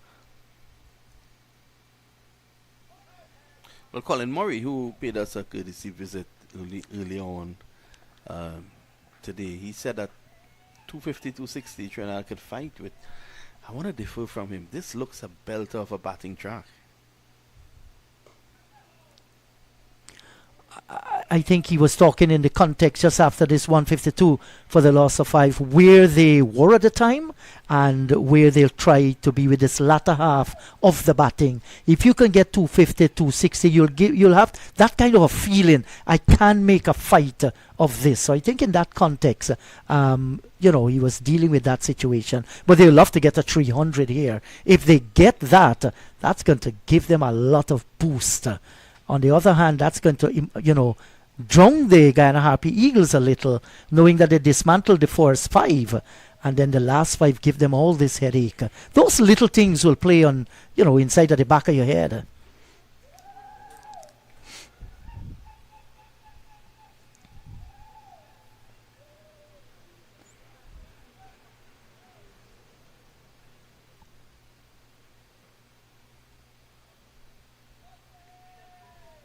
Once again, showing great judgment here, Jid Guli. Seems to be in no bother whatsoever. Something cool about him. He concentrates, do not look to be extravagant whatsoever. He's doing his own thing. Yeah, as you said before, playing well within his means.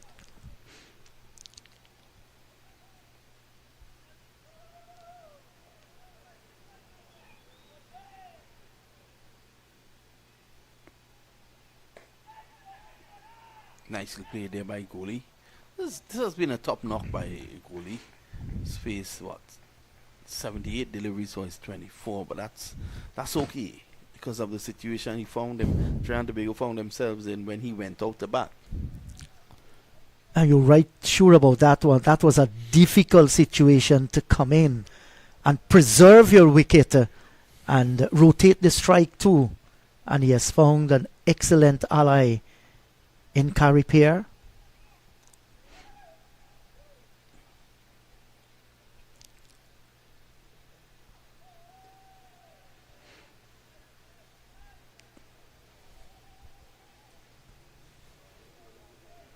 the longer version of the game, test everything. Test your skill set. Test your entire character, how you can battle through situation. That's why it's important to bat long. Far too many teams, as we can see in this round, they've been bundled out cheaply.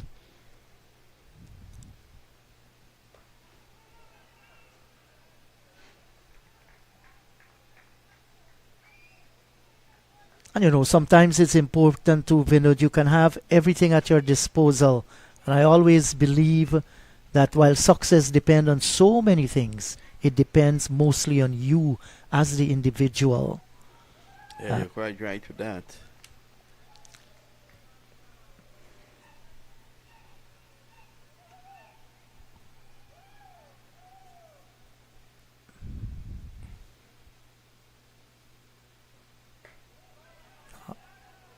That's an excellent delivery. Well played too by Harpy.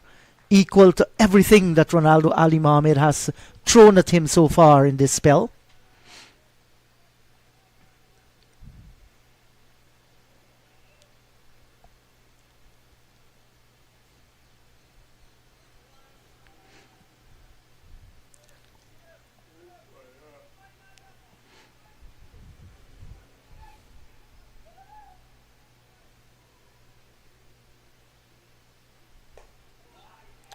Going to drive expansively. That one that's coming back into him a bit.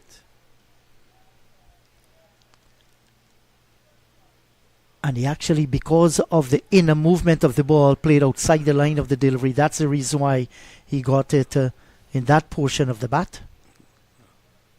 Some fans there in the corporate section.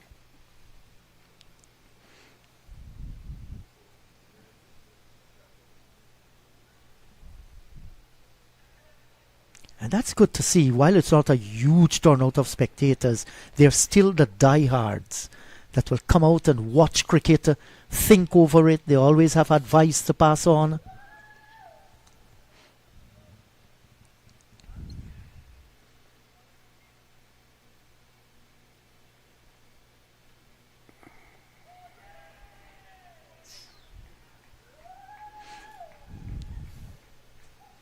Well, our cameraman seems to be looking for the clouds. He found a bird.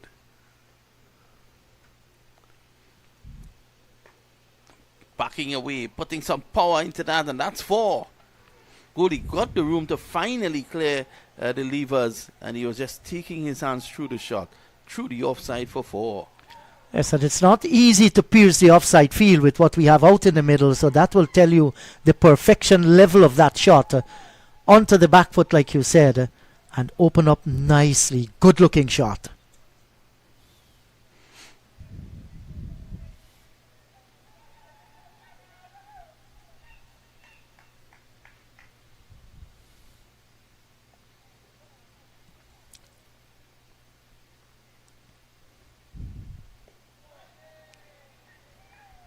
And Vinod, while we're playing here at the Queen's Park Oval, Queen's Park Cricket Club, perhaps how do you judge it, the best club in the country? Yeah, definitely by yards. Queen's Park is the best club in the country. They've won the most titles. They've produced the most players that has gone on to play for Trinidad and also the West Indies.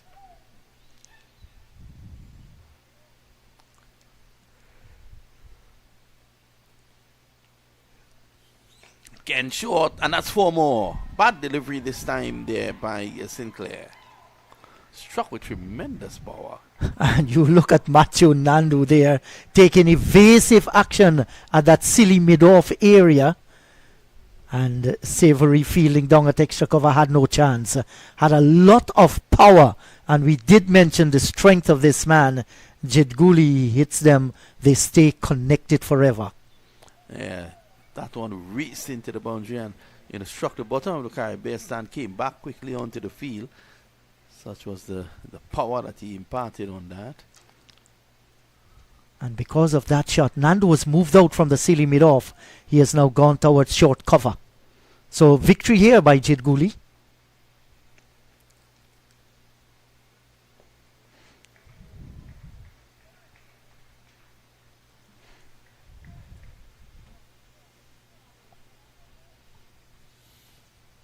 $161 for the loss of 5. 58 overs gone so far. Orlia Cooper, fine half century. Pity he did not go on. 50 from 99. He really batted well. C for Cooper. So Ali Mohammed just switching the bails. In fact, he's going to take up the attack now. From the media center end.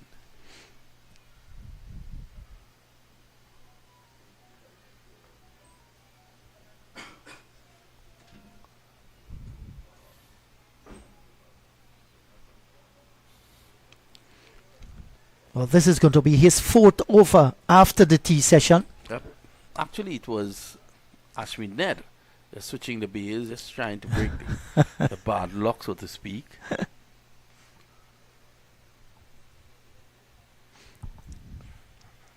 Doing a little bit of repair work to an open shoelace there, Ali Mohammed.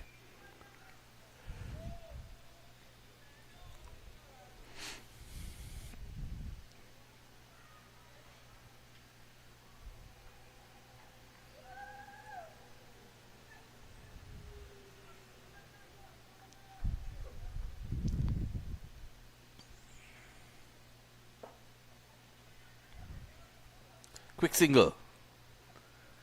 And of course, no overthrow this time. Fielded well by Ned.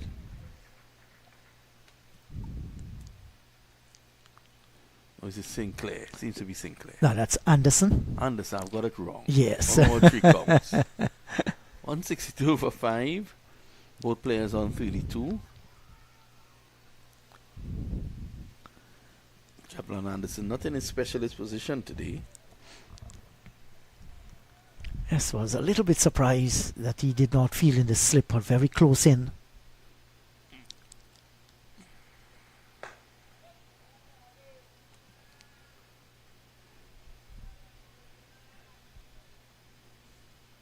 I think Jitguli actually allowed that one to go. If he had played a little bit later, he would have gotten it nicely in the meat of the bat and would have controlled the shot as well. I think he got across the off stump a little bit too far. You want to ensure you make use of every bad delivery that is being bowled.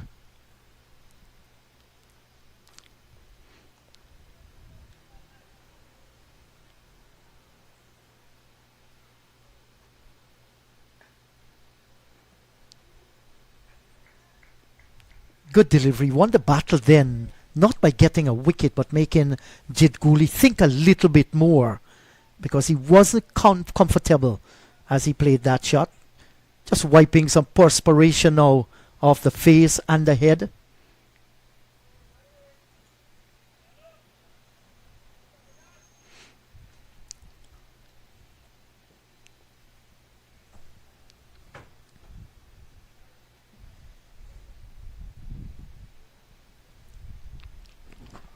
What lovely sunshine here this afternoon. Total contrast to when the game started early this morning.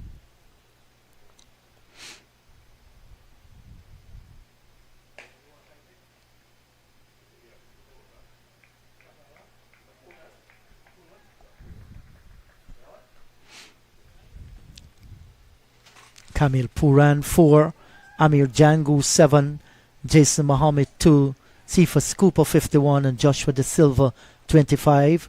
Those are the 5 wickets back in the pavilion.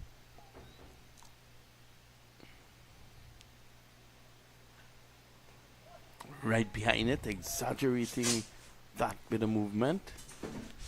So at the moment, it's 162 for 5. And these two definitely a current partnership of 66. They'll be looking to stretch that to 100 and beyond. And I like the way they've approached the innings. They've structured it well. I like that. Yes, their approach has been very, very good. That's the reason why they've put on 62. And they did it very well. Kohli's driving. Can't beat Pramod. It's the end of the over. 162 for 5. I'll take my leave. And I will leave you in the hands of Neil.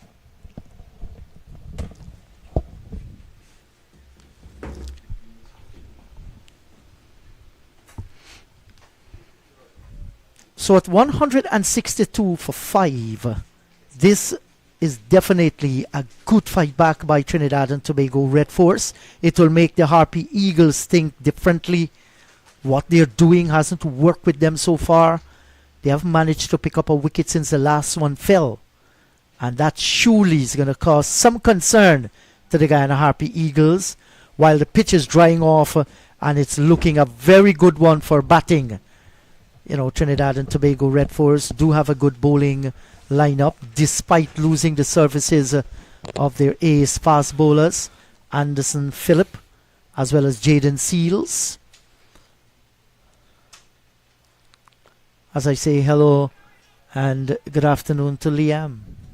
Good afternoon to you, Inderjeet. And yeah, you're right about that. Trinidad and Tobago have lost their 2 ace fast bowlers. They do have some good replacements. Shannon Gabriel, a guy with 150 plus test wickets, is a replacement. So, but yeah, you look at the conditions now. It's starting to get better for batting, and I think Tevin Imlach got what he wanted out of the wicket. He knew that he wanted to extract any sort of anything you could have gotten really from this pitch early on day 1, and they got that early on. And now Kari Pay and Jitguli have proven to be very much disciplined in the way that they've batted.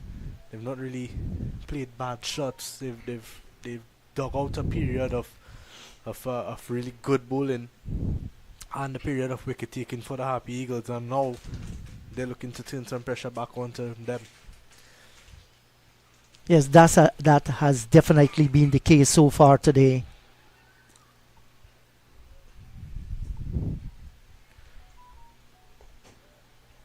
Sinclair looks a little bit more disciplined in this over. Hammered for 2 fours, 1 through extra cover, 1 through the covers, both off the bat of Jidgoli. Since then, he has improved on his line. And 6 balls on a spot there for Sinclair, and pay was equal to the task at the end of 60. It's 1-6-2 for 5. Kevin Sinclair, 13 overs. No wickets just yet, 32 runs.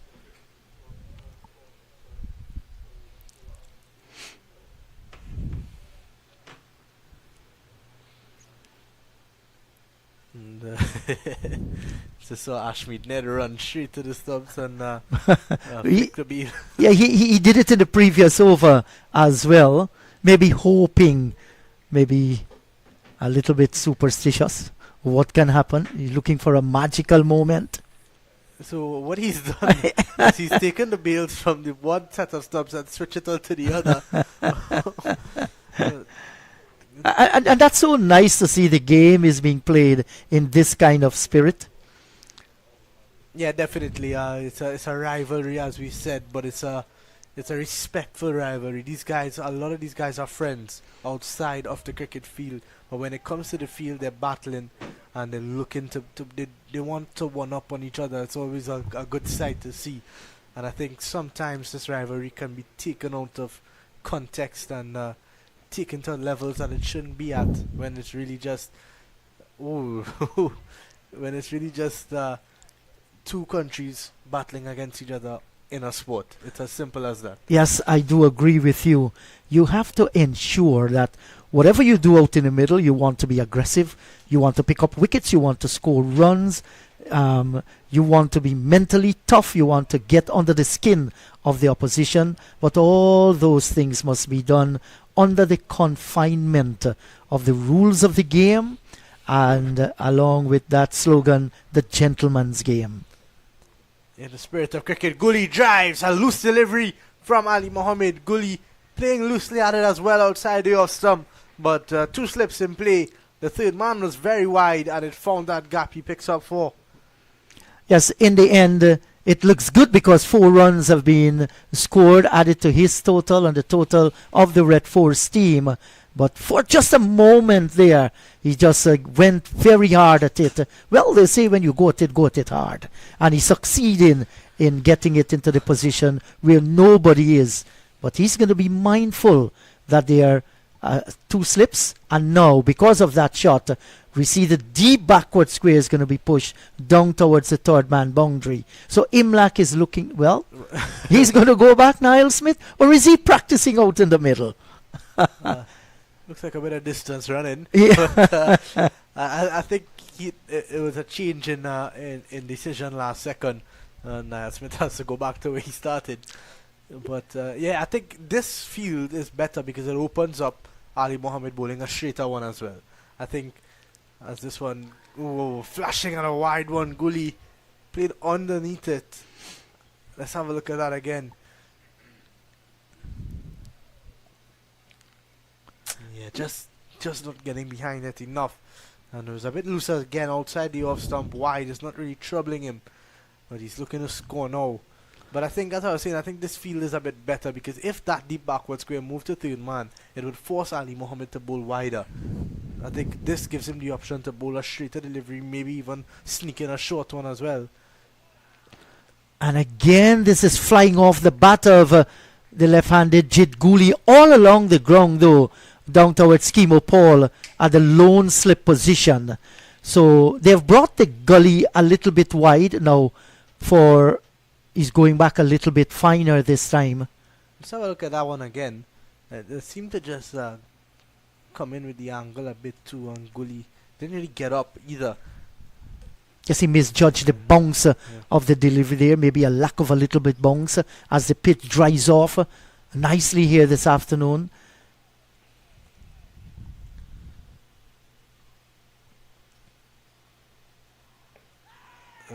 definitely going down leg.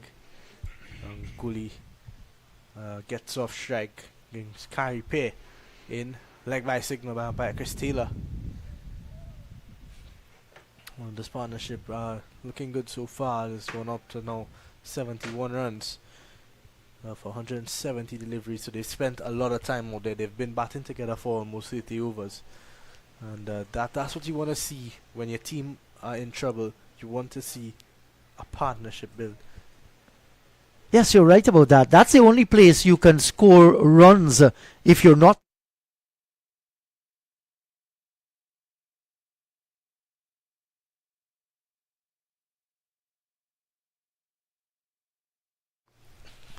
Yes. So Ali Mohammed continued to peg away from the commentary box end. That's another end. It seems like your private jet has left you in there, Jeet. A good short ball to finish you over. That's what I said. That's exactly what I was speaking about. You leave the deep backward square there. You give Ali Mohammed the option to bowl that short ball. And it just has Jed Gully or Carry Pay thinking about, well, is he going to bowl straighter? Is he going to bowl wider? If he continued with the move of that deep backward square to third man, that short ball is not really an option. Yes, I agree with you. When I see him going to the third man area, well, that I was thinking that this is going to be a defensive tactic. You want to save runs there, and you prevent Ali Mohammed from being aggressive. It was good to see the second thought behind that, and they kept the man down on that long leg boundary. Yeah, and once again, it's why I admire him like as a skipper so much. I think he's so good at thinking the game. He's always thinking. He knows when to attack. He knows when to defend, and he knows exactly what he's doing. And I really admire Tevin Imlak as a captain. Yes, he has a good cricket brain. He has demonstrated that at local level of cricket in Guyana. He has brought that to the regional level, and that's real good to see. And I think looking at him as a cricketer as well, strictly as a batsman, that he just exudes calm. He's such a calm cricketer, always in control, always, never lets anything fluster him. And I think the way that he takes that into his captaincy as well, I could definitely see Tevin Imlak being a future captain of the West Indies team. He's very, very organized, and that's a good thing about him. He does not allow situations to get on top of him. He thinks the game through, and the good thing about that, it has brought on a new level of confidence in his batting as well. Sinclair continues to probe there. That one on inside edge, going down to fine leg. And with Sammy Pumol, who was a deep backward square, gets around, they pick up 2. So runs nonetheless for Carry Pay. He would be happy to score some runs, but just a bit of a chance there.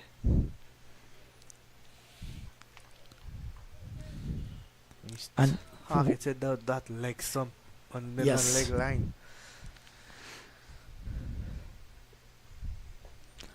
And another good trait about Imlak too, he understands how important it is to be physically fit. He's one of the fittest cricketers in the entire region, Tevin Imlak.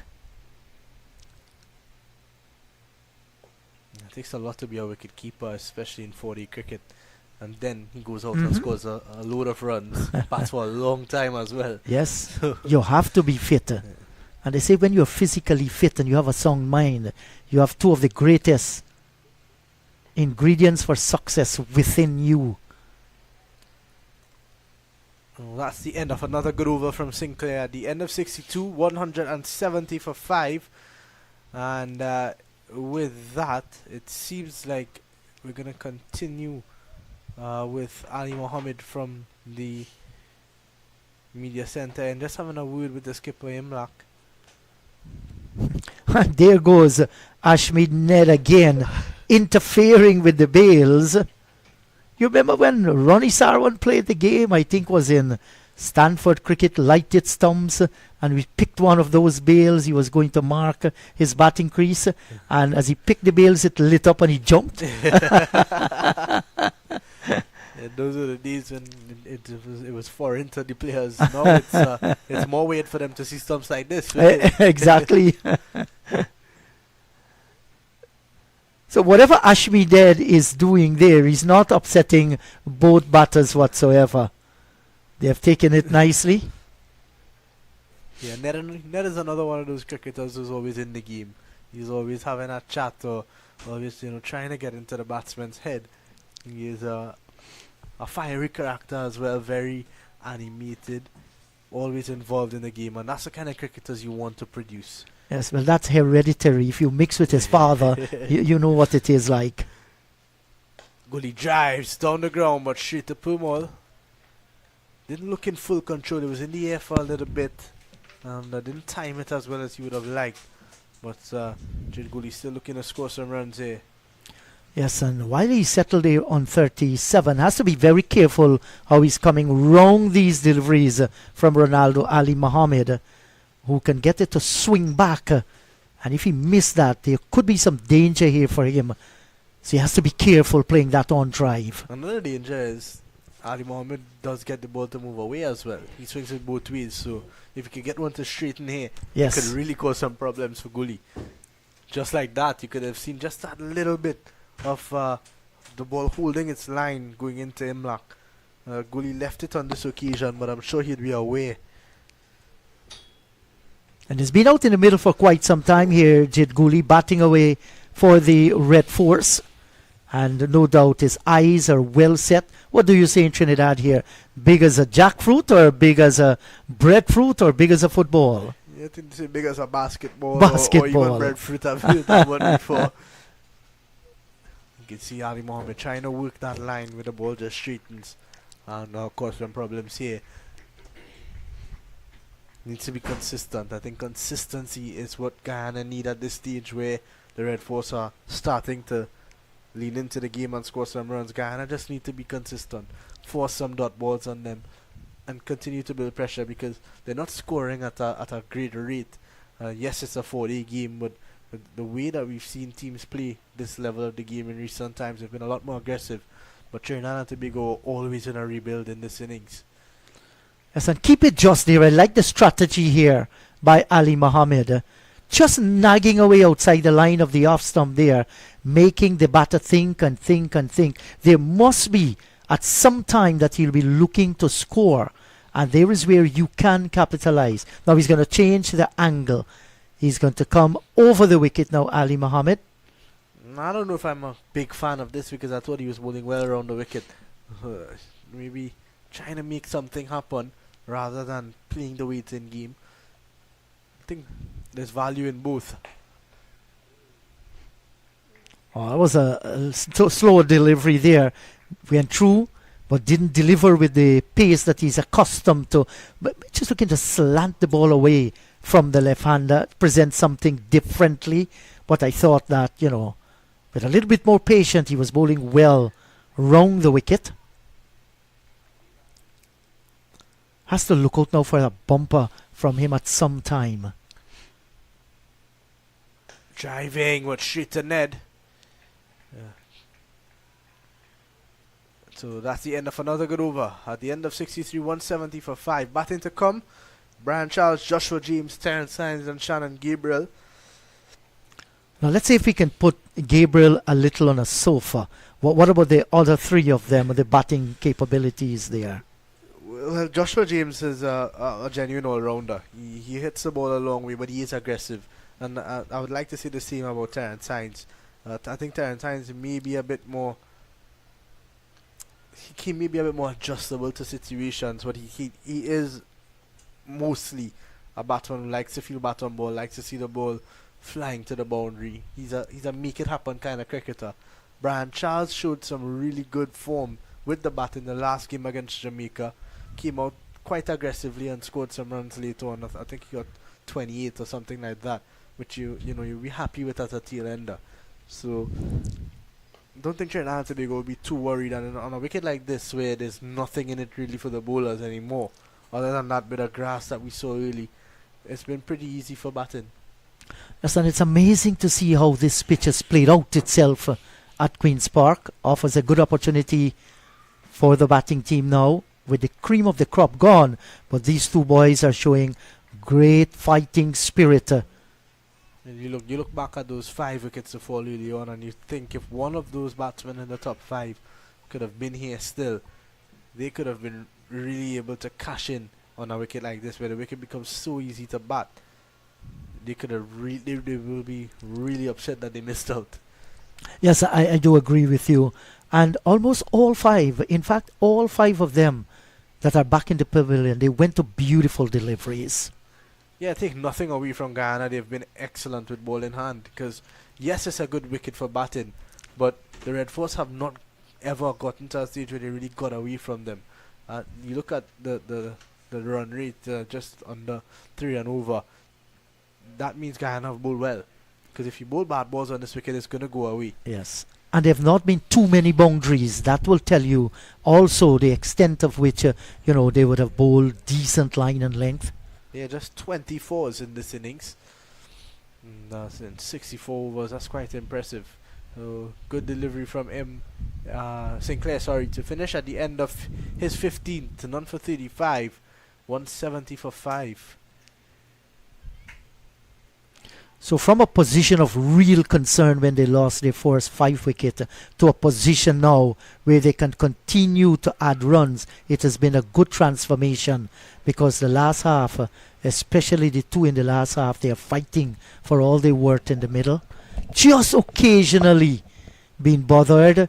Other than that, they've looked sound, they've looked solid, they're rotating the strike, and that's good to see. One of the main problems we find in regional cricket is that many of our batters, they're finding it very difficult to get off that strike, to score the singles here and there, which can obviously change the course of a game. That has been a real problem area. Yeah, it's good to see batsmen spending time at the crease as well. I think that's another issue that we would have brought up. So Goody's going to take strike. Ali Mohammed continues into his 17th over. He's put in a shift today. 17 overs in a day is never really an easy feat for a fast bowler. But he's been made to work here. Here he is again. Round the wicket. He's gone back to round the wicket now for Gully. Gully just leaning forward, pushing it to Ned at mid-off. Picked up a fifer in the last game against the Leeward Islands. Ronaldo Ali Mohammed, in fact, picked up 6 wickets. And he's yet to pick up a wicket in this innings here. So foremost, he's thinking a wicket. He's not bowling badly, but he has not been able to penetrate this partnership. So 2 slips in.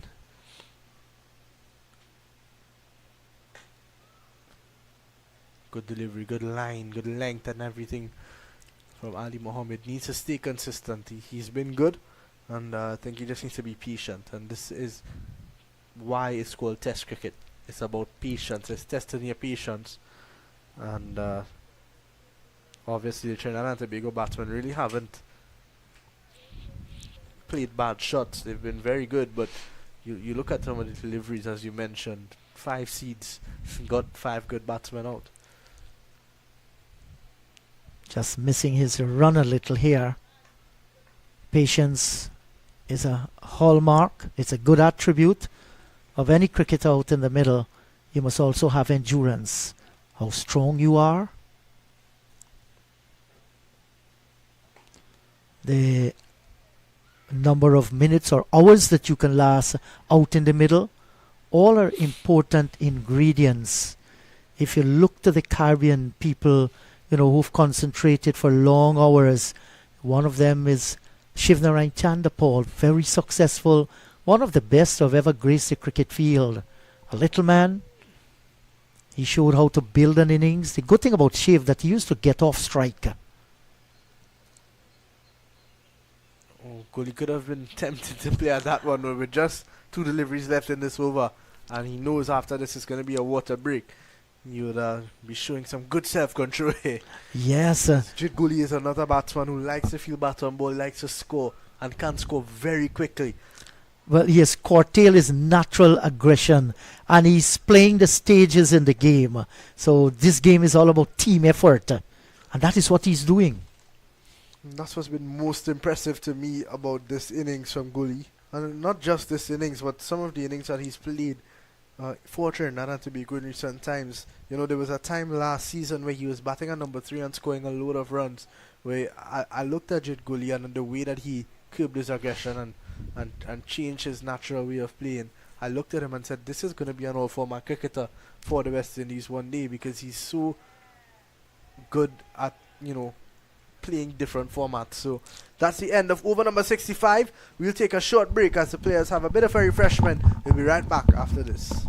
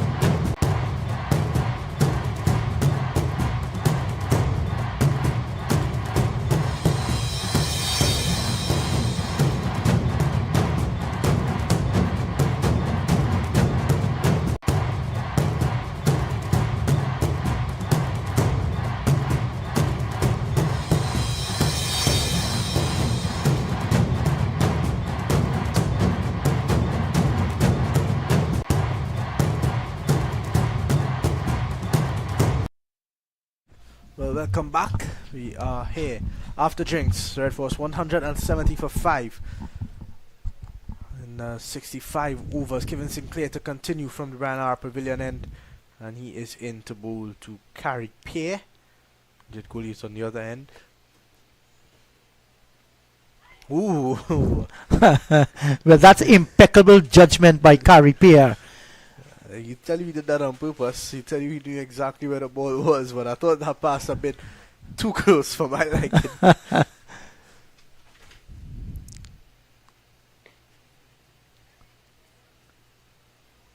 Just pulling back the length of that delivery a little, but nicely covered by the left-hander. And now we are seeing that the silly pointer is going to be placed right in front of his face. Almost a silly mid-off. Gets back and cuts it well. That's going to be 4 runs for Carrie Pear. It's a bit too short from Sinclair on this occasion. Yes, and Macho Nandu might be thinking, what on earth have I done to Kevin Sinclair? You've just put me in that position and you bowl a short delivery. He had to take evasive action. It was a good-looking shot, though. Brave one. Yeah, a lot of players on that offside field as well, so he did well to pick the gap. He's got a backward point, a forward point, an extra cover, and then obviously Nandu at a short leg. Well, in fact, silly mid-off, so Pear did well to find the gap, but Sinclair, that's probably been the one ball that he's bowled off the mark since probably about 3 or 4 overs. He's been finding that area well. And right back on spot there, and Carrie Pear pushing at it a bit, following the turn, and played with soft hands. Yes, had some good turn by the right-handed off-spinner, Kevin Sinclair.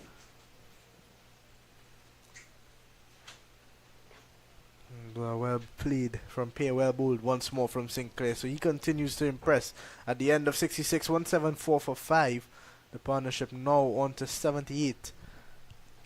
Yes, and it keeps building. And that's the good thing here. You're settled. Just forget about who has to come in, who are in the dugout. You're the ones out in the middle.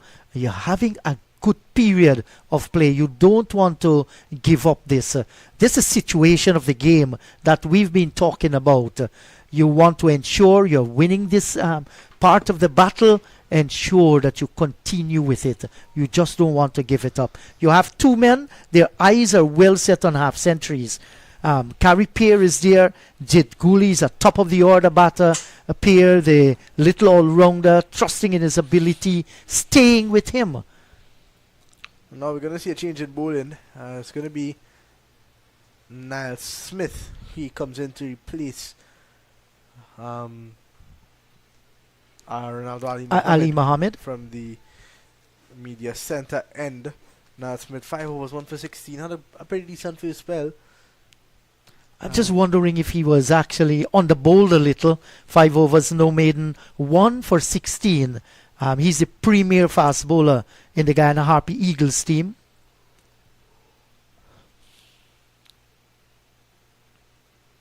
Oh, that Gooley driving a bit at it, and it kept moving away, just taking the outer half of the bat. But gets him a single, no danger really in that. So Gooley, he's up to 38. Both of these batsmen on 38 now. So they're actually matching each other. They're runs per runs. Just about 23 overs after this left in the day's play. Play scheduled to close off at 5:49 once they get those overs in. I don't know how possible that would be to get 23 overs in an hour and a half. It would be an hour and 15 minutes pretty much. You might have to just have a look at that. But oh, that's a beauty from Niall Smith. Edges, and Pear has to go. And Niall Smith has come in and done the business for the Guyana Harpy Eagles. He gets Carrie Pear and he breaks the partnership. Yes, that was beautifully bowled once again by Niall Smith. And Pear just couldn't get the bat. Look at this one here. Lovely delivery, was defending for all his worth, and the movement of the ball outside the line of the off stump took the edge. Another good catch by Imlach. So the trick has worked here for Tevin Imlach. Just when he needed a wicket, he called on his ace fast bowler and he has delivered the goods. Yeah, 100%. It was a good delivery. It started tailing back in, and Pear had to just bring his back in time. Didn't get in line with the ball enough, and then took the outside edge. So he has to go for well played 38. He did his job. He's come in and he's rebuilt the innings and put them into a better position with Jed Gully. But that brings Terence Hines to the crease. And I'm going to be very interested now to see how Terence Hines approaches this innings. Does he go about it the way he usually goes about it and try to score quickly and put the bowlers on the back foot? Or does he bat around Jed Gully and try to just stick around and battle the rest of the day? Well, it is left to be seen what kind of character is Terence Hines. We know he likes to go out there and lick the ball. He's very aggressive, but sometimes you have to play in accordance to what the team is asking you to do.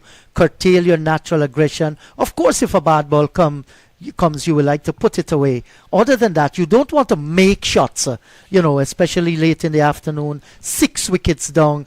Gully is batting good out in the middle. You want to lend support. And I'm sure he has within him the ability to play every ball on its merit. Yeah, 100%. And with that, Tevin Imlach is going to go on the attack. 3 slips now for Niall Smith. And Hines up to face his first delivery. Was a little bit tentative there, but in the end he got bat onto ball and walks away. He's gathering concentration there, Terence Hines. So Guyana has gotten their wicket that they badly needed to break that partnership, getting the wicket of Harpy for 38, caught by Tevin Imlach. That's the third wicket, a third catch taken by Imlach behind the stumps. So he's having a good day, pretty decent, and why not? He's a West Indian keeper. When you come down to regional level, you want to ensure a high-class performance.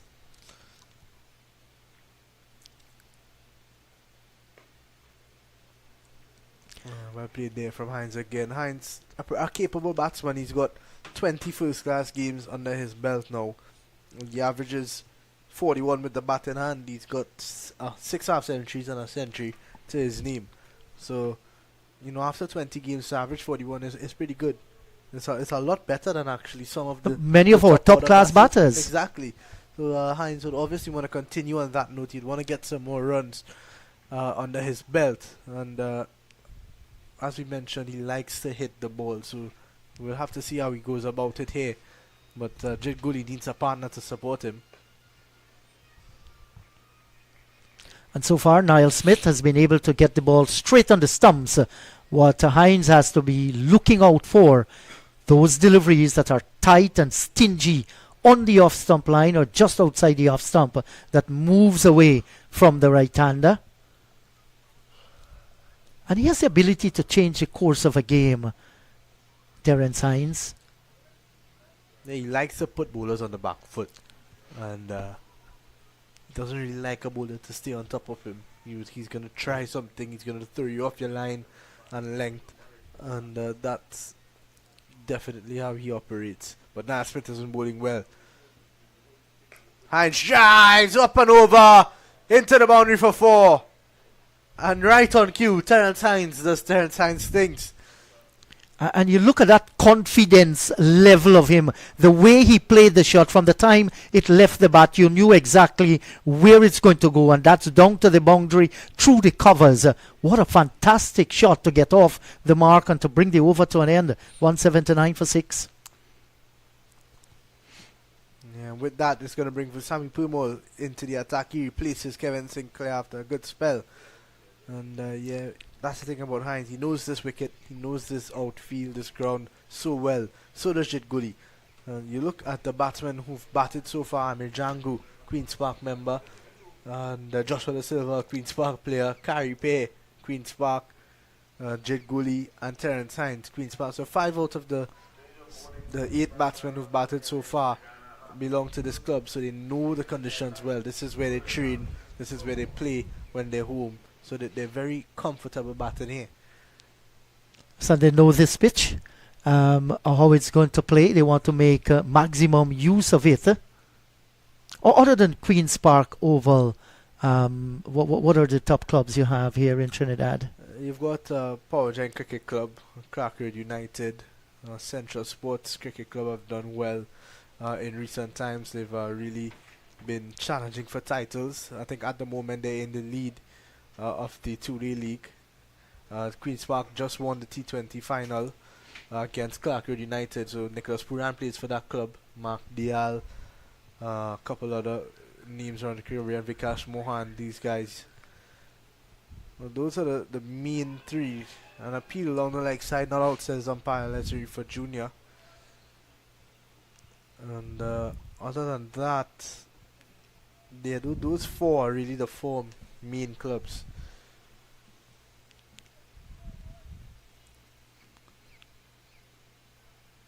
And it's good to see that the top clubs in Trinidad and Tobago maintain that tradition, competing against each other, producing cricketers.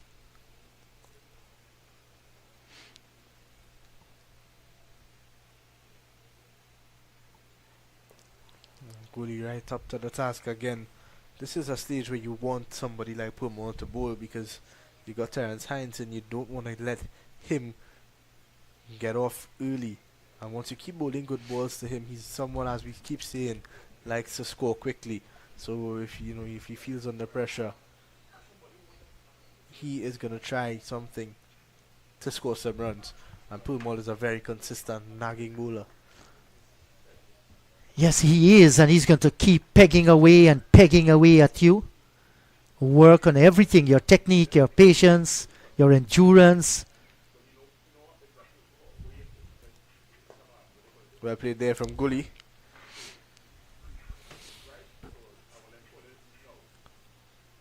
Terence Hines is going to face up to Visami Pumol for the first time.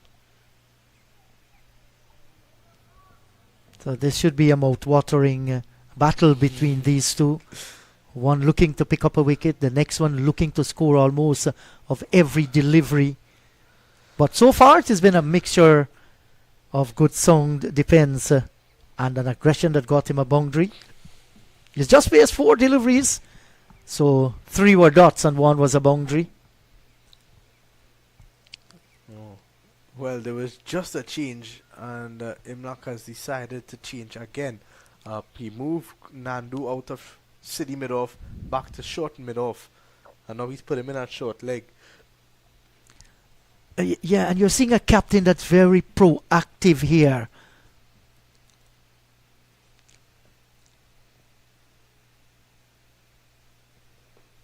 There are just a few moments I felt could have been a little bit more aggressive, especially earlier on with those 2 gullies and 3 slipper. But he's out in the middle, thinking the best. And he's not just out waiting for things to happen. He wants to make things happen, Devin Imlak. Well played there from Hines, well bowled from Pumol at the end of over number 68, 180 for 6. Trinidad and Tobago Red Force will be looking for another partnership now. I think if I'm at Emirates, I want these two to take me to 250. And then if a wicket falls, then I want James to come out and take me to 300 and then keep going from there. But at the moment, I think the plan would be to get to 200, the short-term goal, without losing another wicket. Yes, so you go after your innings in these little parcels of runs, maybe 20 and then another 20, and you keep building it. This is the first season for Riyad Emrit as coach of the Red Force team, and I thought that he has done well this season, except that defeat to the hands of, well, they didn't lose a match. Yeah, they lost the match against the Jamaica squad. Right, the Jamaica, that's right, the last round. Except that, I thought that he has done a pretty good job with the team. And you can't blame a coach as well when a team loses, especially a team like Red Force, which I think is a very balanced team. So he has done well, Riyad Emrit. Yeah, you know, you speak to the players, you speak to the managers. We heard in the interview with Sebastian Edwards, Red Force manager, early this morning. Riyad Ahmed has brought a different vibe to the team. He's changed the energy. He's changed the culture of the team. And win, lose or draw, they stick together as a team. And that's what's been important to their success in this competition. That's why they are now in a position where they're just a step away from winning. Driven from goalie, what Nando does well. And you know, you look back at the time before where David Furlong was in charge. He, take nothing away from him, he was an excellent coach as well. He got the best out of some of these players, but he wasn't able to take them over that final hurdle.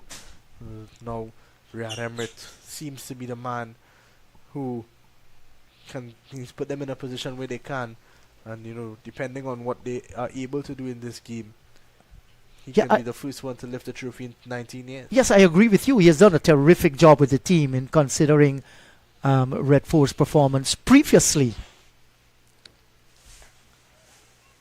So he's going to feel very happy. The thing is that you must have that progression. You want your coach to stick around with you for a while. You're not going to chop and change frequently because he has his own plan. He's working with that, and so far it has worked for them. Like you said, they can very well win this tournament after almost 2 decades. Yep.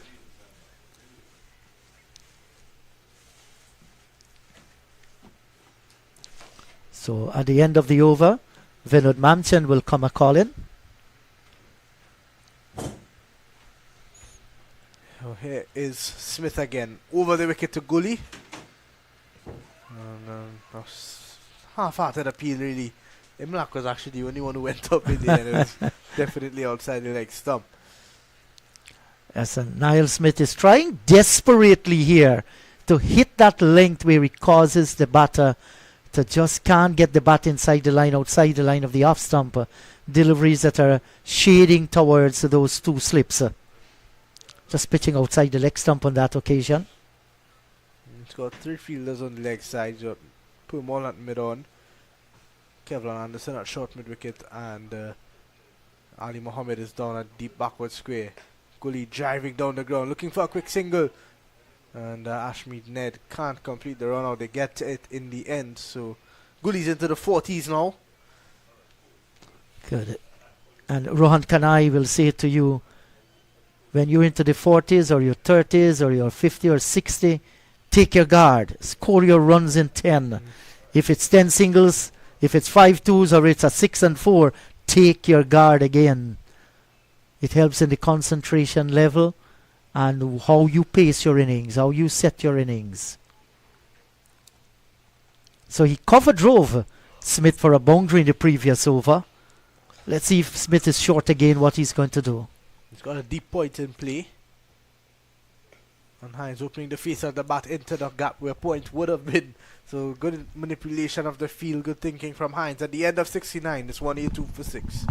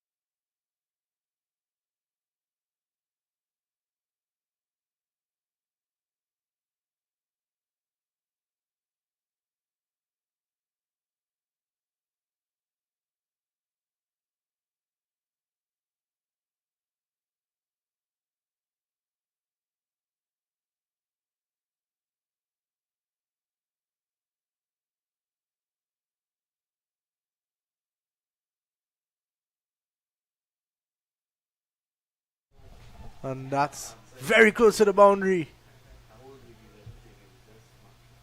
And that's 3 runs for Gully. So he moves on to 43 runs for the Trinidad and Tobago Red Force.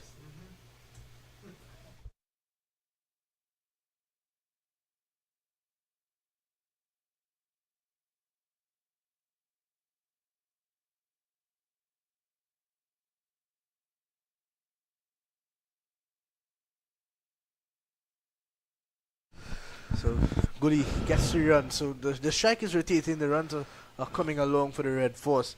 Hines is a guy who likes to score, and that's the sort of impetus he's brought into this innings for the Red Force since he's come in. That's positive play, 6 from 8, positive play. We saw that in the last game against Jamaica. I think he remained unbeaten in that defeat. And take nothing away from Harpy, 38 well-played runs. It's given Trinidad and Tobago something to work with here. Yeah, it was an important innings. He came in with the score 96 for 5. So Gordon Pears found 2 more of his birds flying across. What it is this guy has with all these birds? It's a question only Gordon Pear can answer.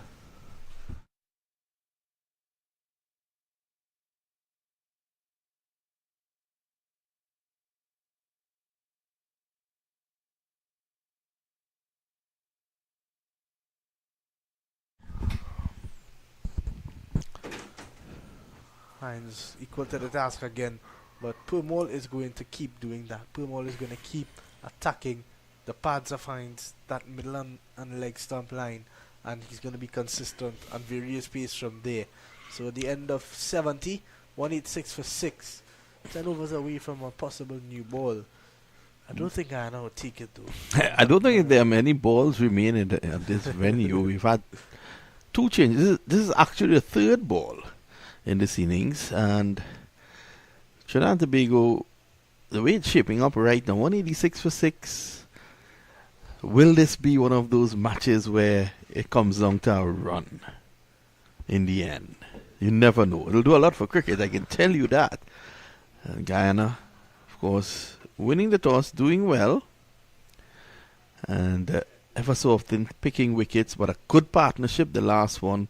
So much on the shoulders of Jid Gully. That's well played. And a good single, good running between the wickets from Gully and Hines there. Almost too well played that it could have landed him in problems.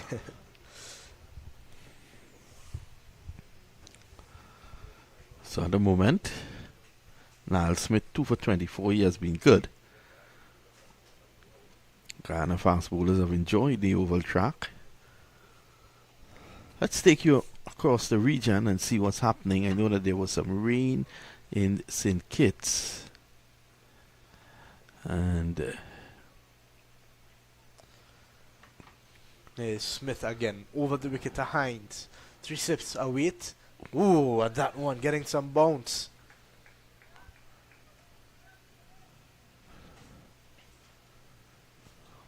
Run negotiated from Hines in the end, but cricket analyst Dave Passad is saying 220 is plenty. I feel like Dave Passad has had a beverage or 2 for the day, man. Oh, 220 on a wicket like this. Probably 3 or 4. This wicket becomes pretty easy to bat on. I think the fast bowlers have seemed the most dangerous to me because of their ability to get the ball to the rise, but down the ground from Hines, 4 runs. Masterful. And that's it. He's fighting fire with fire. He just got one that hit him on the gloves. What and about he's almost hit Niall Smith? What about Taylor? Look where Taylor ended up. Look where Taylor ended up 2 pitches away, giving the signal that it was a 4. Look at this. And there goes good old Taylor. So 4 runs to the total. 4 runs to Terence Hines. He's on to 10. And Chris Taylor had to take evasive action there. But when the ball got past him, I don't know why he kept running. I think it was... wasn't going to come back. Probably PSD. Good old Taylor. He's not going to be struck. Let's see what's happening across the region. Hines uppercut, 4 runs. Terrence Hines is not backing down here. He's got a short ball and played it over where a short fine leg would have been. Terrell Hines loves that shot. Listen to this. Across at the University of the West Indies in St. Augustine, combined campuses and colleges responding to Jamaica's score of 133, 150 for 2. Johan Jeremiah is 69 not out. He's the captain. Damel Evelyn for 1 Seafield, 9 Kieran Powell. He didn't get off today. 2 Shakir Paris, 61 not out. Yeah, you look at Johan Jeremiah, he scored 100 in the last game against the West Indies Academy. He's 60 odd unbeaten now. He is really staking a claim for himself at this level of the game. Shakir Paris as well. He's been scoring runs consistently for CCC since the Super 50 back in November 2024 and continues to score runs now. We're going across to Coolidge after this delivery. And Hines rotating the strike. This is excellent from Terrence Hines. It's brought a lot of positivity to the play. And at this point in time, across there at Coolidge, Winward's bowled out for 106. The West Indies Academy 120 for 3. Akeem Auguste, he got 6. Justin Jagisar finally amongst the runs, he got 42. And Becky Joseph was run out for 29. Teddy Bishop is there on 16, not out. Carlton Bowen Tuckett is not out on 13. So, good to see young Jagisar in the runs and Joseph continuing to score as well. That 29 could have well been a 50 if he wasn't run out. He's been in good form. So, good he gets a single. Another guy who I've been very happy to see in the runs this year is Callum Bowen Tuckett. He's always been a player who could get to 20 or 30 and he always struggled to carry on, but he's been able to carry on quite a few times in this competition. Got his maiden first class 100 against Barbados at Kensington Oval, which is no easy feat. So congratulations to Tux and continue to wish him all the best. Michael Louis got 2 today in the game against the Barbados Pride. Lee was at 129 for 4. So 2 to Michael Louis. Kadeem Henry, 27. Casey Carty finally getting some runs. He's on 55. Well, he was dismissed for 55. Karima Gore, 22. Justin Graves is on 3 not out. And your good friend, Joel Andrew, is on 8 not out. Carty got some runs in the last innings, in the last game as well. So he's getting himself back into form at the right time. Very important. You near, a couple of test series later on in the year for the West Indies. Carty has been batting at 3 on that test team for a bit now. That's a man you want in form. Your number 3 batsman is so important to your team. And Guyana's number 3 at the moment is Kevlin Anderson. Well, he has been a run machine in this series, Kevlin Anderson. Yeah, I think you look at that West Indies team, you look at, guys who can possibly break in. There's obviously the talks about, the big talk is who's going to captain the team. But I think Kevlin Anderson sneaks into that team for me. The way that he's batted, you need to give him a chance. Yeah, the type of innings that he's played on several occasions, he's been at it constantly for Guyana. You look at the newspaper every morning, you see his name. Even when there's no cricket playing, his name is still there. Yep. Well, tomorrow in Trinidad and Tobago, it's a big day for schools cricket. It's the semi-finals of the Intercall. You can catch all the action on Cricket 360. Speaking about Intercall and secondary school, one name comes to mind. Timothy Surge Bally. Good old Timmy dominated schools cricket at Princess Tong. That was a star-studded team back in the day. William Perkins, Timmy Surge Bally, Rondell Ramlochan, Atiba Alert. Some big players. Came through Dave Mohammed. These guys dominated Intercall and the secondary schools cricket down there. And Timmy, who now resides in the United States, has over 50 centuries there. Swept away! Don't even bother running. That's 4 runs. Jid Gully hit that one very hard. And he's now moved on to 49. He's 1 away from another first-class half-century.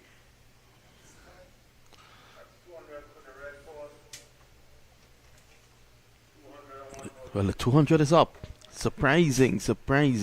After they were struggling early on. Testament to the work of this man, Jid Gooley. And of course, just before Tero Hines came in, the work of that man, Carrie Pear. And there it is. That's first class half century number 3 for Jid Gooley. And let me tell you something. When Jid Gooley gets to 50, he usually converts. He's got 3 half centuries now and 3 centuries.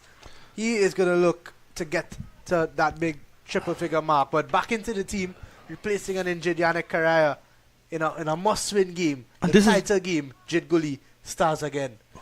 50 runs in a title game is worth 100.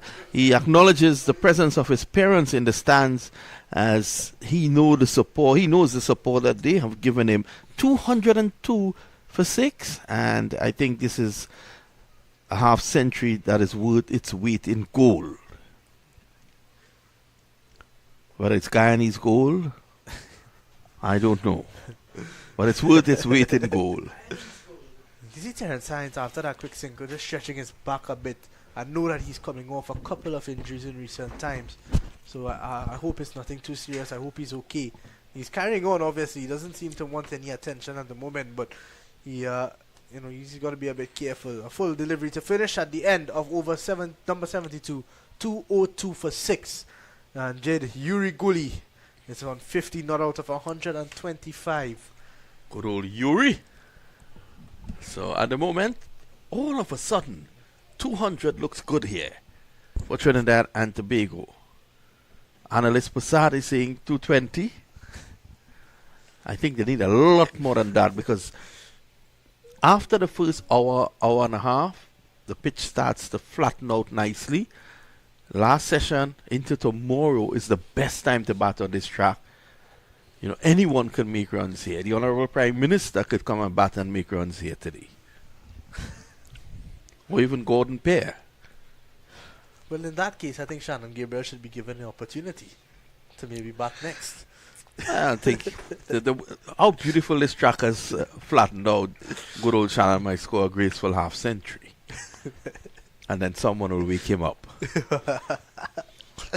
There's going to be an announcement. He's changed his angle now. He's going to go round the wicket to Gooley. And Gooley opens the face nicely. That's wonderfully played. Played it late and opened the face where there's a gap. There's no backward point. There's a deep point on the boundary. So it becomes easy for Gooley to get off strike. Well, as the great Rohan Kanhai would say, Gooley should just retake his guard and consider that his first run. Trinidad and Tobago, they've fought back here. This is good to see. They've added 100 runs for the loss of the last wicket. But they were 5 down for 98.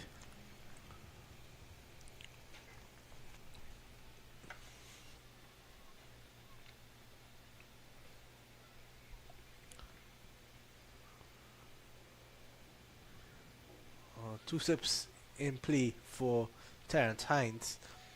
And the gully is now moved into backward point. There's a third man, a deep cover, a short cover, an extra cover, a mid-off, and a mid-on. Just so one fielder on the leg side. Plenty cover. Work with a plan.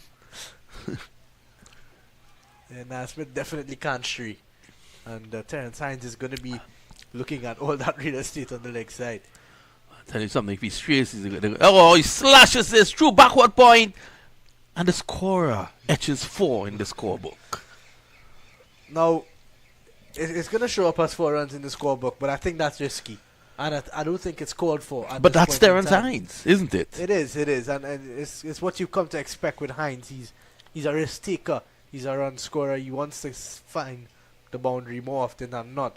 But you've got a deep point and a third man. What's the story with this guy and these birds? And you ask him to name anyone, he has no information. Good old Gordon Pear. Man from Diego Martin. Here is Naismith again. Hines taking a step across, driving again. But straight to Nandu. Looks good there, Terence Hines. Only mistake was that he picked out Nandu. It's a beautiful shot. Real good shot. See Kimo Paul there at first slip. He might have a spell. I'm almost sure He he's should. going to bowl again before the end of the day. There's about 17 and a half overs left in the day's play. I don't think we get all that. Well, we're allowed to go up until 6 o'clock. The lights could switch on. We'll have to see. But with the fast bowlers bowling, time is of essence, and Hines left this one. There goes Terrell Hines. The same delivery, the same width in which he was playing shots all the time. He decides, I will leave this one. What a champion player. I always like the positivity that comes with Terrence Hines. Whether it's ball in hand, bat in hand. That is the way the man plays. Yeah, he comes out with good energy. And if we take a look at some...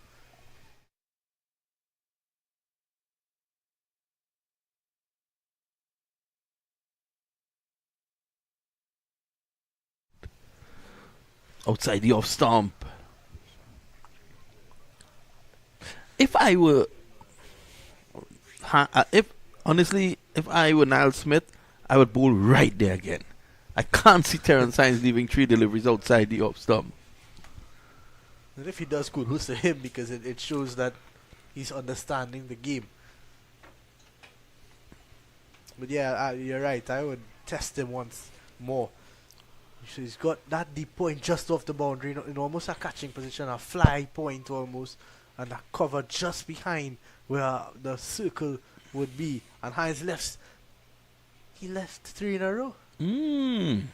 Is this a new and improved Terrence Hines? Good thinking though from Niall Smith. End of the over, the latest score at the Mecca of cricket in Trinidad. It's 207 for 6. And there's Inderjeet Prasad. Inderjeet Prasad, our Guyanese commentator.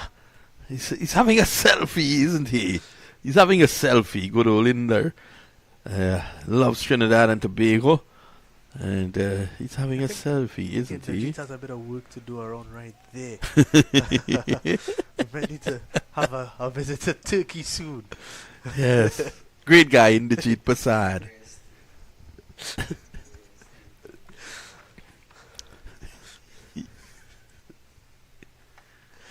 It's going to be Pumwall again from the Branara Pavilion end. Yeah, Isaiah Thorne just brought something out. He's in a fluorescent green, reminiscent of Carnival Monday here in Trinidad. Green seems to be his colour. Looks good on him. I think he should stay in that colour. My good friend Isaiah Thorne. Here is Pumwall again. Round the wicket this time to Gully.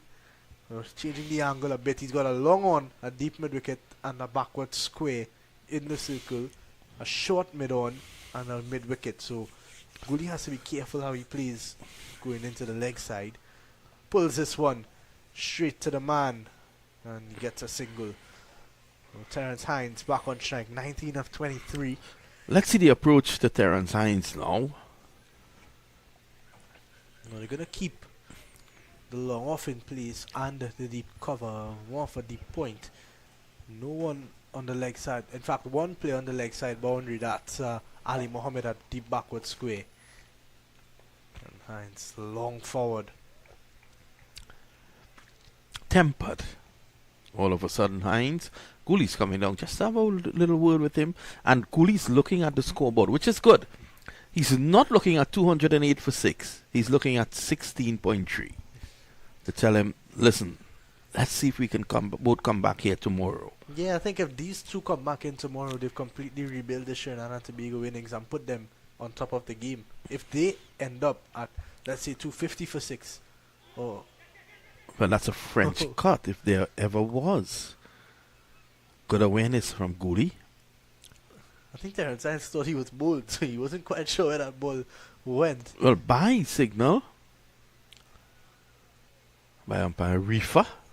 I'll have to look at that again. I was almost sure that Terrence Hines got some bat on that. I think he's telling umpire Rifa that. After this ball. Over left from Gully. Let's have a look at that again. In fact, it was off Imlak's gloves. Imlak has done a great job wicket keeping this season. I think Imlak has done a great job on all three cylinders, keeping, batting, and captaining the team. Yeah, I think he's led by example. It's really come of age.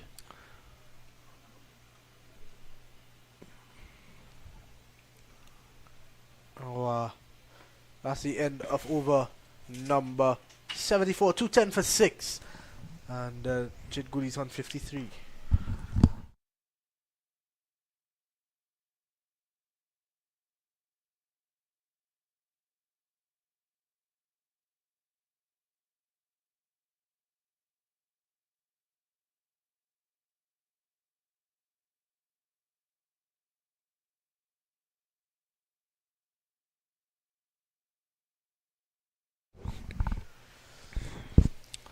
So 210 for 6 at the moment. It's going to be Ronaldo Ali Mohammed.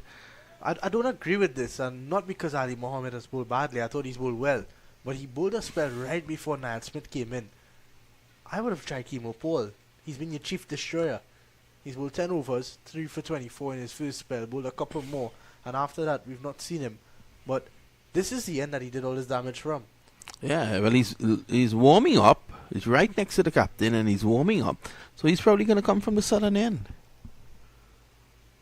I think Ali Mohammed may just come in here and be a changeover for Purmol to probably switch ends.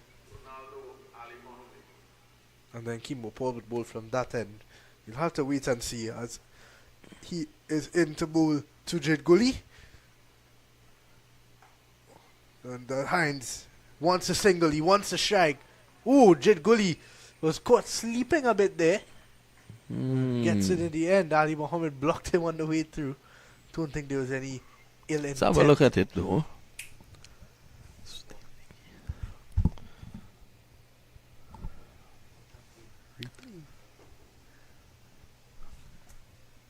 Come off your phone.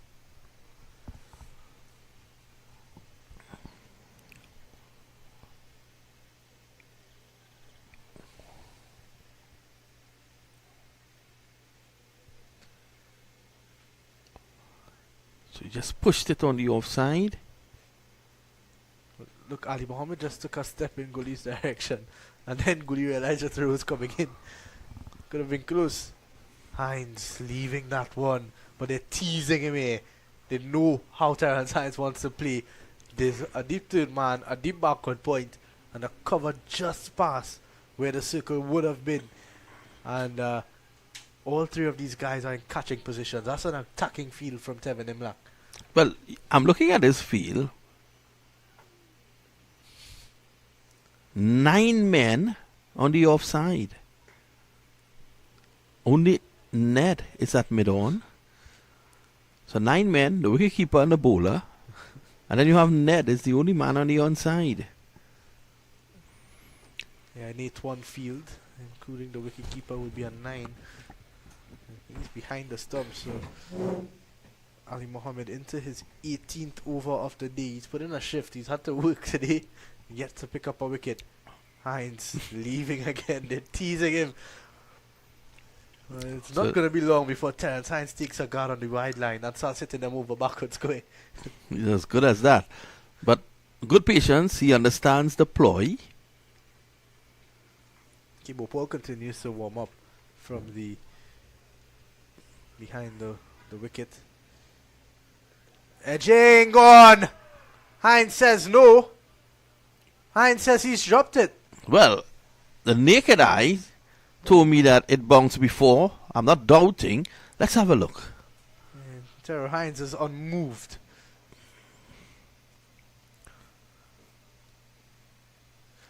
That's tough. That's really tough. To me, it looked like it bounced. To me, it's looking as if it bounced. Let's have a look. A closer look. Oh, come on. I think that bounced. Yeah, I don't think that should be given out. Terrence Hines is still around. And good decision by the umpire. Yep, not out says the umpire, so he's made the right decision. Let's go and let's have a look again. There was Hines edging.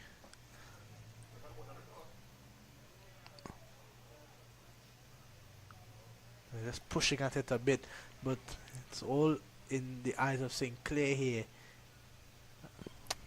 It's tough. It's very tough, but I think just got his fingers in a tangle. Didn't really get it under the ball in time. You can't blame Sinclair though. In the heat of the moment, he would have thought that it was a catch, but I think he would have had to have had fingers as long time to wrap it under that ball.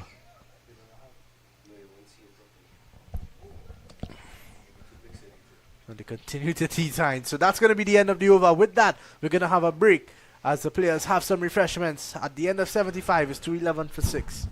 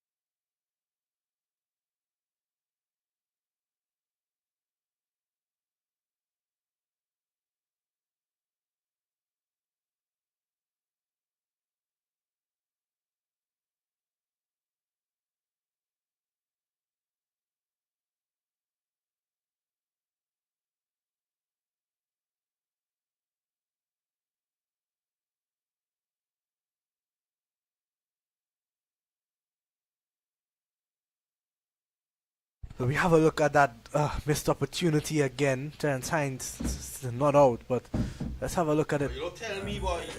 Tell me what production, boy. What you did? Nah, catch it. Drop. It's very tough to see.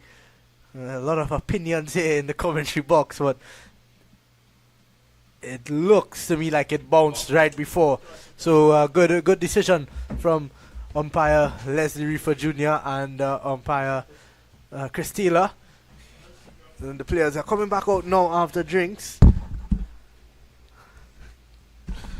2:11 for 675 overs. Jid Gooley's on 54. Terence Hines lives to fight another day. Yeah. He's on 19. Great work by our producer Aidan there. Just showing that the umpires were right in their decision. So I don't think our producer enjoyed that. He looks upset. He wanted that catch to be taken.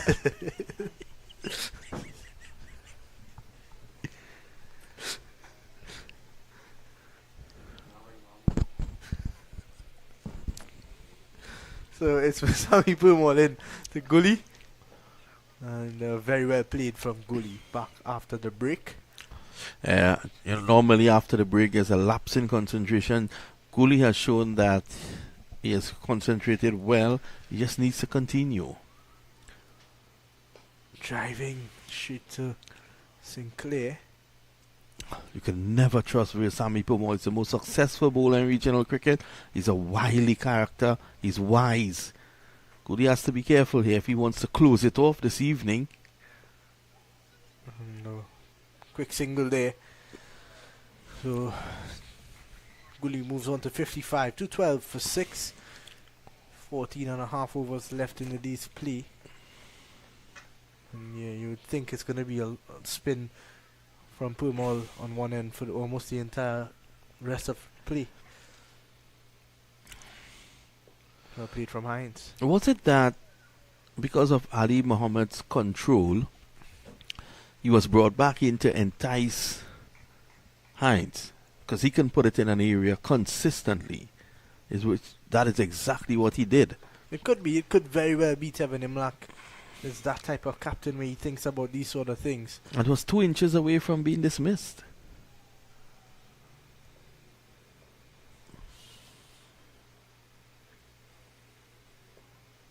Good over from Pumol at the end of over number 76, is it?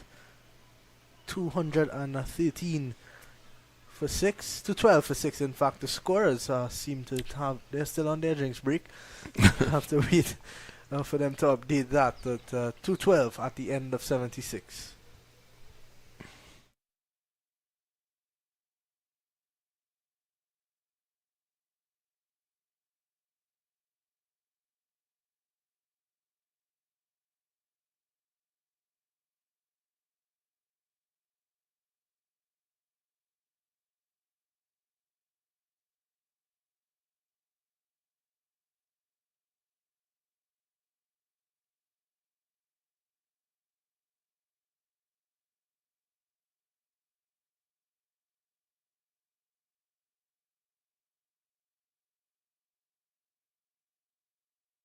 One.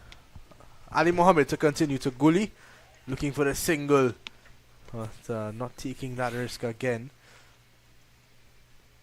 Niall Smith seems to be getting warm. Kimo Paul was also getting warm. The only player that doesn't seem to be getting warm at the moment is Isaiah Thorne. Thorne has got a nice walk up all the time. So he's keeping warm. He's been up and down the step all day. You need to take him. You need to take him. He's a good friend. You need to take him to Woodbrook to get some of the nightlife and, of course, the food. You know, as I said earlier, he's a guy that loves a beverage, but more importantly, he loves a meal. Doesn't skip a meal. He's a very fit cricketer, though. Moves very quickly. As a lot of guys around the Caribbean knows, he moves very quickly, and he's young. He's explosive. He's expressive with the bat as well. Can hit a long ball. He's definitely one to look at the upcoming Breakout T20 League that starts on April 25th and ends on May 10th. A lot of players involved in this game here are players you'd see in that upcoming tournament. Ashmead Ned being one of them, Kevin Sinclair, Matthew Nandu, Ali Mohammed, Gully, Django, Kamil Puran, Thorne. All of these guys would be involved.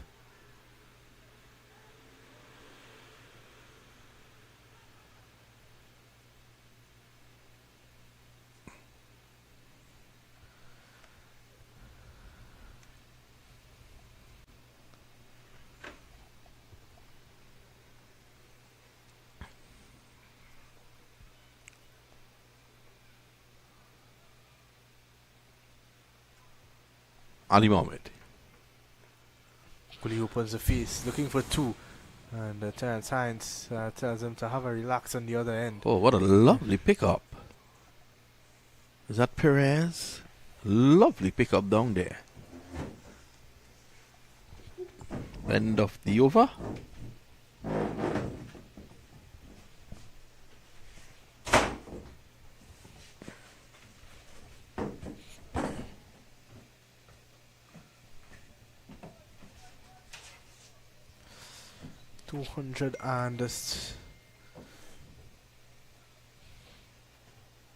The scorers just catching up there after that last over. 213 for 6. Gully retains the strike. He's on 54. Purmore to continue. Ali Mohammed has bowled well. 19 overs for 34 runs. Less than 2 runs on over. That's excellent. And he was just inches away from getting Terence Hines sent back to the pavilion.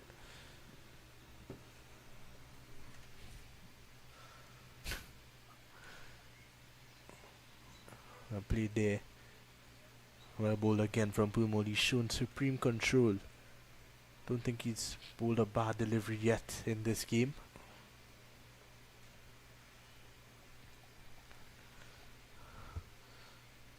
Gully looking to sweep across the line. Not out, says umpire Leslie for Jr. Let's have a look at that again. I think it was outside the line of the leg stump, and that's what might have saved Gully.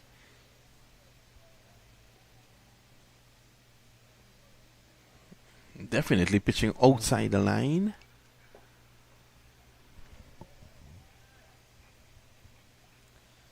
So, backward square, deep square leg, a short mid on, a long on, and a short mid wicket on the leg side. 5 fielders on the leg side for Gully.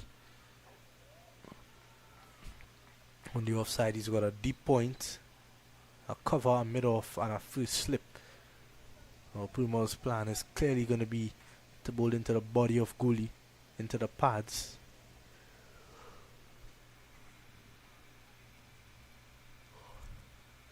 Gully looking to sweep again. Not out again, says umpire Leslie Reefer. Let's have a look once more. Gully starting to open up a bit, and I think he knows it's outside leg. So he knows if he picks up with it, he could get an easy run or 2, or even 4, depending on how fine he hits it. Purmore working out a nice little area here. At the end of over number 78, 213 for 6.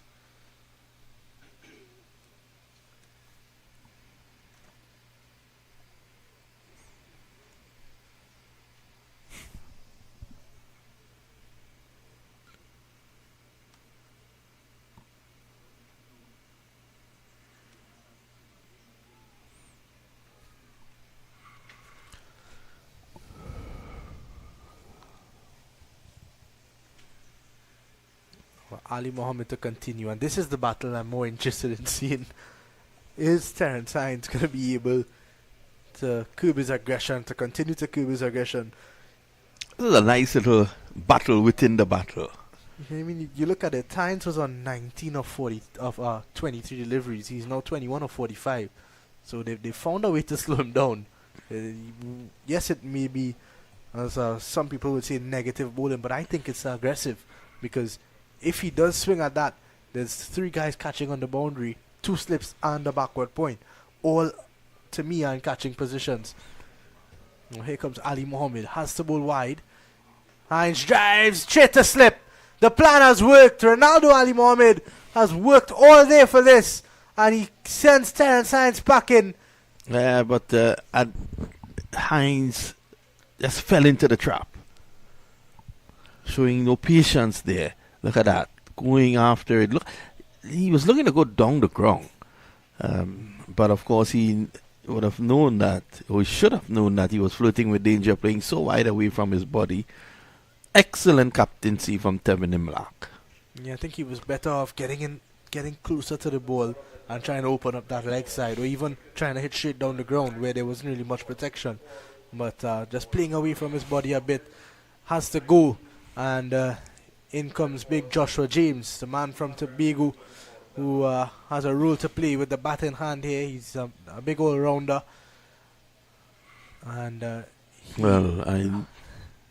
this point in time, Marcus Daniel out of Tobago will be looking for the biggest television to look at this innings. He's a big fan of James. James, the man from Wim.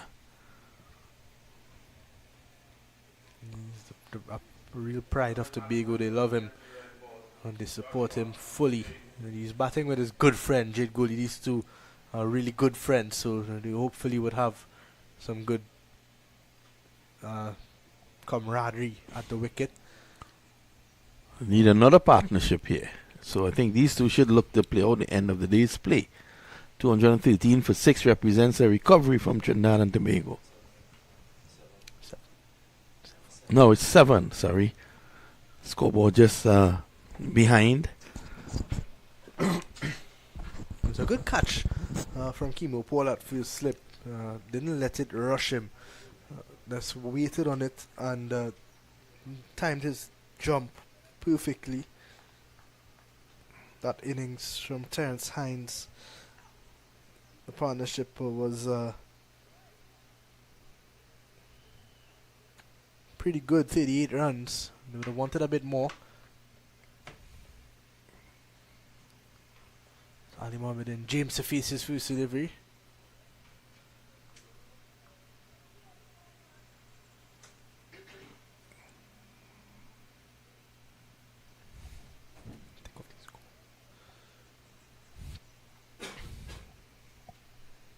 .213 for 7. 11.4 overs left in the day's play. Now they've gone on a very similar plan to James. Now they've just brought in one extra fielder into the leg side now. That's a man who was at backward point.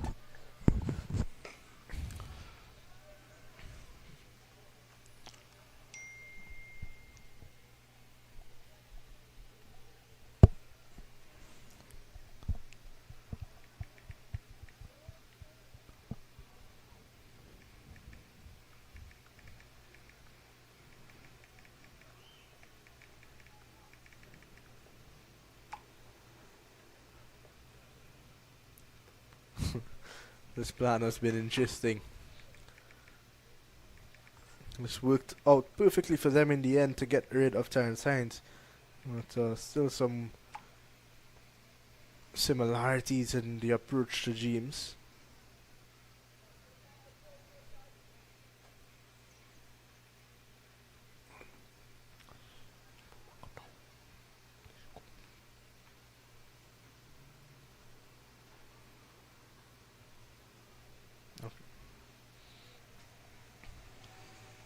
Oh, 5:30 the time here.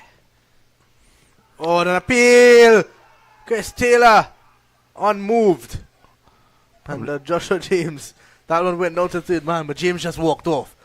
And Jid Gully, unfortunately, not getting back on strike. Let's look at it again. Ooh, pretty close. Could have been doing too much in the end. Yep. Umpire's in the best position, but it did look close. Let's have a look at it once more.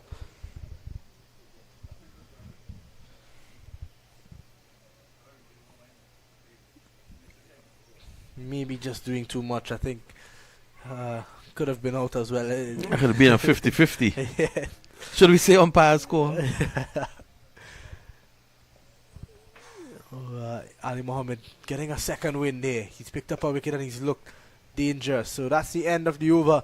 At the end of over number 80. It's 213 for 7.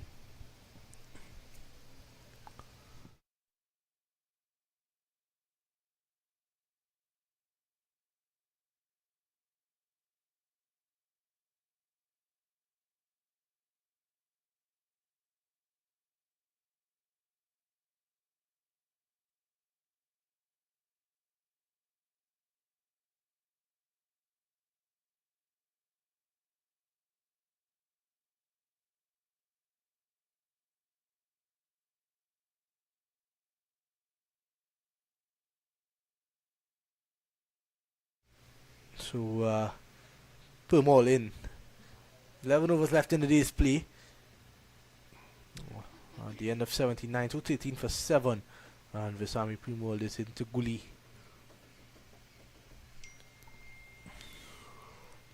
Had a couple of peels in the last over.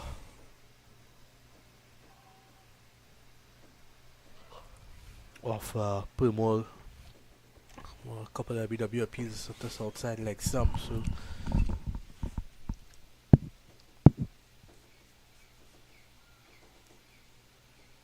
working this one away. Gully for a single brings James onto strike. He's gonna have his work cut out against Purmore here.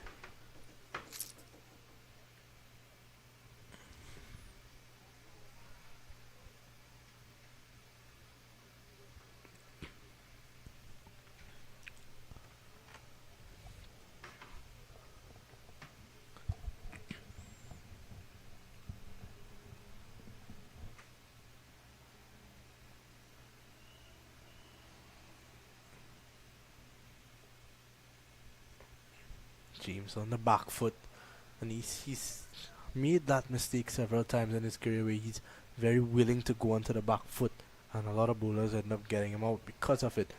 He's very reluctant to go forward. And he has to be careful, has to be mindful of what Purmall wants to do to him. Gets forward this time. He's a big guy with a long reach. And once he gets forward, he does pretty well. He's able to cover the ball.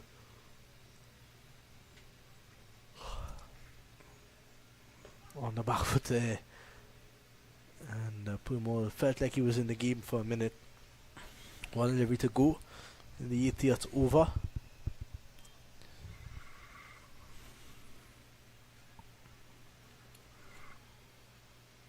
And the James defense. It's getting pretty dark though, and it's probably a good time to invite Inderjeet Prasad to come and join you, Liam, as you guys take it through to the end of play.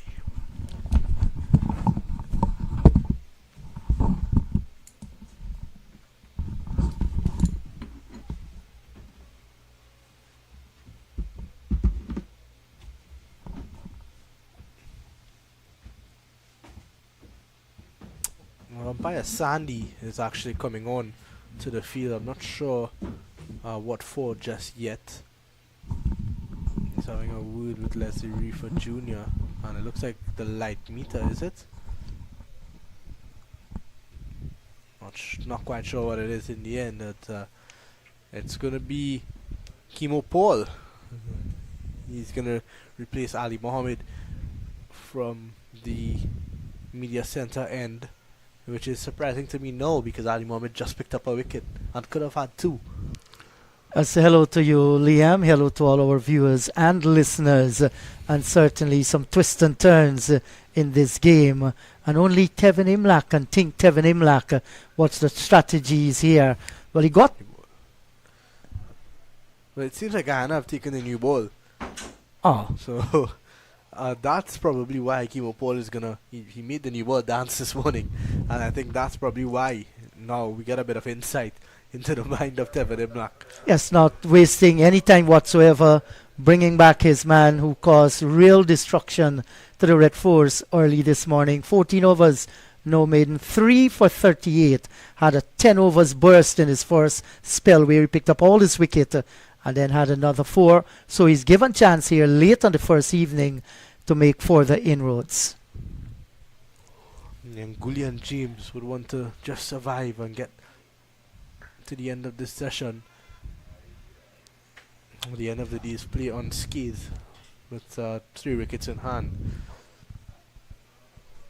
So this is the 81st over being bowled today.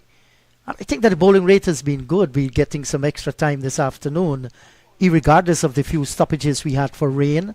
That's primarily due to the spinners that Guyana has at their disposal.